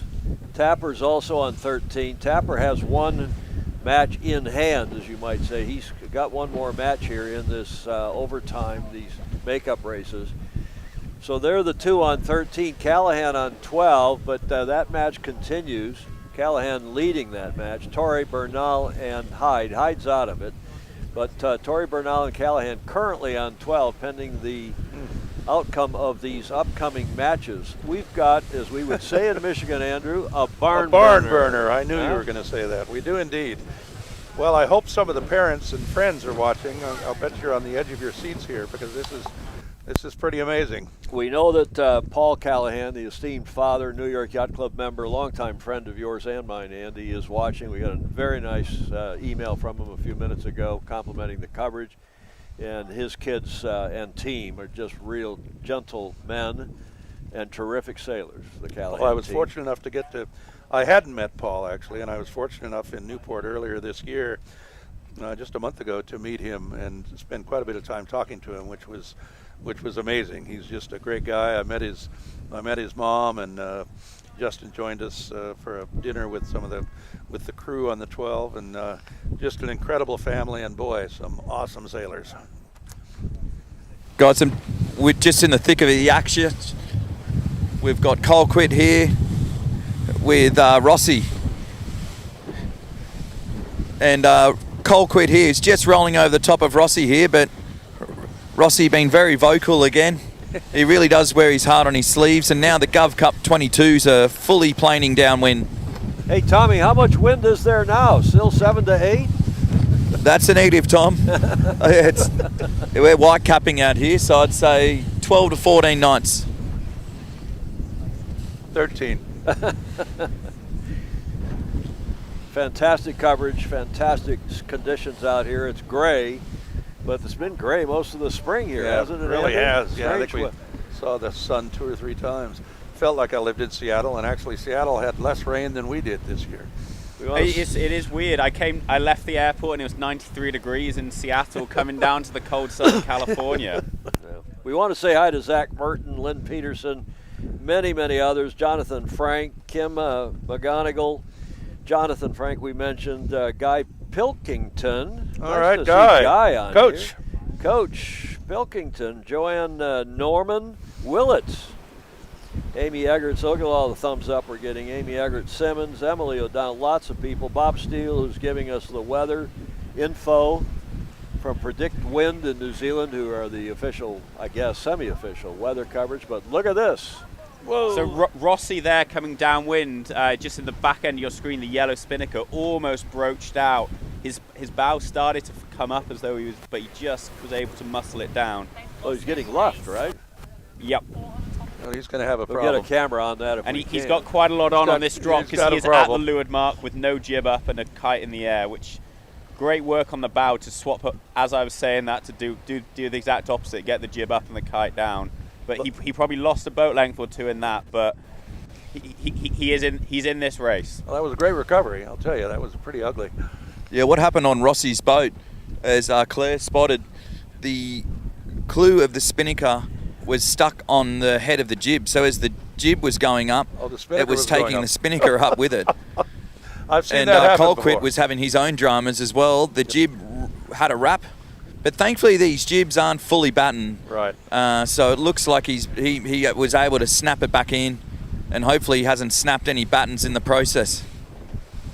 And so just crossing the finish line now is in the purple spinnaker is Callahan's team taking that race win. So that puts them on 13 points.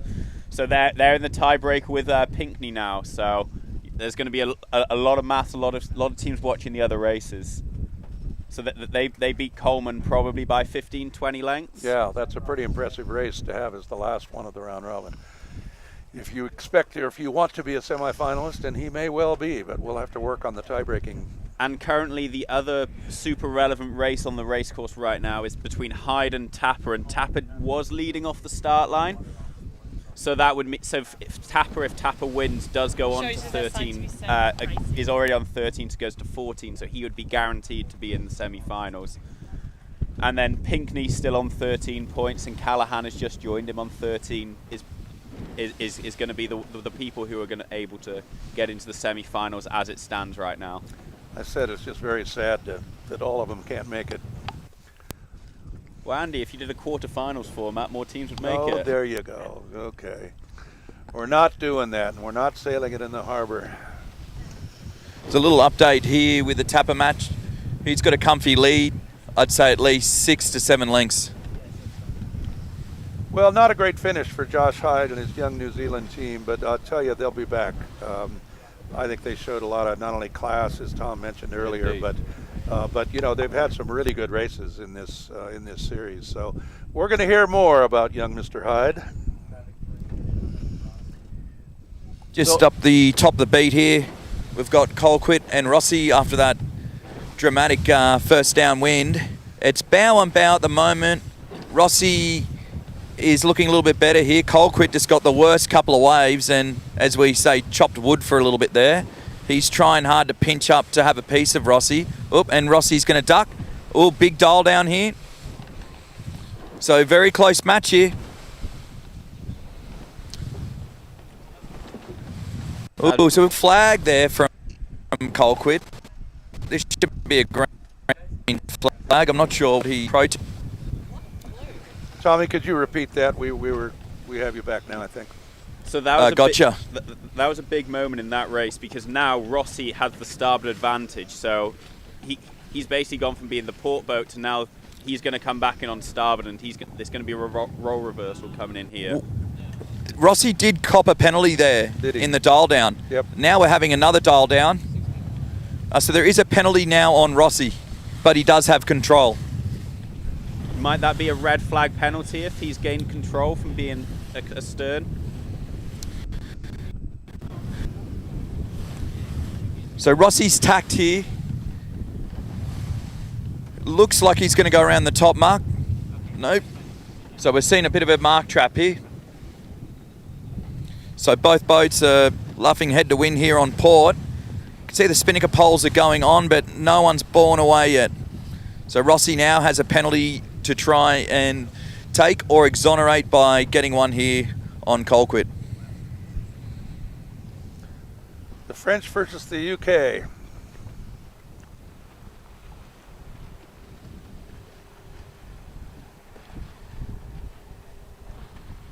So Rossi has done a really good job of getting overlapped here. So the whole aim of Rossi is to get them overlapped so as that he gets control and he can force potentially both of them to do attack.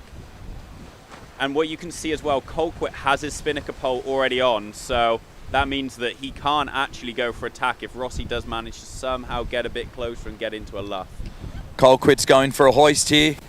Rossi's taking his penalty turn. Oh, he's actually running to the committee boat, or the umpire. Whoa. So he was actually going to take his spin as Colquitt hoisted. But the umpire. And as he's come up, the umpire boat's been in the way. Oh my! And as you can imagine, Rossi isn't very happy. Yeah, I'll bet He's that. currently. We got a crossy Rossi. Well, We do have a crossy Rossi. Yeah, he's doing the typical touch your hat, shrug your head. The umpires had earlier said that they were learning. Now the hat's come off, they were rubbing the top of the head. The umpires Sorry, had said Andy. that they were practicing their French so they could continue to hear the suggestions from Timothée Rossi and the French team. It's great to see this sort of passion. Obviously, you know, Rossi hasn't had the strongest regatta, but every race he's really treating it like it's his last. Oh, yes. And so you've got to admire that. That's how much these races mean to him. Yep. No, I agree. So one of the things about this building conditions is that it means if you can get surfing on a wave or get the boat planing, you really can come from a long way behind. So Rossi's really working the boat hard. He's rocking it a lot just to try and get up on one of those waves. And these conditions do allow you to gain big amounts of distance in a very short period of time. Look at this, Matt. Colquitt sailing from the leeward side when you have breeze downwind. Would you do that? I always like to sit on the windward side personally, but I do that in all conditions. My biggest pet peeve in a boat is when the helm sits to leeward. Yeah, I agree. Just with in you. any boat, any time, it makes me sick. But I think it's especially important here because we are starting to build up enough chop and small waves that you actually can get a little boost, a little bit of surfing going on, and I don't know how you can see it from the leeward side, And frankly. you can see he has jibed over now onto starboard jibe and is sitting to windward, and they were just planing, probably doing twice the hull speed for a couple of seconds there. So yeah, like now he is sitting on the windward side. So maybe he thought the wind was just half a knot too light, and now it's built. I think you built to guys those are conditions. overthinking this. I think he's in. Look at his body language. He's in submission. He's just cruising down to the finish line. Yep. Not worried about which side of the boat he's on at the moment. He's had a tough regatta. Timothée Rossi from France in the Yellow Kite coming in, and that's they'll go into this. What do we call that? The consolation rounds. Yep.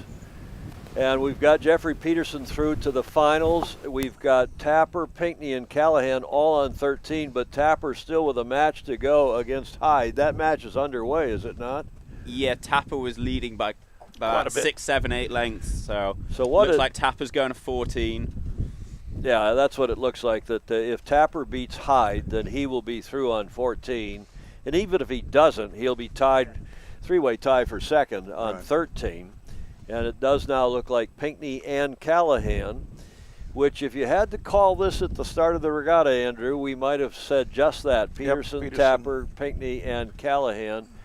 You're not sure about Torre and Bernal and one or two of the others, but it does now appear that Peterson will get his choice for his semifinal opponent from among Tapper, Pinckney, and Callahan. And I will be the first to ask the question. Tommy Spithill, if you were Jeffrey Peterson, who would you choose?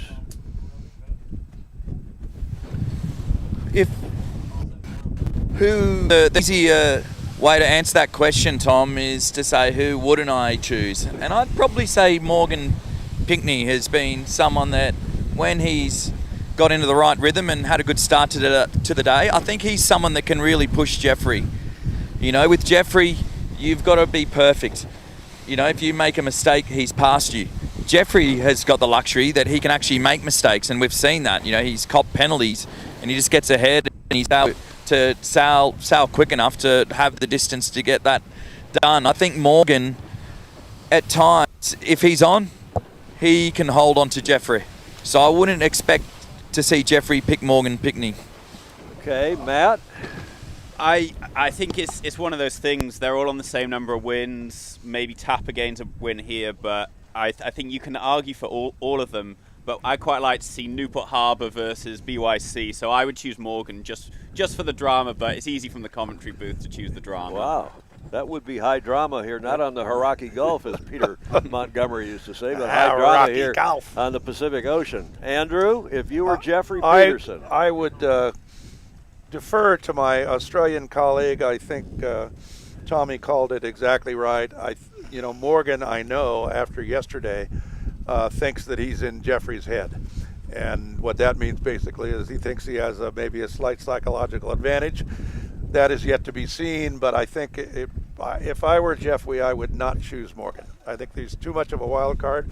When he's on, he's on. Okay, so that leaves two others, like the old famous card trick. That leaves Callahan and Tapper.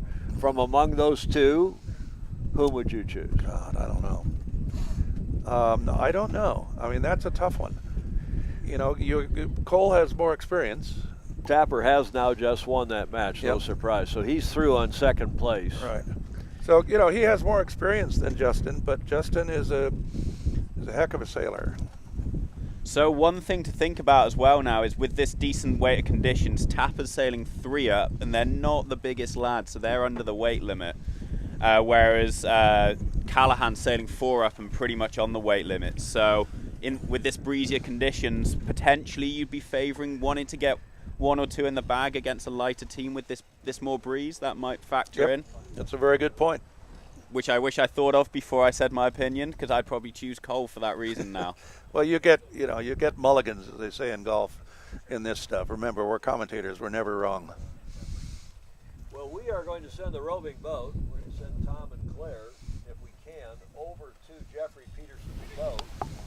Jeffrey will be talking with the race committee, with the principal race officer, deputy principal race officer today, Ryan Davidson, to see if we can get from Jeffrey his decision, maybe live right here on the air.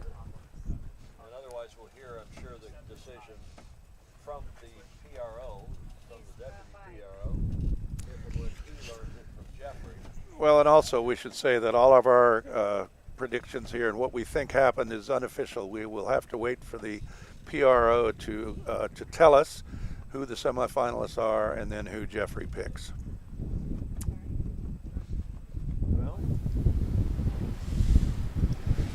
pretty sure we've got a crack spotter here, that's sure. And regatta chair Christine Gribben here doing the stats for us in the spotting today. It does look like Peterson is either on 20 or 21, depending upon whether he gets docked for that collision today. He got docked a point yesterday.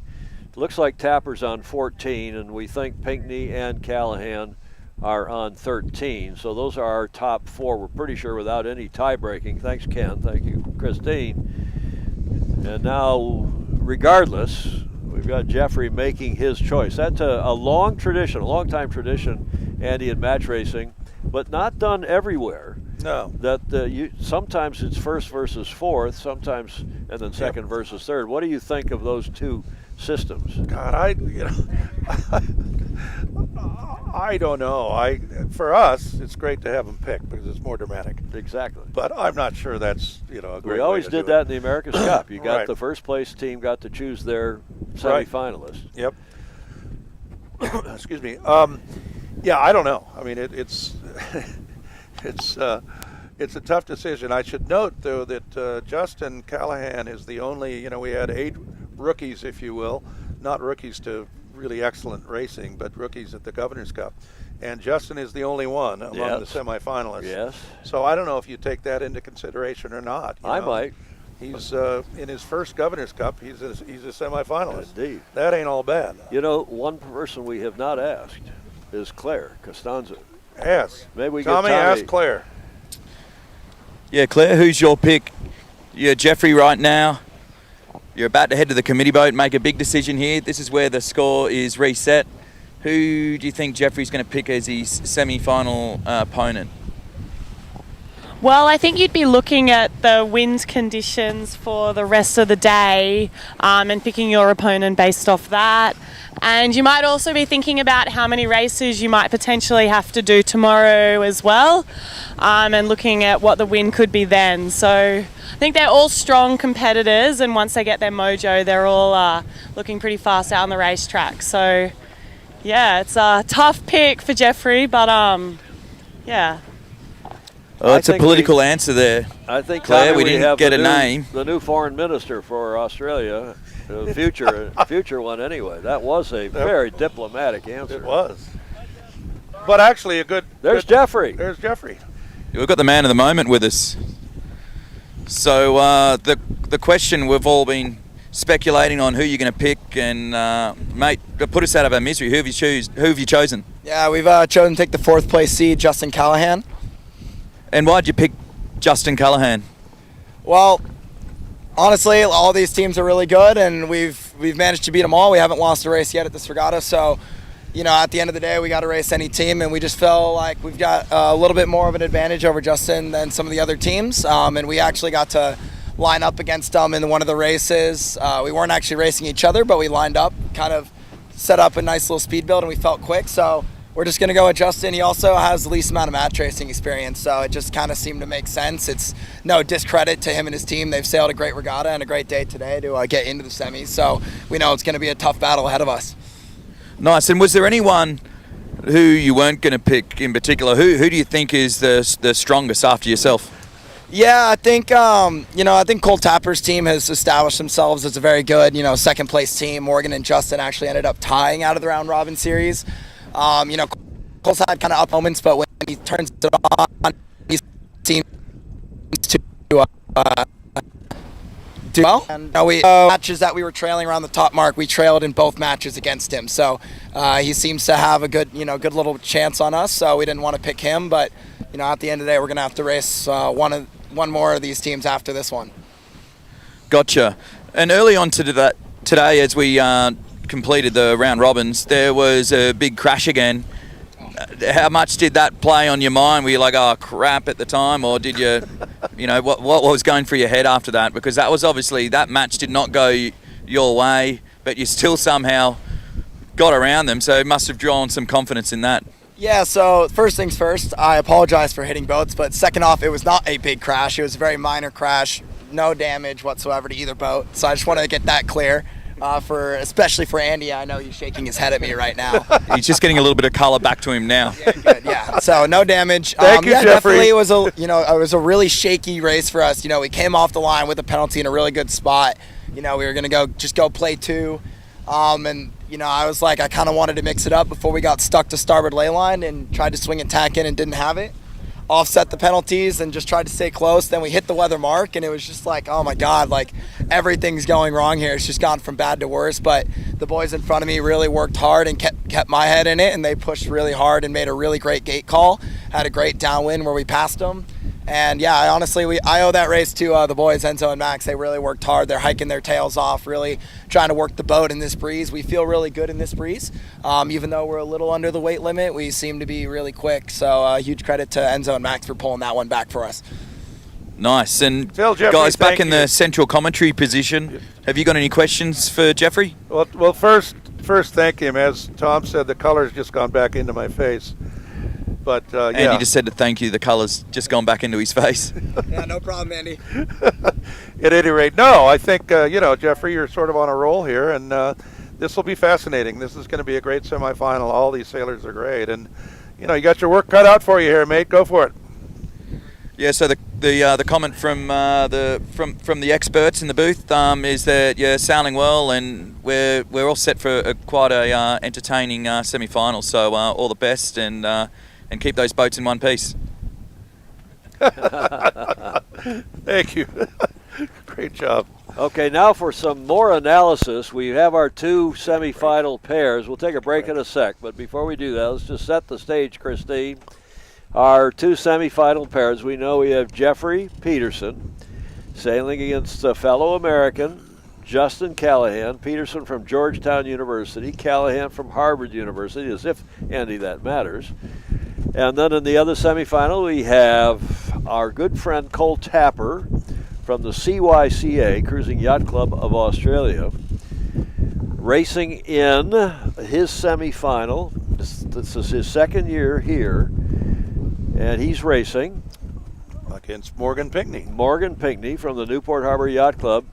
And do you want to venture any thoughts on that other semifinal pair? I agree with Jeffrey. I think Cole has, is pretty consistently good. I think Pinckney is a little more up and down as far as predicting how he'll do. But as I said, when Morgan and his crew are on, and as he said, this is a new crew for him. When they're doing well in the couple races that, the races we've been seeing, they're way good. So I wouldn't, I guess the scores would tell you that Cole would be an ever so slight favorite, but I'm not sure that's true. Matt? I think we're not going to see any 3-0s. I think we're going to see races going, but both ways. I think I'd say Cole. I'd agree that Cole's been pretty solid. He's been in final series before, probably a little bit more than Morgan, just through weight of doing more regattas. Not that Morgan doesn't get to the final series; he's just done a few less match races than Cole. So I think I'd lean that way in that match, and then it's hard to bet against the person that hasn't lost a race on the water. So. Okay, well, for Andy, Matt, and Tommy, and Claire, we'll be back in about 10 minutes to bring you the consolation matches and the semifinal matches, which are first to win 3. We won't see the completion of the semis today. We will go in tonight after 1 or 2 of the matches in each of the semifinal pairs. We'll have a press conference tonight that Andy will conduct with all 4 of the semifinalists at 7 o'clock. But that's later this evening. In the meantime, we'll take a 10-minute break and be right back with Gulf Cup TV.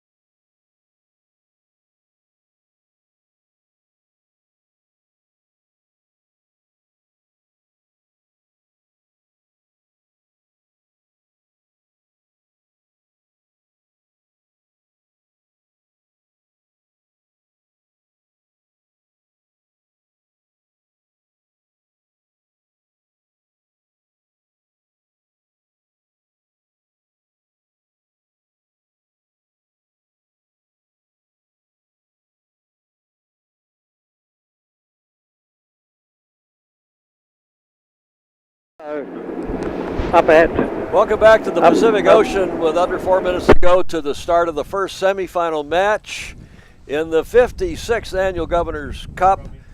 Callahan against Peterson, and dramatically cool racing heretofore. Andy Rose, what do you expect of this match between Justin and Jeffrey? Fireworks. No, they're both really good Clear, sailors. 2.5 meters. Proven that.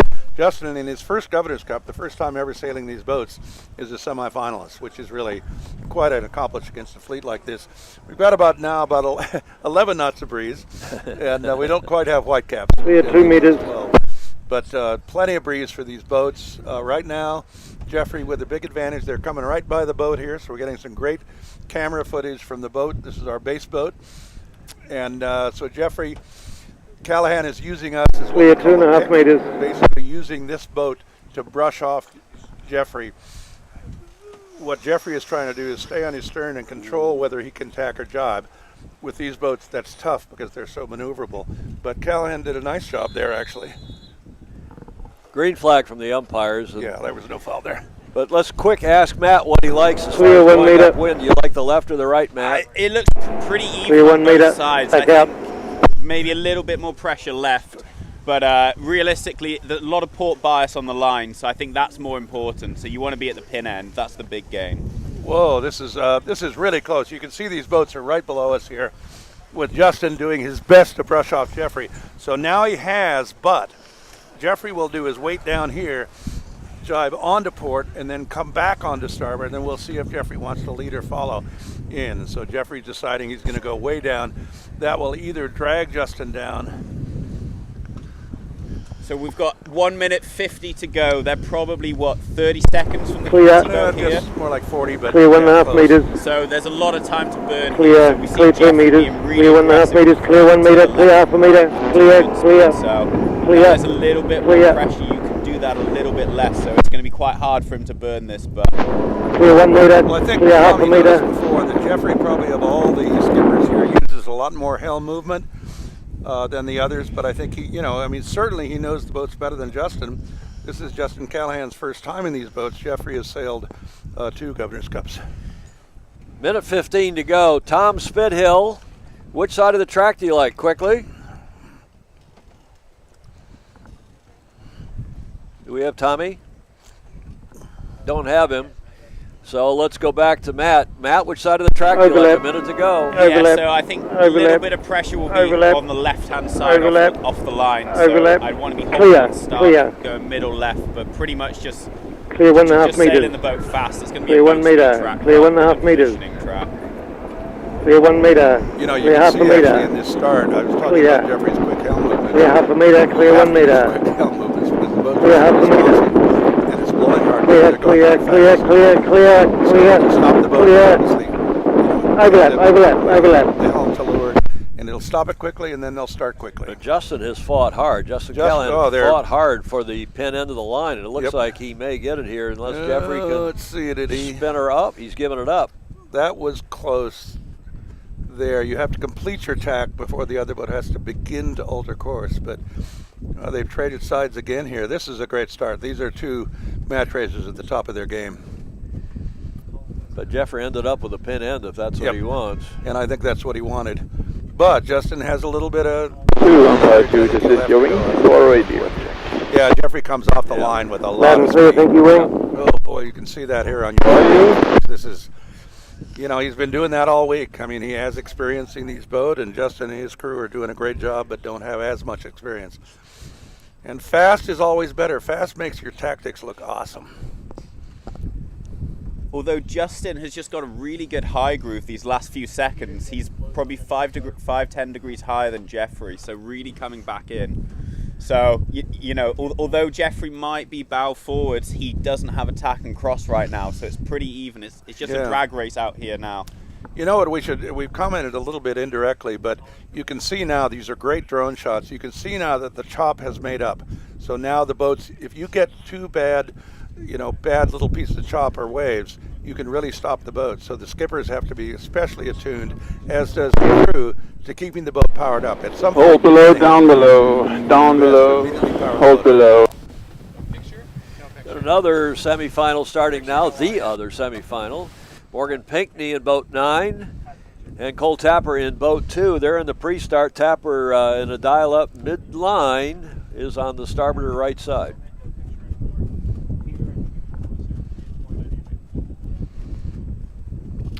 Wish we could get the time more often. Who do you reckon your Tapper? So here, with the waves and the wind building a little bit compared to what it was early this morning, the boats do start going backwards pretty quickly. So in mat racing, it's slightly unique in the rules where you do not lose rights by reversing, so you can sail backwards and maintain rights. So that's just a little thing for the sailors who do fleet racing to note. That it's a little bit different. Or Matt, explain the reason if you are on starboard tack when you start to back up, you were still on starboard tack, right? Yes. Okay. Or as what did Harry Anderson say? Commodore, the late great Commodore Harry Anderson, if you're in retrograde motion. Retrograde motion. I love that. I'm going to keep an eye on that match, that first semifinal match up the track. Yeah, Justin's been able to hang there for a long time, and now I think Jeffrey's ahead, but Justin is still pretty close, not unexpectedly. Okay, well, we're going to have another use of this boat as the Pinckney boat, the Pick boat. Pinckney is just rounding our bow with Tapper just on his stern, and Morgan will use the boat to brush off Cole Tapper as he's doing great drone work, guys, and great onboard camera stuff. So this is Guys, sort of just the a bit of an dance, but, update. Matt and Tom, when you have good sailors, really good match racers like this, it really is more the which side of the course do I want to go to, because you're probably not going to gain a huge advantage at the start. Do you agree with that? Yeah, like you saw on that start there that just happened, they both got a good fleet racing start. Yep. But like neither boat was able to really turn the nail and start clear ahead. So yeah, most of the time, high level match racing is a lot less match racing, a lot more fleet racing than you often see. Yep. We're just up the beat here, Let's guys. A go little up top update to on Tommy Peterson. Hill and Claire Costanzo for an update. Yeah, so I'm not sure if you can hear me, Tom. We're sort of at the top of the beat here, but Peterson and Callahan. Tom Spithill. Peterson and Callahan at the moment are just approaching the top mark. Peterson's done a great job on this beat. Small technical difficulty with Rover, but we'll be back. Well, we can see in the shot, though, that Tom, do you hear us? Let's go back. I've got you, Tom. Now we got it. Yeah, here we go. So on this beat, Quick, Peterson's done a great job of extending his lead. Callahan has sat in Jeffrey's dirty air, what I think has been way too long. So it's actually costed him quite a bit here. It's almost like he conceded midway up that beat that, yep, he's just going to sit here, try and hang on. But I think he copped a bit too much damage. Okay, let's go back to this start. So with 30 seconds to go, Tapper to windward and Pinckney down to leeward. They've probably got about 5 seconds, 10 seconds to kill here. They're pretty close to the line, so we're going to see a very similar exit as the last one, where both boats getting a good solid start, and it just becomes a drag race. Oh, interesting there, boy. It worked, but it's a dangerous move. Tacking onto port right in front of the other boat. Yellow is over. Yellow is Tapper. Oh my! Has to dip back below the line. Duck and dip. You combine the two and you get a word you wouldn't use in church. Yeah, we're starting to go to the Matt Whitfield is from Wales. We're starting to go to the Welsh language here. And I had no wine. I know. I you had no wine. Diet Coke during that break. Well, that was an unforced error, and remember we were just saying in this level of match racing it tend to be, pretty even starts, except when you make an unforced error like that, and that really was. And time and distance is so crucial in match racing and actually any part of our sport. And Cole just got his time and distance a little bit wrong. Big lead to Morgan Pinckney Big off lead the to line. Morgan. He's higher and a touch faster to my eye. Yep. How much breeze now do we have, Tommy Spithill? Yeah, look, still quite a. I'd say at the moment, I was actually chatting to Jeffrey about this. And at the mark, but had a spare 13 knots, And I'd still say it's around that mark. Maybe a little click down from what we'll see just prior to the completion of the round robin. So the lead in the two semifinals right now to the locals. Peterson leading Callahan in the semifinal number 1, and Pinckney leading Tapper in the other semi. Tapper, of course, finished in second in the round robin, and is has more races normally. In Australia and New Zealand, they have a number of great youth and non-youth match racing regattas, and Cole has a great deal of experience. It is, of course, the newly crowned Australian youth match racing champion in a regatta in Perth about a month ago. So, minor upset maybe here in the making, but any of these are minor at best. These are very equally matched teams. Possible exception of Jeffrey, who seems to have his confidence is up and his boat speed has been exceptional. Yes, so the way Jeffrey got ahead there is he just had a really good fast low mode that just went bow forwards without giving away any height. So, he didn't really need to match race to overtake there. And now he's rounding the left-hand gate, which looks like it's leading into a bit more pressure as well. And Justin Callahan split out to the other side of the racecourse, hoping for something, but it does look like there's a little bit more pressure that's going to be coming in at the top left. They're on leg 3 of 4. This is a windward lured race. Each of these races have been all week, and Peterson with a pretty handy lead. Meanwhile, the other semifinal match coming down, Pinckney and Tapper. And they're still actually headed up to the top mark still. We'll see as Pinckney comes across. We're still seeing Callahan here. There's the other match. Pinckney and Tapper. I'm just right beside Callahan here. Nearly had a near scare. Again, the spinnaker wasn't put away properly, and they had to get the bowman from off the rail to go and clean that all up. And we've seen that happen a little bit now. Like, you have to really make sure that spinnaker is really tucked away tightly. The first 2 days, it didn't matter. You could have a pretty messy drop and sort of tied it up as you go, but it's got to be tucked away because with this extra bit of breeze here, once it catches a little bit of that spinnaker cloth, can take off, or you can go trawling for all the local seafood out here. Yeah. Andy, we should note too, we've got Bernal and Colquitt going in one of the consolation matches, and then Max Paul and Torre going, but we're going to stick on the semifinal matches for obvious reasons. Yeah, if you'll forgive us if your parents or friends or yacht club members of the consolation thing, but it as Tom said earlier, it's like a 3-ring circus. It's actually a 6-ring circus, and it's tough to cover everything. So on the natural, I apologize, but we're going to cover the semis and tomorrow the finals. It looked like there was a bit of a lefty out there, more lefty, and more breeze. Yeah, so Jeffrey coming across on port right now is very, very bow up. Yep. It looks like he's probably extended even further now. Yeah, there's a solid line of pressure that's just come down, and he's really hooked in and probably gained at least another couple of boat lengths on this beat here. Yeah, there's a nasty knock coming to Callahan here. Now he's on starboard tack, and that breeze that they had at the top there, that top left-hand pressure that Jeffrey's in, Callahan's going to be stuck coming back on starboard tack in a knock.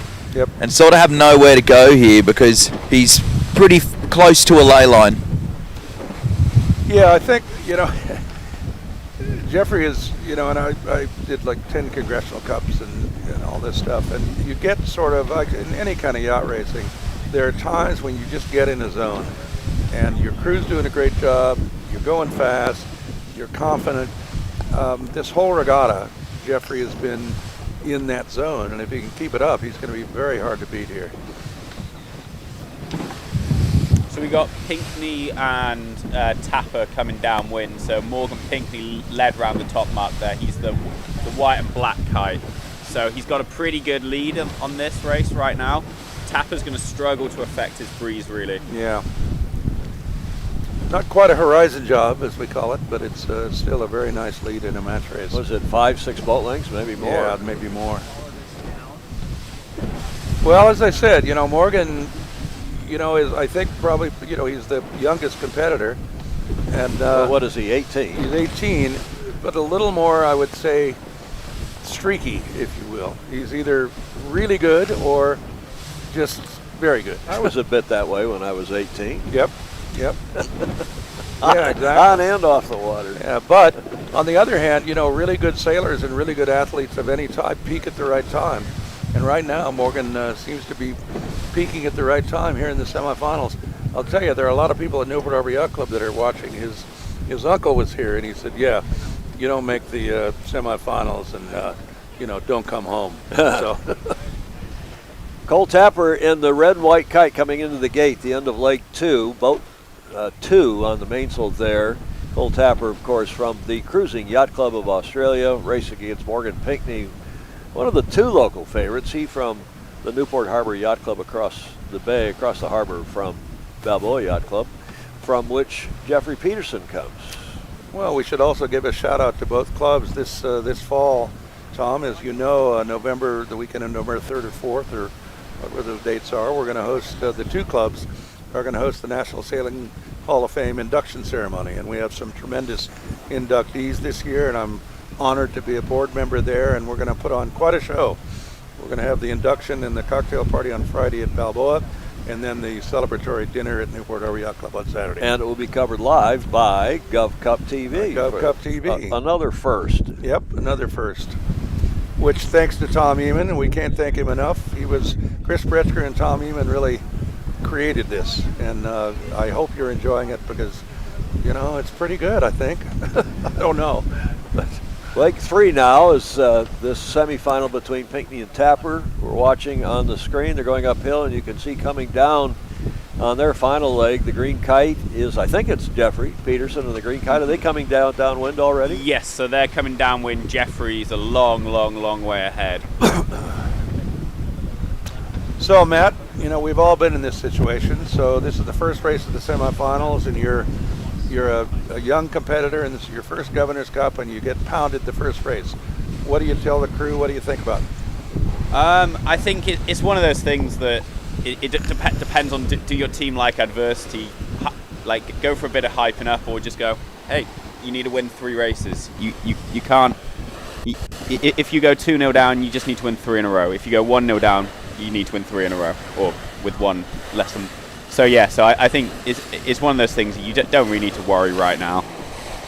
Yeah, I agree with you. I mean, just put it behind you. I think that's one thing that Jeffrey's become very good at now that he has a lot more experience. Just, 1 race at a time, and I don't care what happens. That's a lead. That's a Horizon job.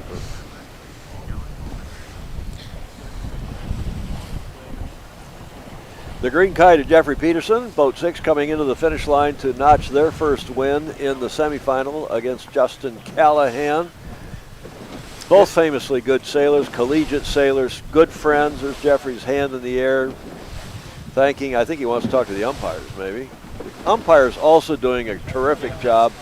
Unlike in the old dark ages of umpiring, when we first started it back in the 80s, the umpires were loath to talk to the competitors, even in the debrief. But on the water now, the umps are not afraid to go over and explain what happened, what they saw, why they called it what they did, right, wrong, or indifferent, admit when they're wrong, and the sailors love it. Which is great. It really is. It's, like they're human beings, and occasionally there's going to be some mistakes. But boy, for the most part, they get it right. And without it, you end up in a protest room after the race trying to figure out who won. A protest. One of my Governor's fest. Cup wins, I had won all the races, but I was protesting one of the races. We had to sit down there and wait to see if I won. Dear. Well, and it's like in any sport, it's position, position, position. In basketball, hockey, football, if you're the official, the referee, the ump is out of position, you can't make the right call. Well, if you were watching us, if you've been watching us all day, you'll remember when Tom and I had that colloquy. Yep. Basically, when we thought, both he thought from the roving boat and we thought there was a foul and the umpires had a green flag, and Tom said it. He says, I don't think the umpires really can see it. Exactly. So, and it happens. Callahan. Justin Callahan and his terrific crew from Florida, from Miami, Biscayne Bay Yacht Club, and they are on top of their game. Having said they just lost their first match in the semis. Justin on the helm, Liam O'Keefe, Justin's brother Mitchell. He said his best friend, his rivals sometimes on the water, but also regular crew. Mitchell Callahan, twins We're both going to Harvard and sailing for Harvard. and Danny Riano. They're 4 terrific guys, and that's that crew. Morgan Pinckney, who's leading the other semifinal, has Morgan driving, Mark Murray, Max Mayall, and Alex McCoy. I hope I'm pronouncing that right. I should point out, Tom, that there's a little bit of fluidity among the crew. Max Mayall just was in Europe with Jeffrey, sailing in 2 of the World Match Racing Tour events. Indeed. And Max Brennan does a lot of sailing with Cole Tapper down in Australia, so Indeed. Jeffrey's other crew member. Yep. Cole Tapper has Jack Freewind and Hamish Voss sailing with him. Probably say Vasses. How's your Australian accent, Andy? Vast, mate. From the Cruising Yacht Club of Australia, that is... So those guys are just at the top mark. Morgan Yeah. Pinckney's just rounded, got his black spinnaker up, and Cole Tapper and his team still on the beat, not quite got to the top mark. Yeah, we're just beside Morgan Pinckney here. Quite a convincing lead at the moment. He's just doing a nice jibe in front of us. So obviously still liking the left. And we'll probably see Cole maybe jibe, or because he's so far behind at the moment, he may decide to go and try and split to see if he can try and have any chance of getting back at him. Yeah, and then what you do if you're Morgan is just do is, again, what I said last race, a loose cover. And so you just stay in generally the same water as the other boat. And you're quite happy to give up 2 boat lengths of your lead, if necessary, to be sure you still have a lead. Match Race 101. Yep, Match Race 101.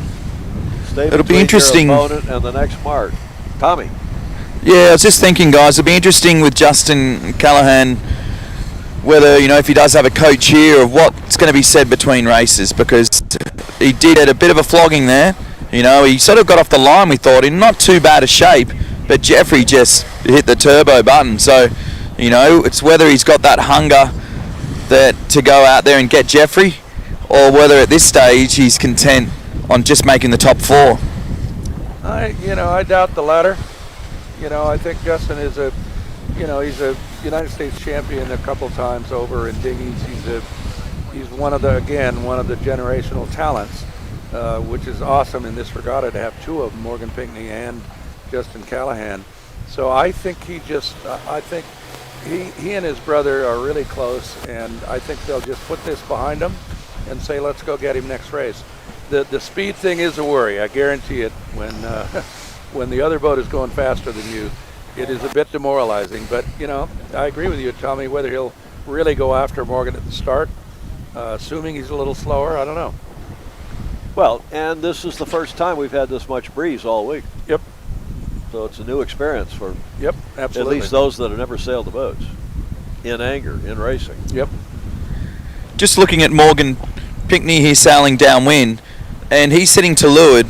Claire's also a fan of sitting to leeward downwind. What is your reasoning, Claire, for sitting to leeward? Well, as you can see out there on the water, there's some nice swell and waves that you can ride on the downwind. So sitting in that leeward position helps you as a skipper to pump that main down those waves and get that little bit of an extra speed boost on the downwinds. Tommy, that actually is fair comment, and I hadn't thought of that. We had thought, just to ask Claire, that I had thought that sitting to windward you'd be able to see the waves better to turn it down when you have the possibility to get on one. I think it's still a good position to have a look around. You get a good visual of what's going on behind you, and usually you have your trimmer telling you those angles and bossing you around downwind, so that's always helpful. That's great. Well, that's great comment, Claire. I hadn't thought of that, and I think that's great. So, all right, I'll change my mind. We'll have some bar karate over that discussion tonight. Matt Whitfield wincing there a little bit about sitting on the leeward side. But we have winners now. At least opening race wins by Jeffrey Peterson over Justin Callahan, and now Morgan Pinckney has won over Cole Tapper in the semis. We're now going to turn our attention to these consolation matches between number 5, Alex Colquitt from Great Britain GBR, and the Brazilian team, Nicholas Bernal, number 6, that's going on. Also, Max Paul, number 8, is racing number 7. Torre, Marcello Torre from Perth and WA. And then finally we got number, 9 and 10, Hyde, Josh Hyde, going against Alec Coleman from Canada. Josh Hyde, of course, from New Zealand. So we apologize because we did lose a boat yesterday that we will not be doing the 11 and 12 match, unfortunately. But we just don't have the boats or the time right now to do that with one boat short. But let me just say something, Tom, about in particular the 5th and 6th match here. You know, I think you'd have to give Justin Callahan Rookie of the Year award.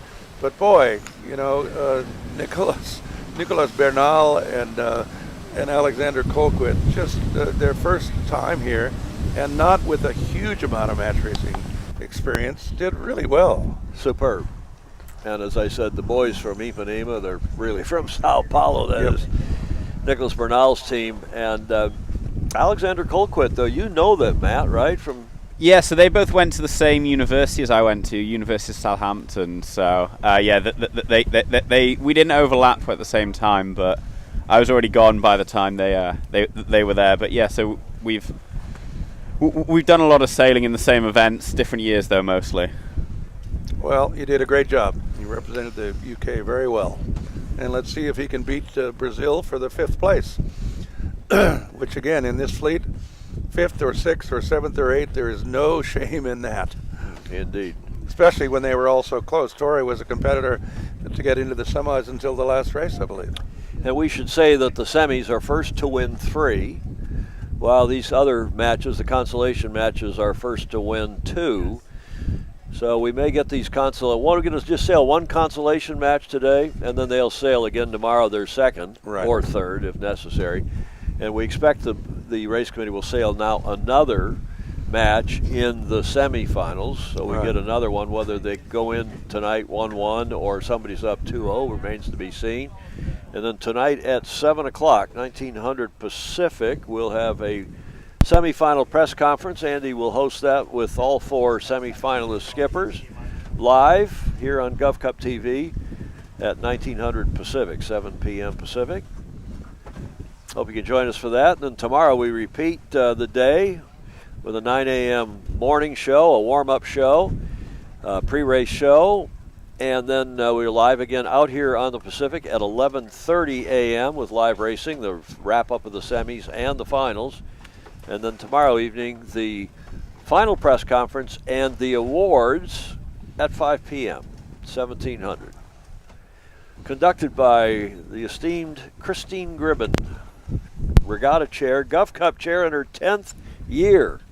And spotter extraordinaire today. And still smiling. What do we have in these other matches now? We got some boats coming downhill, Matt? Yeah, so we got Colquitt coming down with the light blue spinnaker, the middle stripe, and against Nicholas Bernal.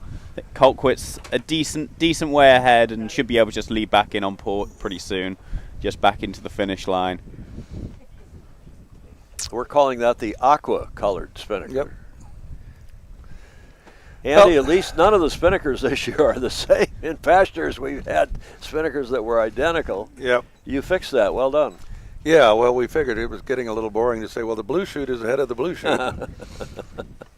Well, Alexander Colquitt, unfortunately, is 22, I believe, and this is his first and only Governor's Cup because of the age limit of 23, but not so for Nicholas Bernal.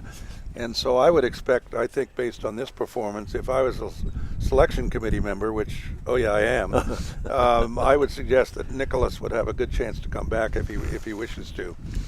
Current Lightning World Junior Youth champion. Yep, junior champion. Lightning class, people don't realize how tough that class is, particularly in North America and South America, U.S., Canada, and in South America.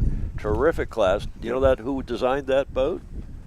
I don't. 1929, I think it was. Olin Stevens designed the Lightning. I did not know that. It was one of his first designs, one design. Well, I think I've always thought, Tom, and I don't know about you, but there are 3 one design classes that are sort of the sine qua non, if you will, and that's the Stars, the Snipes, and the Lightnings.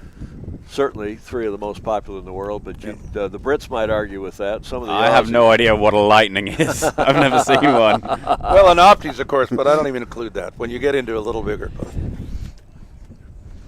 Well, the Star certainly, the Fin has been a terrific one Fin was a design. great The boat. Laser's been a terrific one design. And the Snipe and Lightning, the Snipe's also popular in Scandinavia and in Spain. I just mean classically. The Classic. old classes that are still actively racing with really good competition. Fair enough. So we have a win from Alexander, but we call him Alex Cole. He calls himself Alex. Does he? Yeah. Yeah. Alex Colquitt, and he has beaten the Brazilian team. And we'll see if Mr. Bernal, I think they're headed for shore now, right, Christine? Yeah, They've they done only the had one match. race, so they'll be off. So we'll see who wins in that pair tomorrow. It's first to win 2. Now, who do we have coming downwind here? Got some great drone pictures. So this is Coleman and Hyde. I believe Hyde is with the darker. So Hyde's leading in by probably about 5 boat lengths, maybe 4 boat lengths ahead. So he should have pick of which side of the course and the gates he wants to go to. The gate's relatively square right now for the breeze, so I think he's going to choose whichever one he thinks his crew are going to execute the best drop on, and where he thinks the pressure on the next beat is. It's a pretty close race.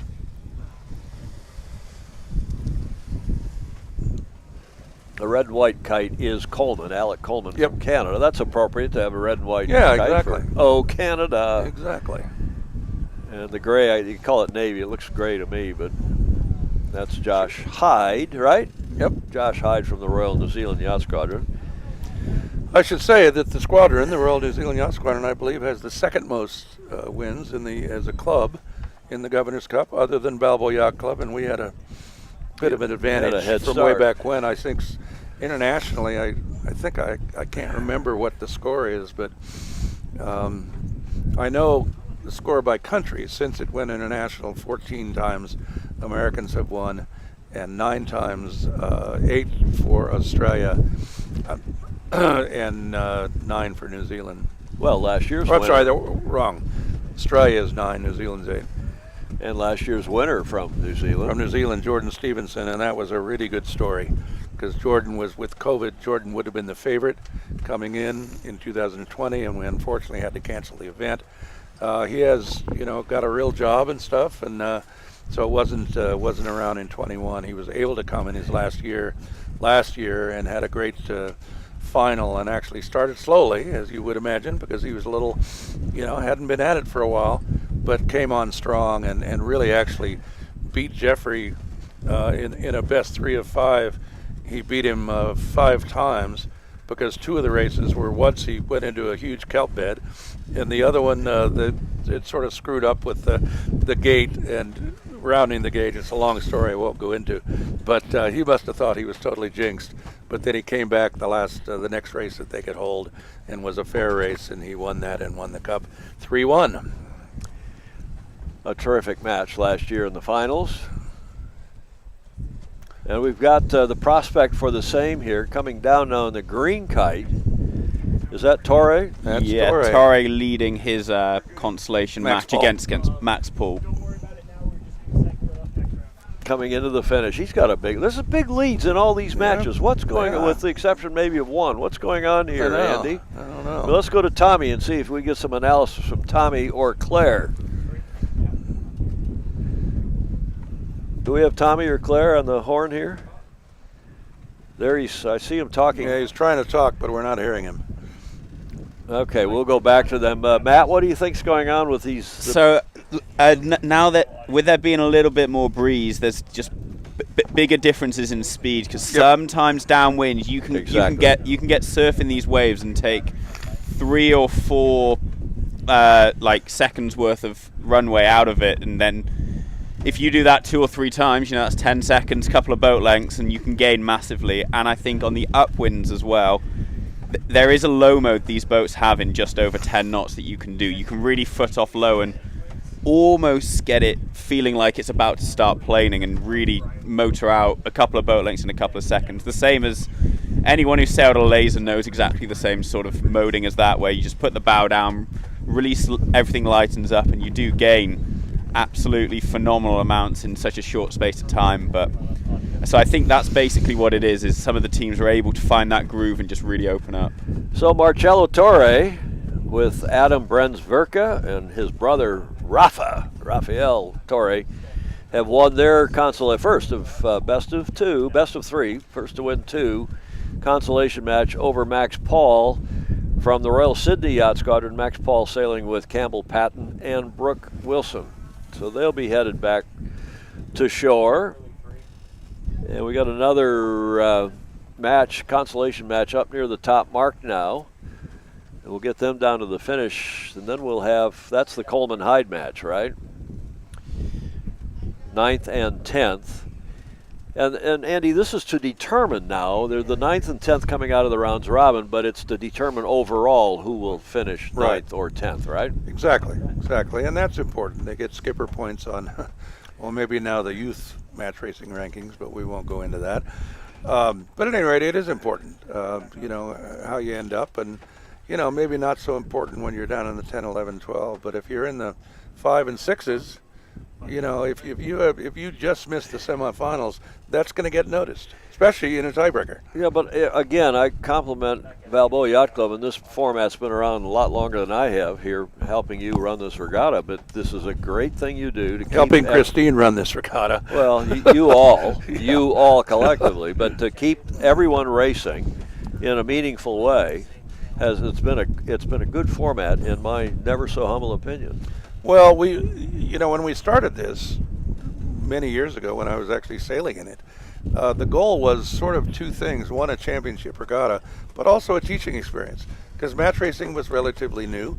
Tom Purcell, one of my partners in the big boat, his parents started this because his dad went to the Congressional Cup and watched, and he said, well, we should have this for younger people, should get the opportunity in smaller boats. And that was in the 60s. Yeah, so he founded the regatta and got it, then Governor Reagan and later President Reagan, to donate the trophy.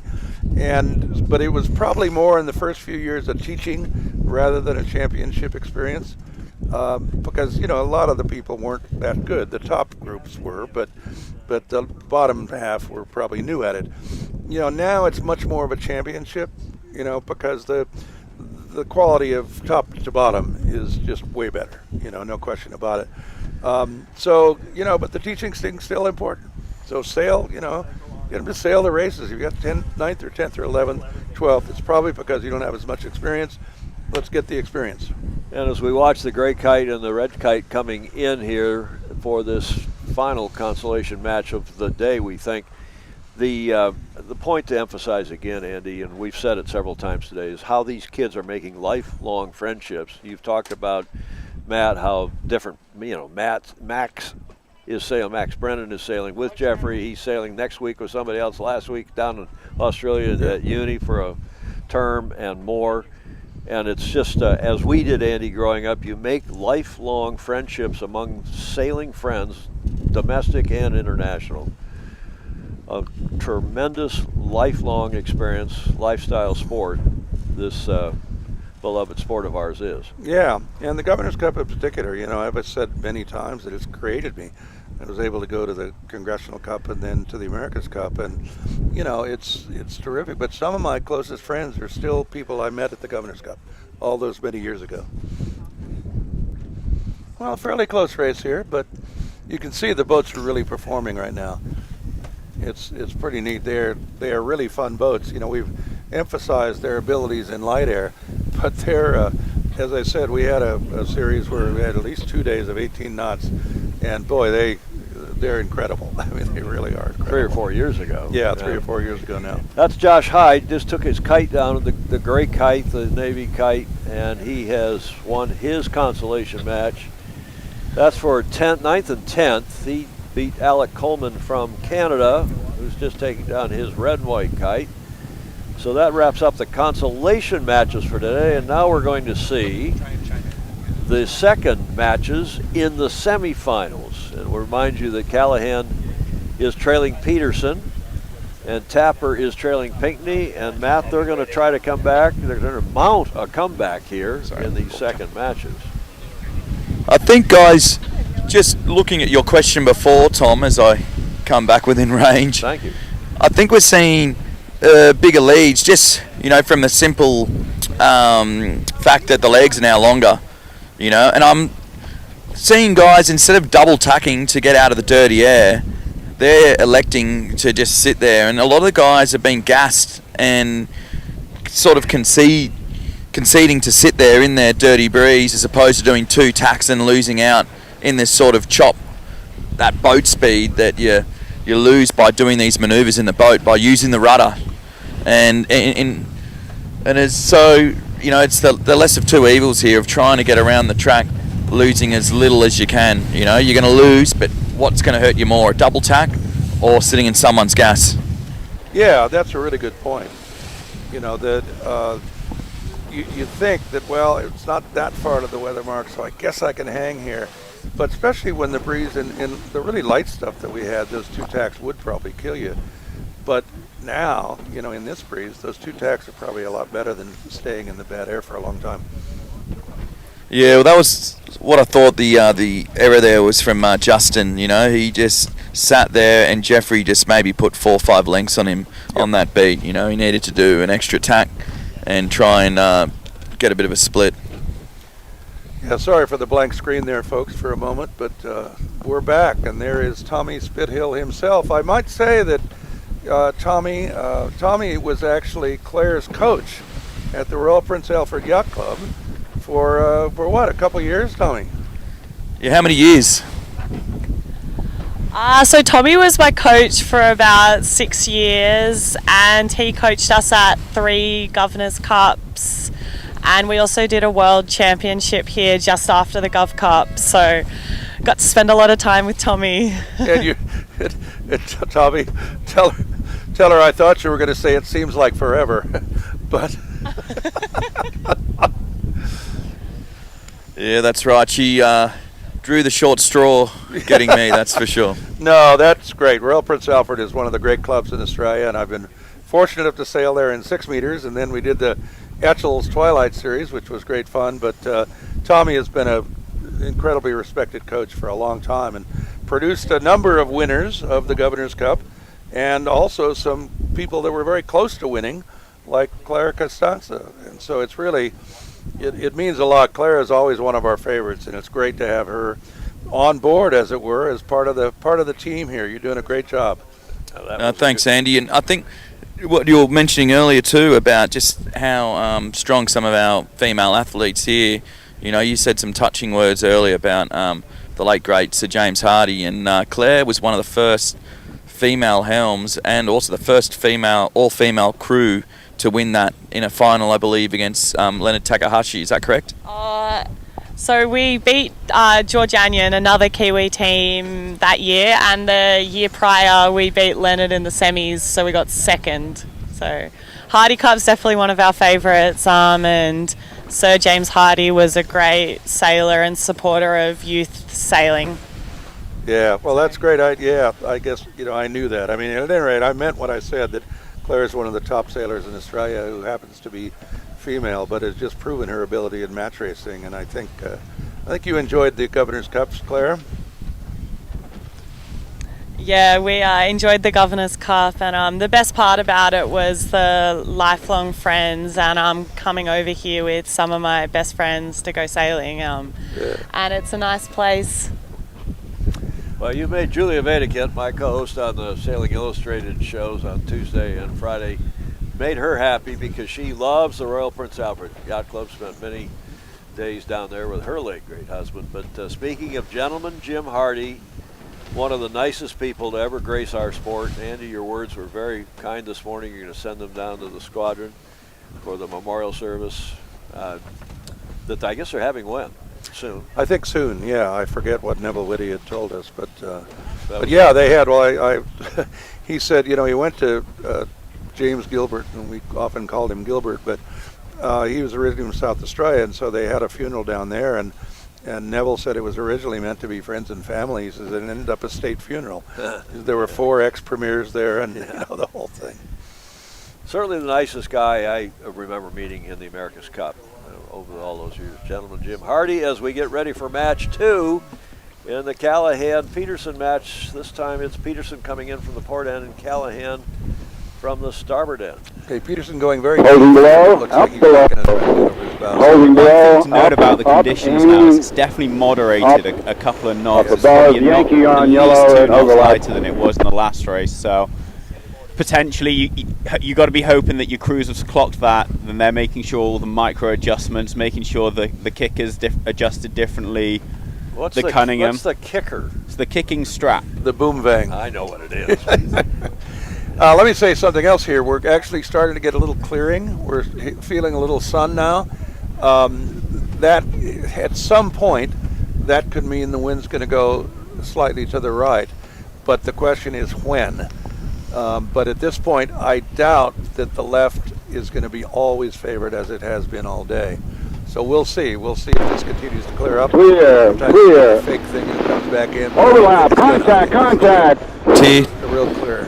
Sorry guys, this Peterson has got very close to Justin here, and it was very soft contact, but the penalty is on Peterson here. Oh, my. Boy, well, I won't say anything.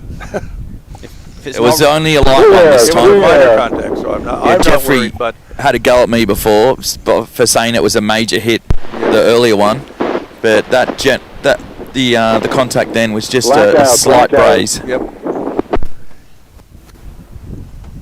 So Jeffrey Peterson carrying a penalty here into the second Clear, semifinal race. clear, And it was interesting, Andy. clear. I had a chat to Jeffrey, on whether your words were going to Clear, change the way he was clear. sailing, and with no disrespect, he's I guess a seat of the pants sailor, and he said, you sort of can't doubt yourself. You just have to sort of Clear. back yourself and go with it. No, absolutely. I mean, there's no Clear. I have no problem with that. But again, we're Clear. commentating, so I can't say, Blackout, bad. He blackout. T-boned another boat yesterday. If you're hearing the umpire, you're hearing a little radio chat behind us now on the audio. That is the umpires. Chris Bretschker, our producer director here, has put that radio comms into the program audio. So you're hearing the umpires talking as between the wing boat and the main umpire boat. So the boats are pretty close to the start line here, probably only 25 Overlap. seconds of sailing, but with it being light, it's going to be hard for them to build speed here. So you've got Jeffrey setting up high, and Justin setting up a lot lower, which means that Justin doesn't really have a lot of leeway to go low and fast at any point. So I would expect to see him try and work as high as he can, and Jeffrey just to come in and try and swoop with speed and get a starboard end start. And guys, I would suggest it's a little lumpier than it's been all day too. Overlap. Yeah, but I think Tommy's overlap. right. The wind is probably down about a knot, so the lump has stayed. Overlap. The breeze maybe ever so slightly lighter, which makes the lump more important in our opinion. So, Matt, you're right. I mean, Justin is in trouble. Maybe. So with 30 seconds to go, Yeah, I both think boats are Justin's gonna done be a over. really good job of actually pinning Jeffrey in. So Jeffrey should be able to spin out, but he's been able to make it so that he's got a bit of runway to get a good acceleration off this line, or he's going to have space to tack over onto port and to get a decent start off this port end of the line if needed. So that was interesting. Interesting Justin thing- actually tacked onto port there. Jeffrey could have prevented him from doing that. I guess Jeffrey really wanted the left. Yeah, and Andy, we talked earlier about just how good Peterson is at killing time. Yep. But on the flip side, when he's the boat pushing, he always somehow manages to get a hook on the other boat. Yeah. And that's quite impressive to be able to have both tricks up his sleeve, where he can lead in, Yep. but he also somehow it's very hard to defend a hook from Yep. Peterson, that's for sure. Well, I think he would probably say that's a lot. His crew is doing. He constantly compliments his crew, and rightfully so. But the sail trim, those guys have just been spot on today. So they have confidence in each other. So Jeffrey knows that. I mean, he's not telling him every time he's turning the boat. He's turning the boat, and they are expected to respond by trimming the sails properly, and they're doing it. Yeah, and that's an excellent point, Andy. You know, because what can happen with novice crews, you see their heads, they're looking back, watching the action, as opposed to trimming and anticipating what's going to come next. And you hit the nail right on the head there on Jeffrey's crew being able to trim so that Jeffrey can do what he wants, position the boat where he wants to position it. It's quite interesting to note with the two boats sailing upwind here, Justin Callahan definitely has a slightly higher, slower groove, and Jeffrey sails in a lower, faster groove. The same happened again last time, so interesting to see how they're both sailing the boat slightly differently and getting similar results right now. Yeah, and different to the previous start, Callahan at the moment has Jeffrey locked and is matching pace here. So at the moment, Jeffrey hasn't sort of leaped forward like we saw off that light line. Callahan's actually got a little bit of right air, so he's got a bit of a lift, which is taking him closer to the top mark. Yeah. And at the moment, if Jeffrey tacks, he will be doing a duck. But they're not too far ley line. There's quite a lot of port to go as they've extended out a long way off starboard on this start, and the windward mark looks slightly to the right, so long tack port. So it's really important if Justin Callahan can hold this angle the whole way out to the corner, he gets to lead back and decide when they come back to the marks, which is very, very powerful for him right now. He's looking pretty comfortable here, Callahan. He is indeed. Well, as I said, they may be getting an ever so slight right shift. It doesn't look that much, but he has come off Jeffrey a bit, got some gauge, as we call it. Well, now he's in a bit of a header there, from what we can see, Tommy. Yeah, as I was saying before with Jeffrey, you cannot make a mistake. So if you take a wave a little bit, you have the wrong angle heading into a bad wave. Yep. All of a sudden you see Jeffrey just start to inch forward a bit.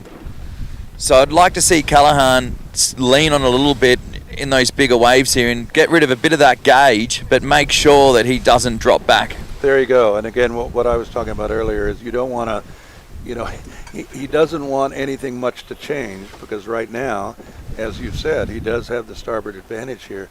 Jeffrey at some point is going to have to tack to go to the ley line, and Justin right now looks to us like he can control that. Let's go have a look at this other match. Pinckney and Tapper, the other semifinal. They're in their pre-start sequence and circling around us here on the media boat. There's Cole Tapper from the Cruising Yacht Club of Australia, and Morgan Pinckney, his opponent. Pinckney's up 1-0 over Tapper in this second semifinal. Coming up on a minute to their start.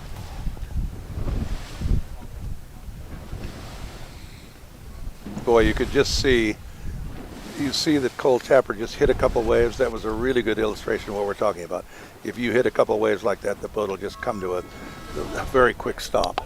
So with this breeze being quite out of the left right now, it's a lot of port bias, and the ley line for the back of the committee boat and the pin end are very close to each other. So they're not too far from this port hand ley line here. So Morgan Pinckney, who's leading right now, doesn't have a lot of distance that he can take down to burn it. So this will likely be a pretty slow start. 30 seconds.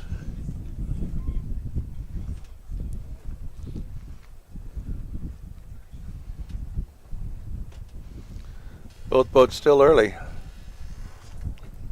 And Morgan's running out of real estate there. Now let's see if he can lay that pin and not be over. Although with Morgan, if he does get off the line here, there does look to be pressure and left shift coming down the race course. So you'd back him if he, from being on that port hand side, just being on the left is probably going to pay in the first and second half of this beat. Well, obviously Cole believes that because he tacked. I don't know. Maybe he didn't lay the committee boat, but Morgan did hit a couple waves right before he got to the pin end there. So we'll see. This is very similar to the last one. Let's see, how are they doing up at the top here? So they're just 2 lengths from the top mark here. The top mark just out of shot. They're going to get to it very soon with Justin Callahan leading. And remember, Jeffrey Peterson and his team still carrying a penalty from the downwind. Pre-start, sorry. So I think they must have, Tommy, they must have got a little righty there, as I was saying, that might happen. as the sun started to come out. But Justin did a great job on that leg, on that starboard tack of hanging. He did. Hanging. But he let Peterson get back to him a little bit when they flopped on the port. So what happened out of the tack, Callahan got caught high, and then we started to see Peterson put on his speed skates, and he came back at them, which is really rare for someone on being on the hip, being on the windward side of another boat. About 8 seconds behind here at the top, and an excellent hoist. So this will be interesting at the bottom here, and Peterson is really working the boat. Max has been quite physical on the sheets, and Peterson quite aggressive with the main. Well, it had really good downwind and upwind speed, so we'll see. He's rolled people before. The purple and white kite, Justin Callahan, Biscayne Bay Yacht Club, in the lead in the semifinal match with Jeffrey Peterson. Peterson leads 1-0, but he's trailing in this one. Justin has a nice lead, and Peterson, as Matt said a moment ago, still owes a penalty. Bit of pumping there on the waves. Yep.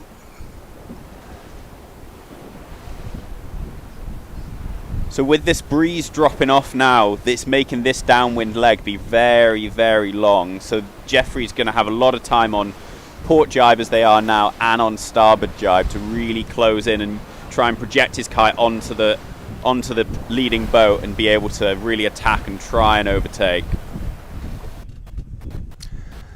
Yeah, Jeffrey's Here we are. exactly right. What you want to do here, if you're behind, is keep the race as much as possible dead upwind of the mark. So you can do a lot of jibes and have those extra chances to not only blanket the other boat, even if only briefly, Closing and catch up. him. And that's exactly what's happening here.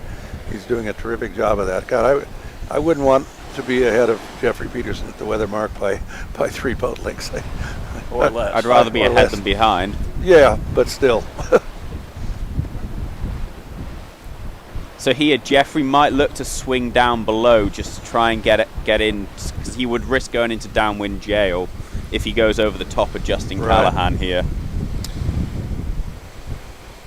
Boat, there's currently less than a metre. Now they're overlapped, and we'll see a luff. And just for the viewers at home who haven't seen the boats in person, there is no backstay on these boats, so you can sail so as your spinnaker goes on top of the other boat and that you're not touching them. Well, if they can... Doesn't look like Jeffrey's going to have enough pace here to jibe like we saw in a previous match with Max Paul did a beautiful job. But Peterson here is going to have to drop his spinnaker, and he'll be dictated by Callahan here on when he can head back and round Callahan's those bottom doing gates. Jeffrey rolled him, but it didn't matter because he was still in downwind jail. And again, we mean by that Callahan had the right of way. So Jeffrey had to wait, as you just saw, to come back. Peterson screaming here, saying that he's got room here at the bottom mark. This will be interesting. So from where we are, it looked like at about 3.5 boat lengths from in, Jeffrey was overlapped, and at 2.5 boat lengths, he was not overlapped. So when they entered the zone, it was kind of going between either way. So it'll be interesting to see if the umpires make a call on this.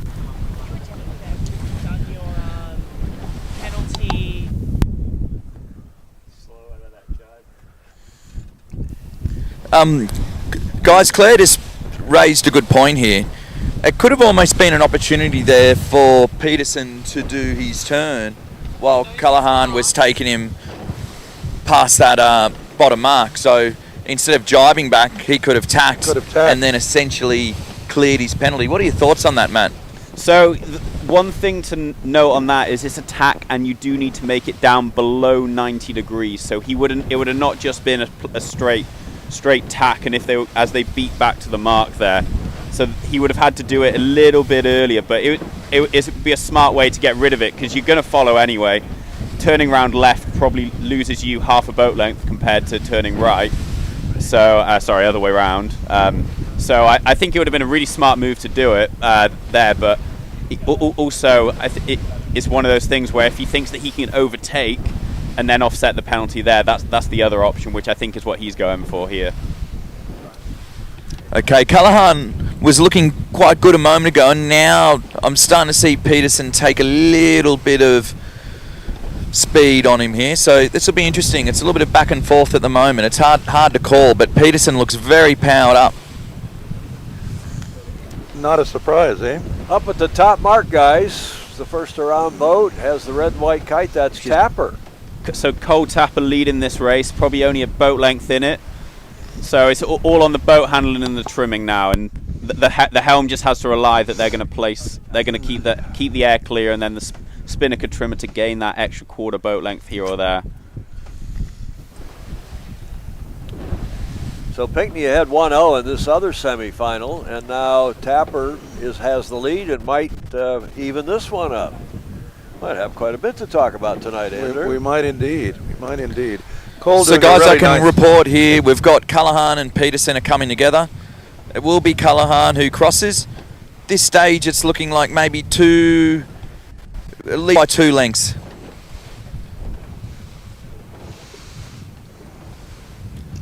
And we see Callahan here, he's going to tack on top of Peterson. So Yep. yeah, it's about a 3-length Yeah, lead. about a 3-length, yep. And Jeffrey tacking back. Are they on the ley line, do you think, Tommy? No, not on the ley line yet. Okay. I might have tacked back if I were Callahan, but who knows? I think there's a little bit of pressure just to the right of where Callahan is, so he Yep. might be wanting to wait for a good angle to go back. A Yep. little bit more pressure, a little bit of a right shift, but Well, it is taking a little bit of a risk. Yeah, I wouldn't. Yeah, it's, it may be a great reward, but on the other hand, you're leaving your opponent, and Big split, too. Big split. I think the other thing we've got to factor in here as well, there's a lot of boats driving around here, and it got a little bit soft towards the mid-top of this course. Yep. So he may have been in a bit of a bad mode with speed and gone, look, we just got to go going and then we can come back. Yeah, and here he comes. Which he is now on starboard, heading back over towards Team Peterson, who are just about on that port lay. They look like they've overlaid by a boat length or so, just so as Callahan's team won't want to tack on them and give away that distance. This has been a big gain back to Peterson here. Yep. He's carried a little bit more pressure in. Yeah, as I said, Callahan got caught light and a bit of bump in the middle of the track. Peterson's done a big duck. And expect a luff out of this tack here. Yeah, that again. Okay. Sometimes I'm right, but Oh, here he goes. yep. Here we go. It's great stuff. Expect a green flag. Yep. The good news is when a luff works, it's great. Maybe you can force the other boat onto the other tack. When Oh, double blue, guys. Oh my goodness. So Tommy, was there contact there? Was that maybe Jeffrey was clear astern and maybe hit the stern of Callahan before he got the duck? I don't think there was contact there. I'm a bit miffed Didn't look like with, it with to that us. one. It didn't look like it does. I don't see what the penalty was, frankly. So we've got a really big luffing match between Pinckney and Tapper Oh, yeah, look at the at this. bottom. So Morgan Pinckney has had to drop his spinnaker because Cole Tapper's got a big luff on him. They're about 100 yards above the leeward mark, and Tapper's just done a really good job of keeping his spinnaker up in the sky, filled, and then bear away on it and really extend away here. That's a really nice And move. a great job. That was not only smart, but again, the crew work was superb. He just stopped Morgan in the water, basically, and sailed away from him. Really good stuff. And I would expect to see Cole Tapper go down the right-hand turn mark and then head out on starboard tack to the left-hand side, because there's definitely a good bit of pressure on that top left, and where the same pressure that Jeffrey just took to come into Callahan, which ultimately didn't pay dividends for him, but he did gain a lot.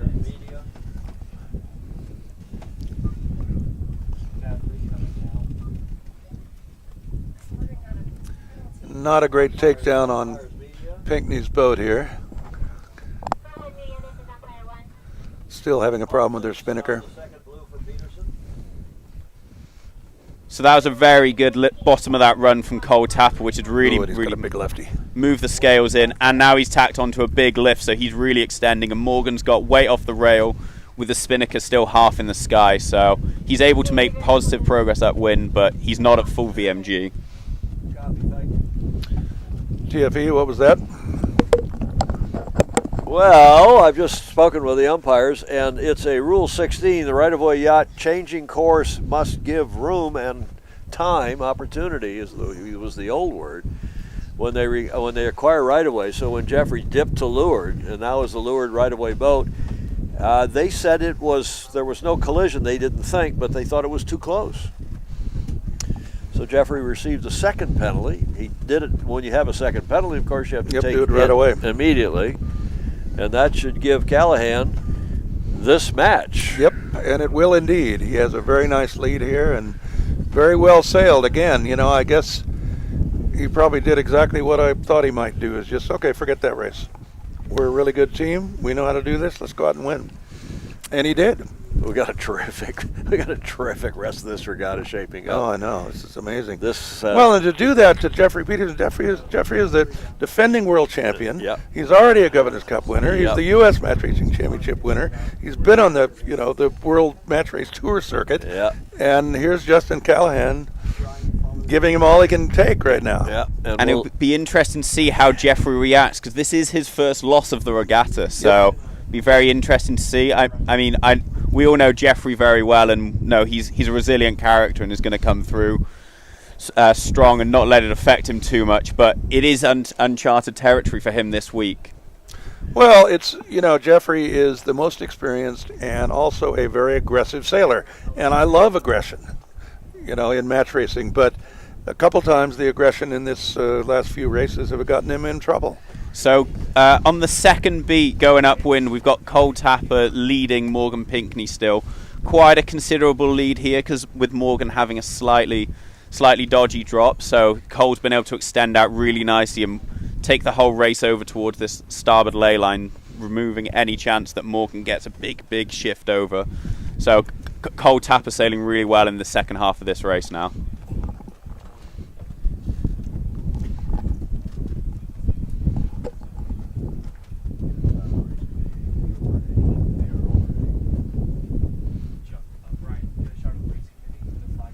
Yeah, good call.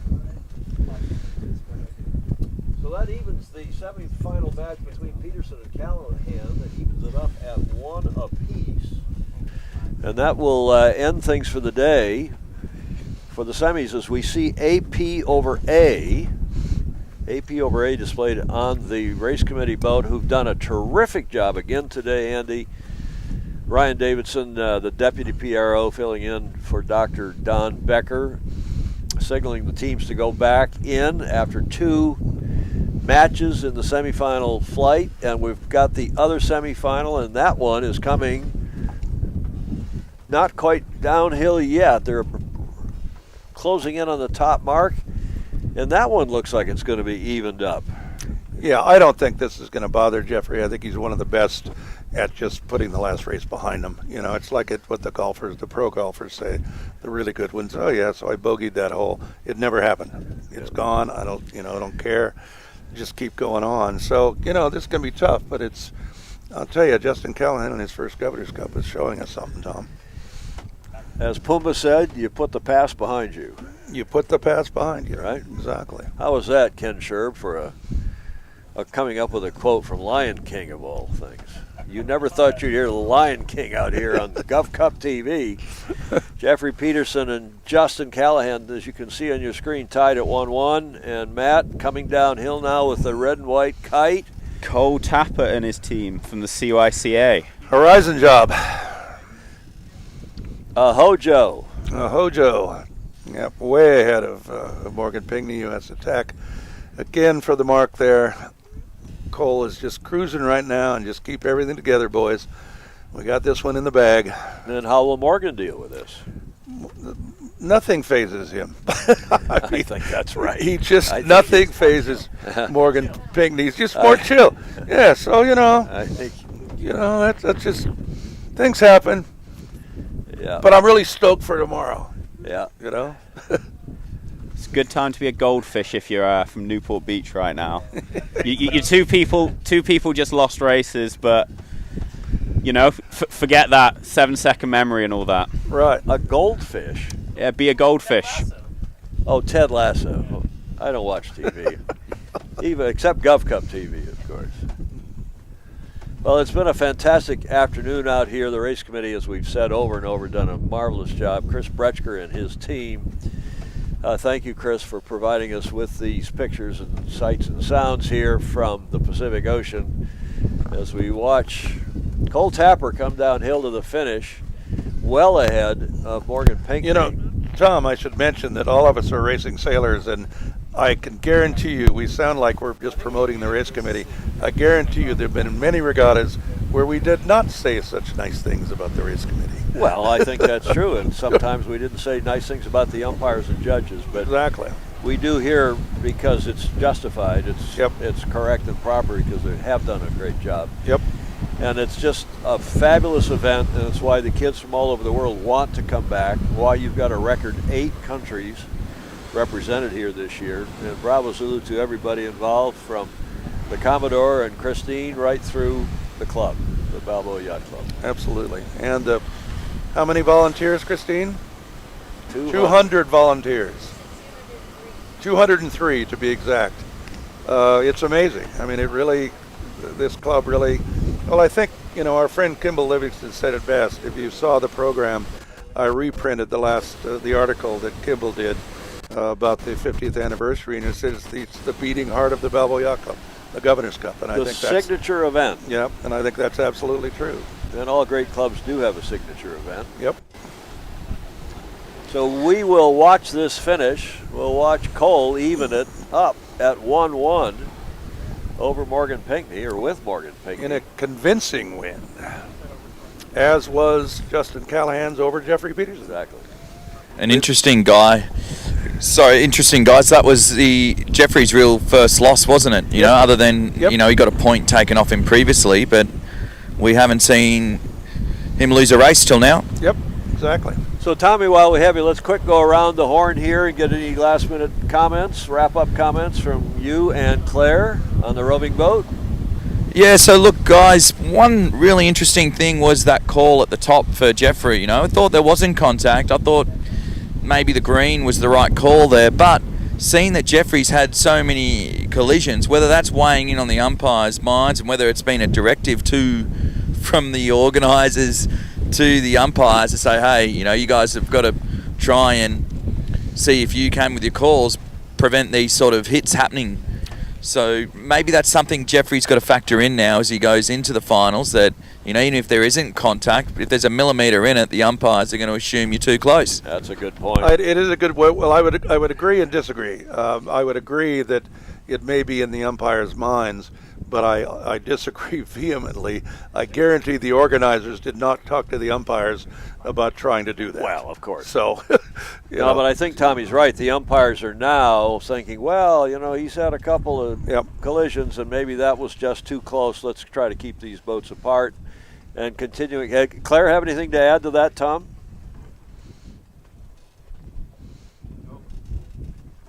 Yep. Hang on a second. So we got her on the camera here, on vision but no audio. Okay, we're going to get back to Claire. Maybe we get her on the press conference tonight, Andy. Yeah. We'll get Claire in at the press conference and get her final thoughts there. In the meantime, Matt, final thoughts. I think great days yachting. Like the wind wasn't classic Newport Beach, but the Gov Cup worked really well. So yeah, it's a little bit chilly and a bit further left than normal, but it delivered great conditions. Like we had anything from 3 knots to 12, 13, 14 knots and everything in between. So it was really good, super high standard. Pretty much every race. The reason they were horizon jobs because some of the boats were sailing super fast. So I think it'll be exciting setting it up well for tomorrow. Andy. I think we thought the semifinal was going to be awesome, and it is. Good. I think these teams are, despite Jeffrey's, performance so far, which is pretty exceptional. They're, God, I hate the cliche, but any given race. Yep. A good succinct comment, especially for a lawyer, right? Andrew, thank you, Matt. Tommy, Claire, thank you to our whole team here, led by Chris Bretschker, sitting here to my right. We'll see you tonight for the press conference. We hope you'll join us at 7 o'clock, 1900 Pacific, for the semifinal press conference. And then tomorrow morning we'll do it all again. 0900 morning show, live racing at 11:30, and the presser tomorrow evening, the final press conference and awards at 5 p.m. Thank you, and so long from Adios.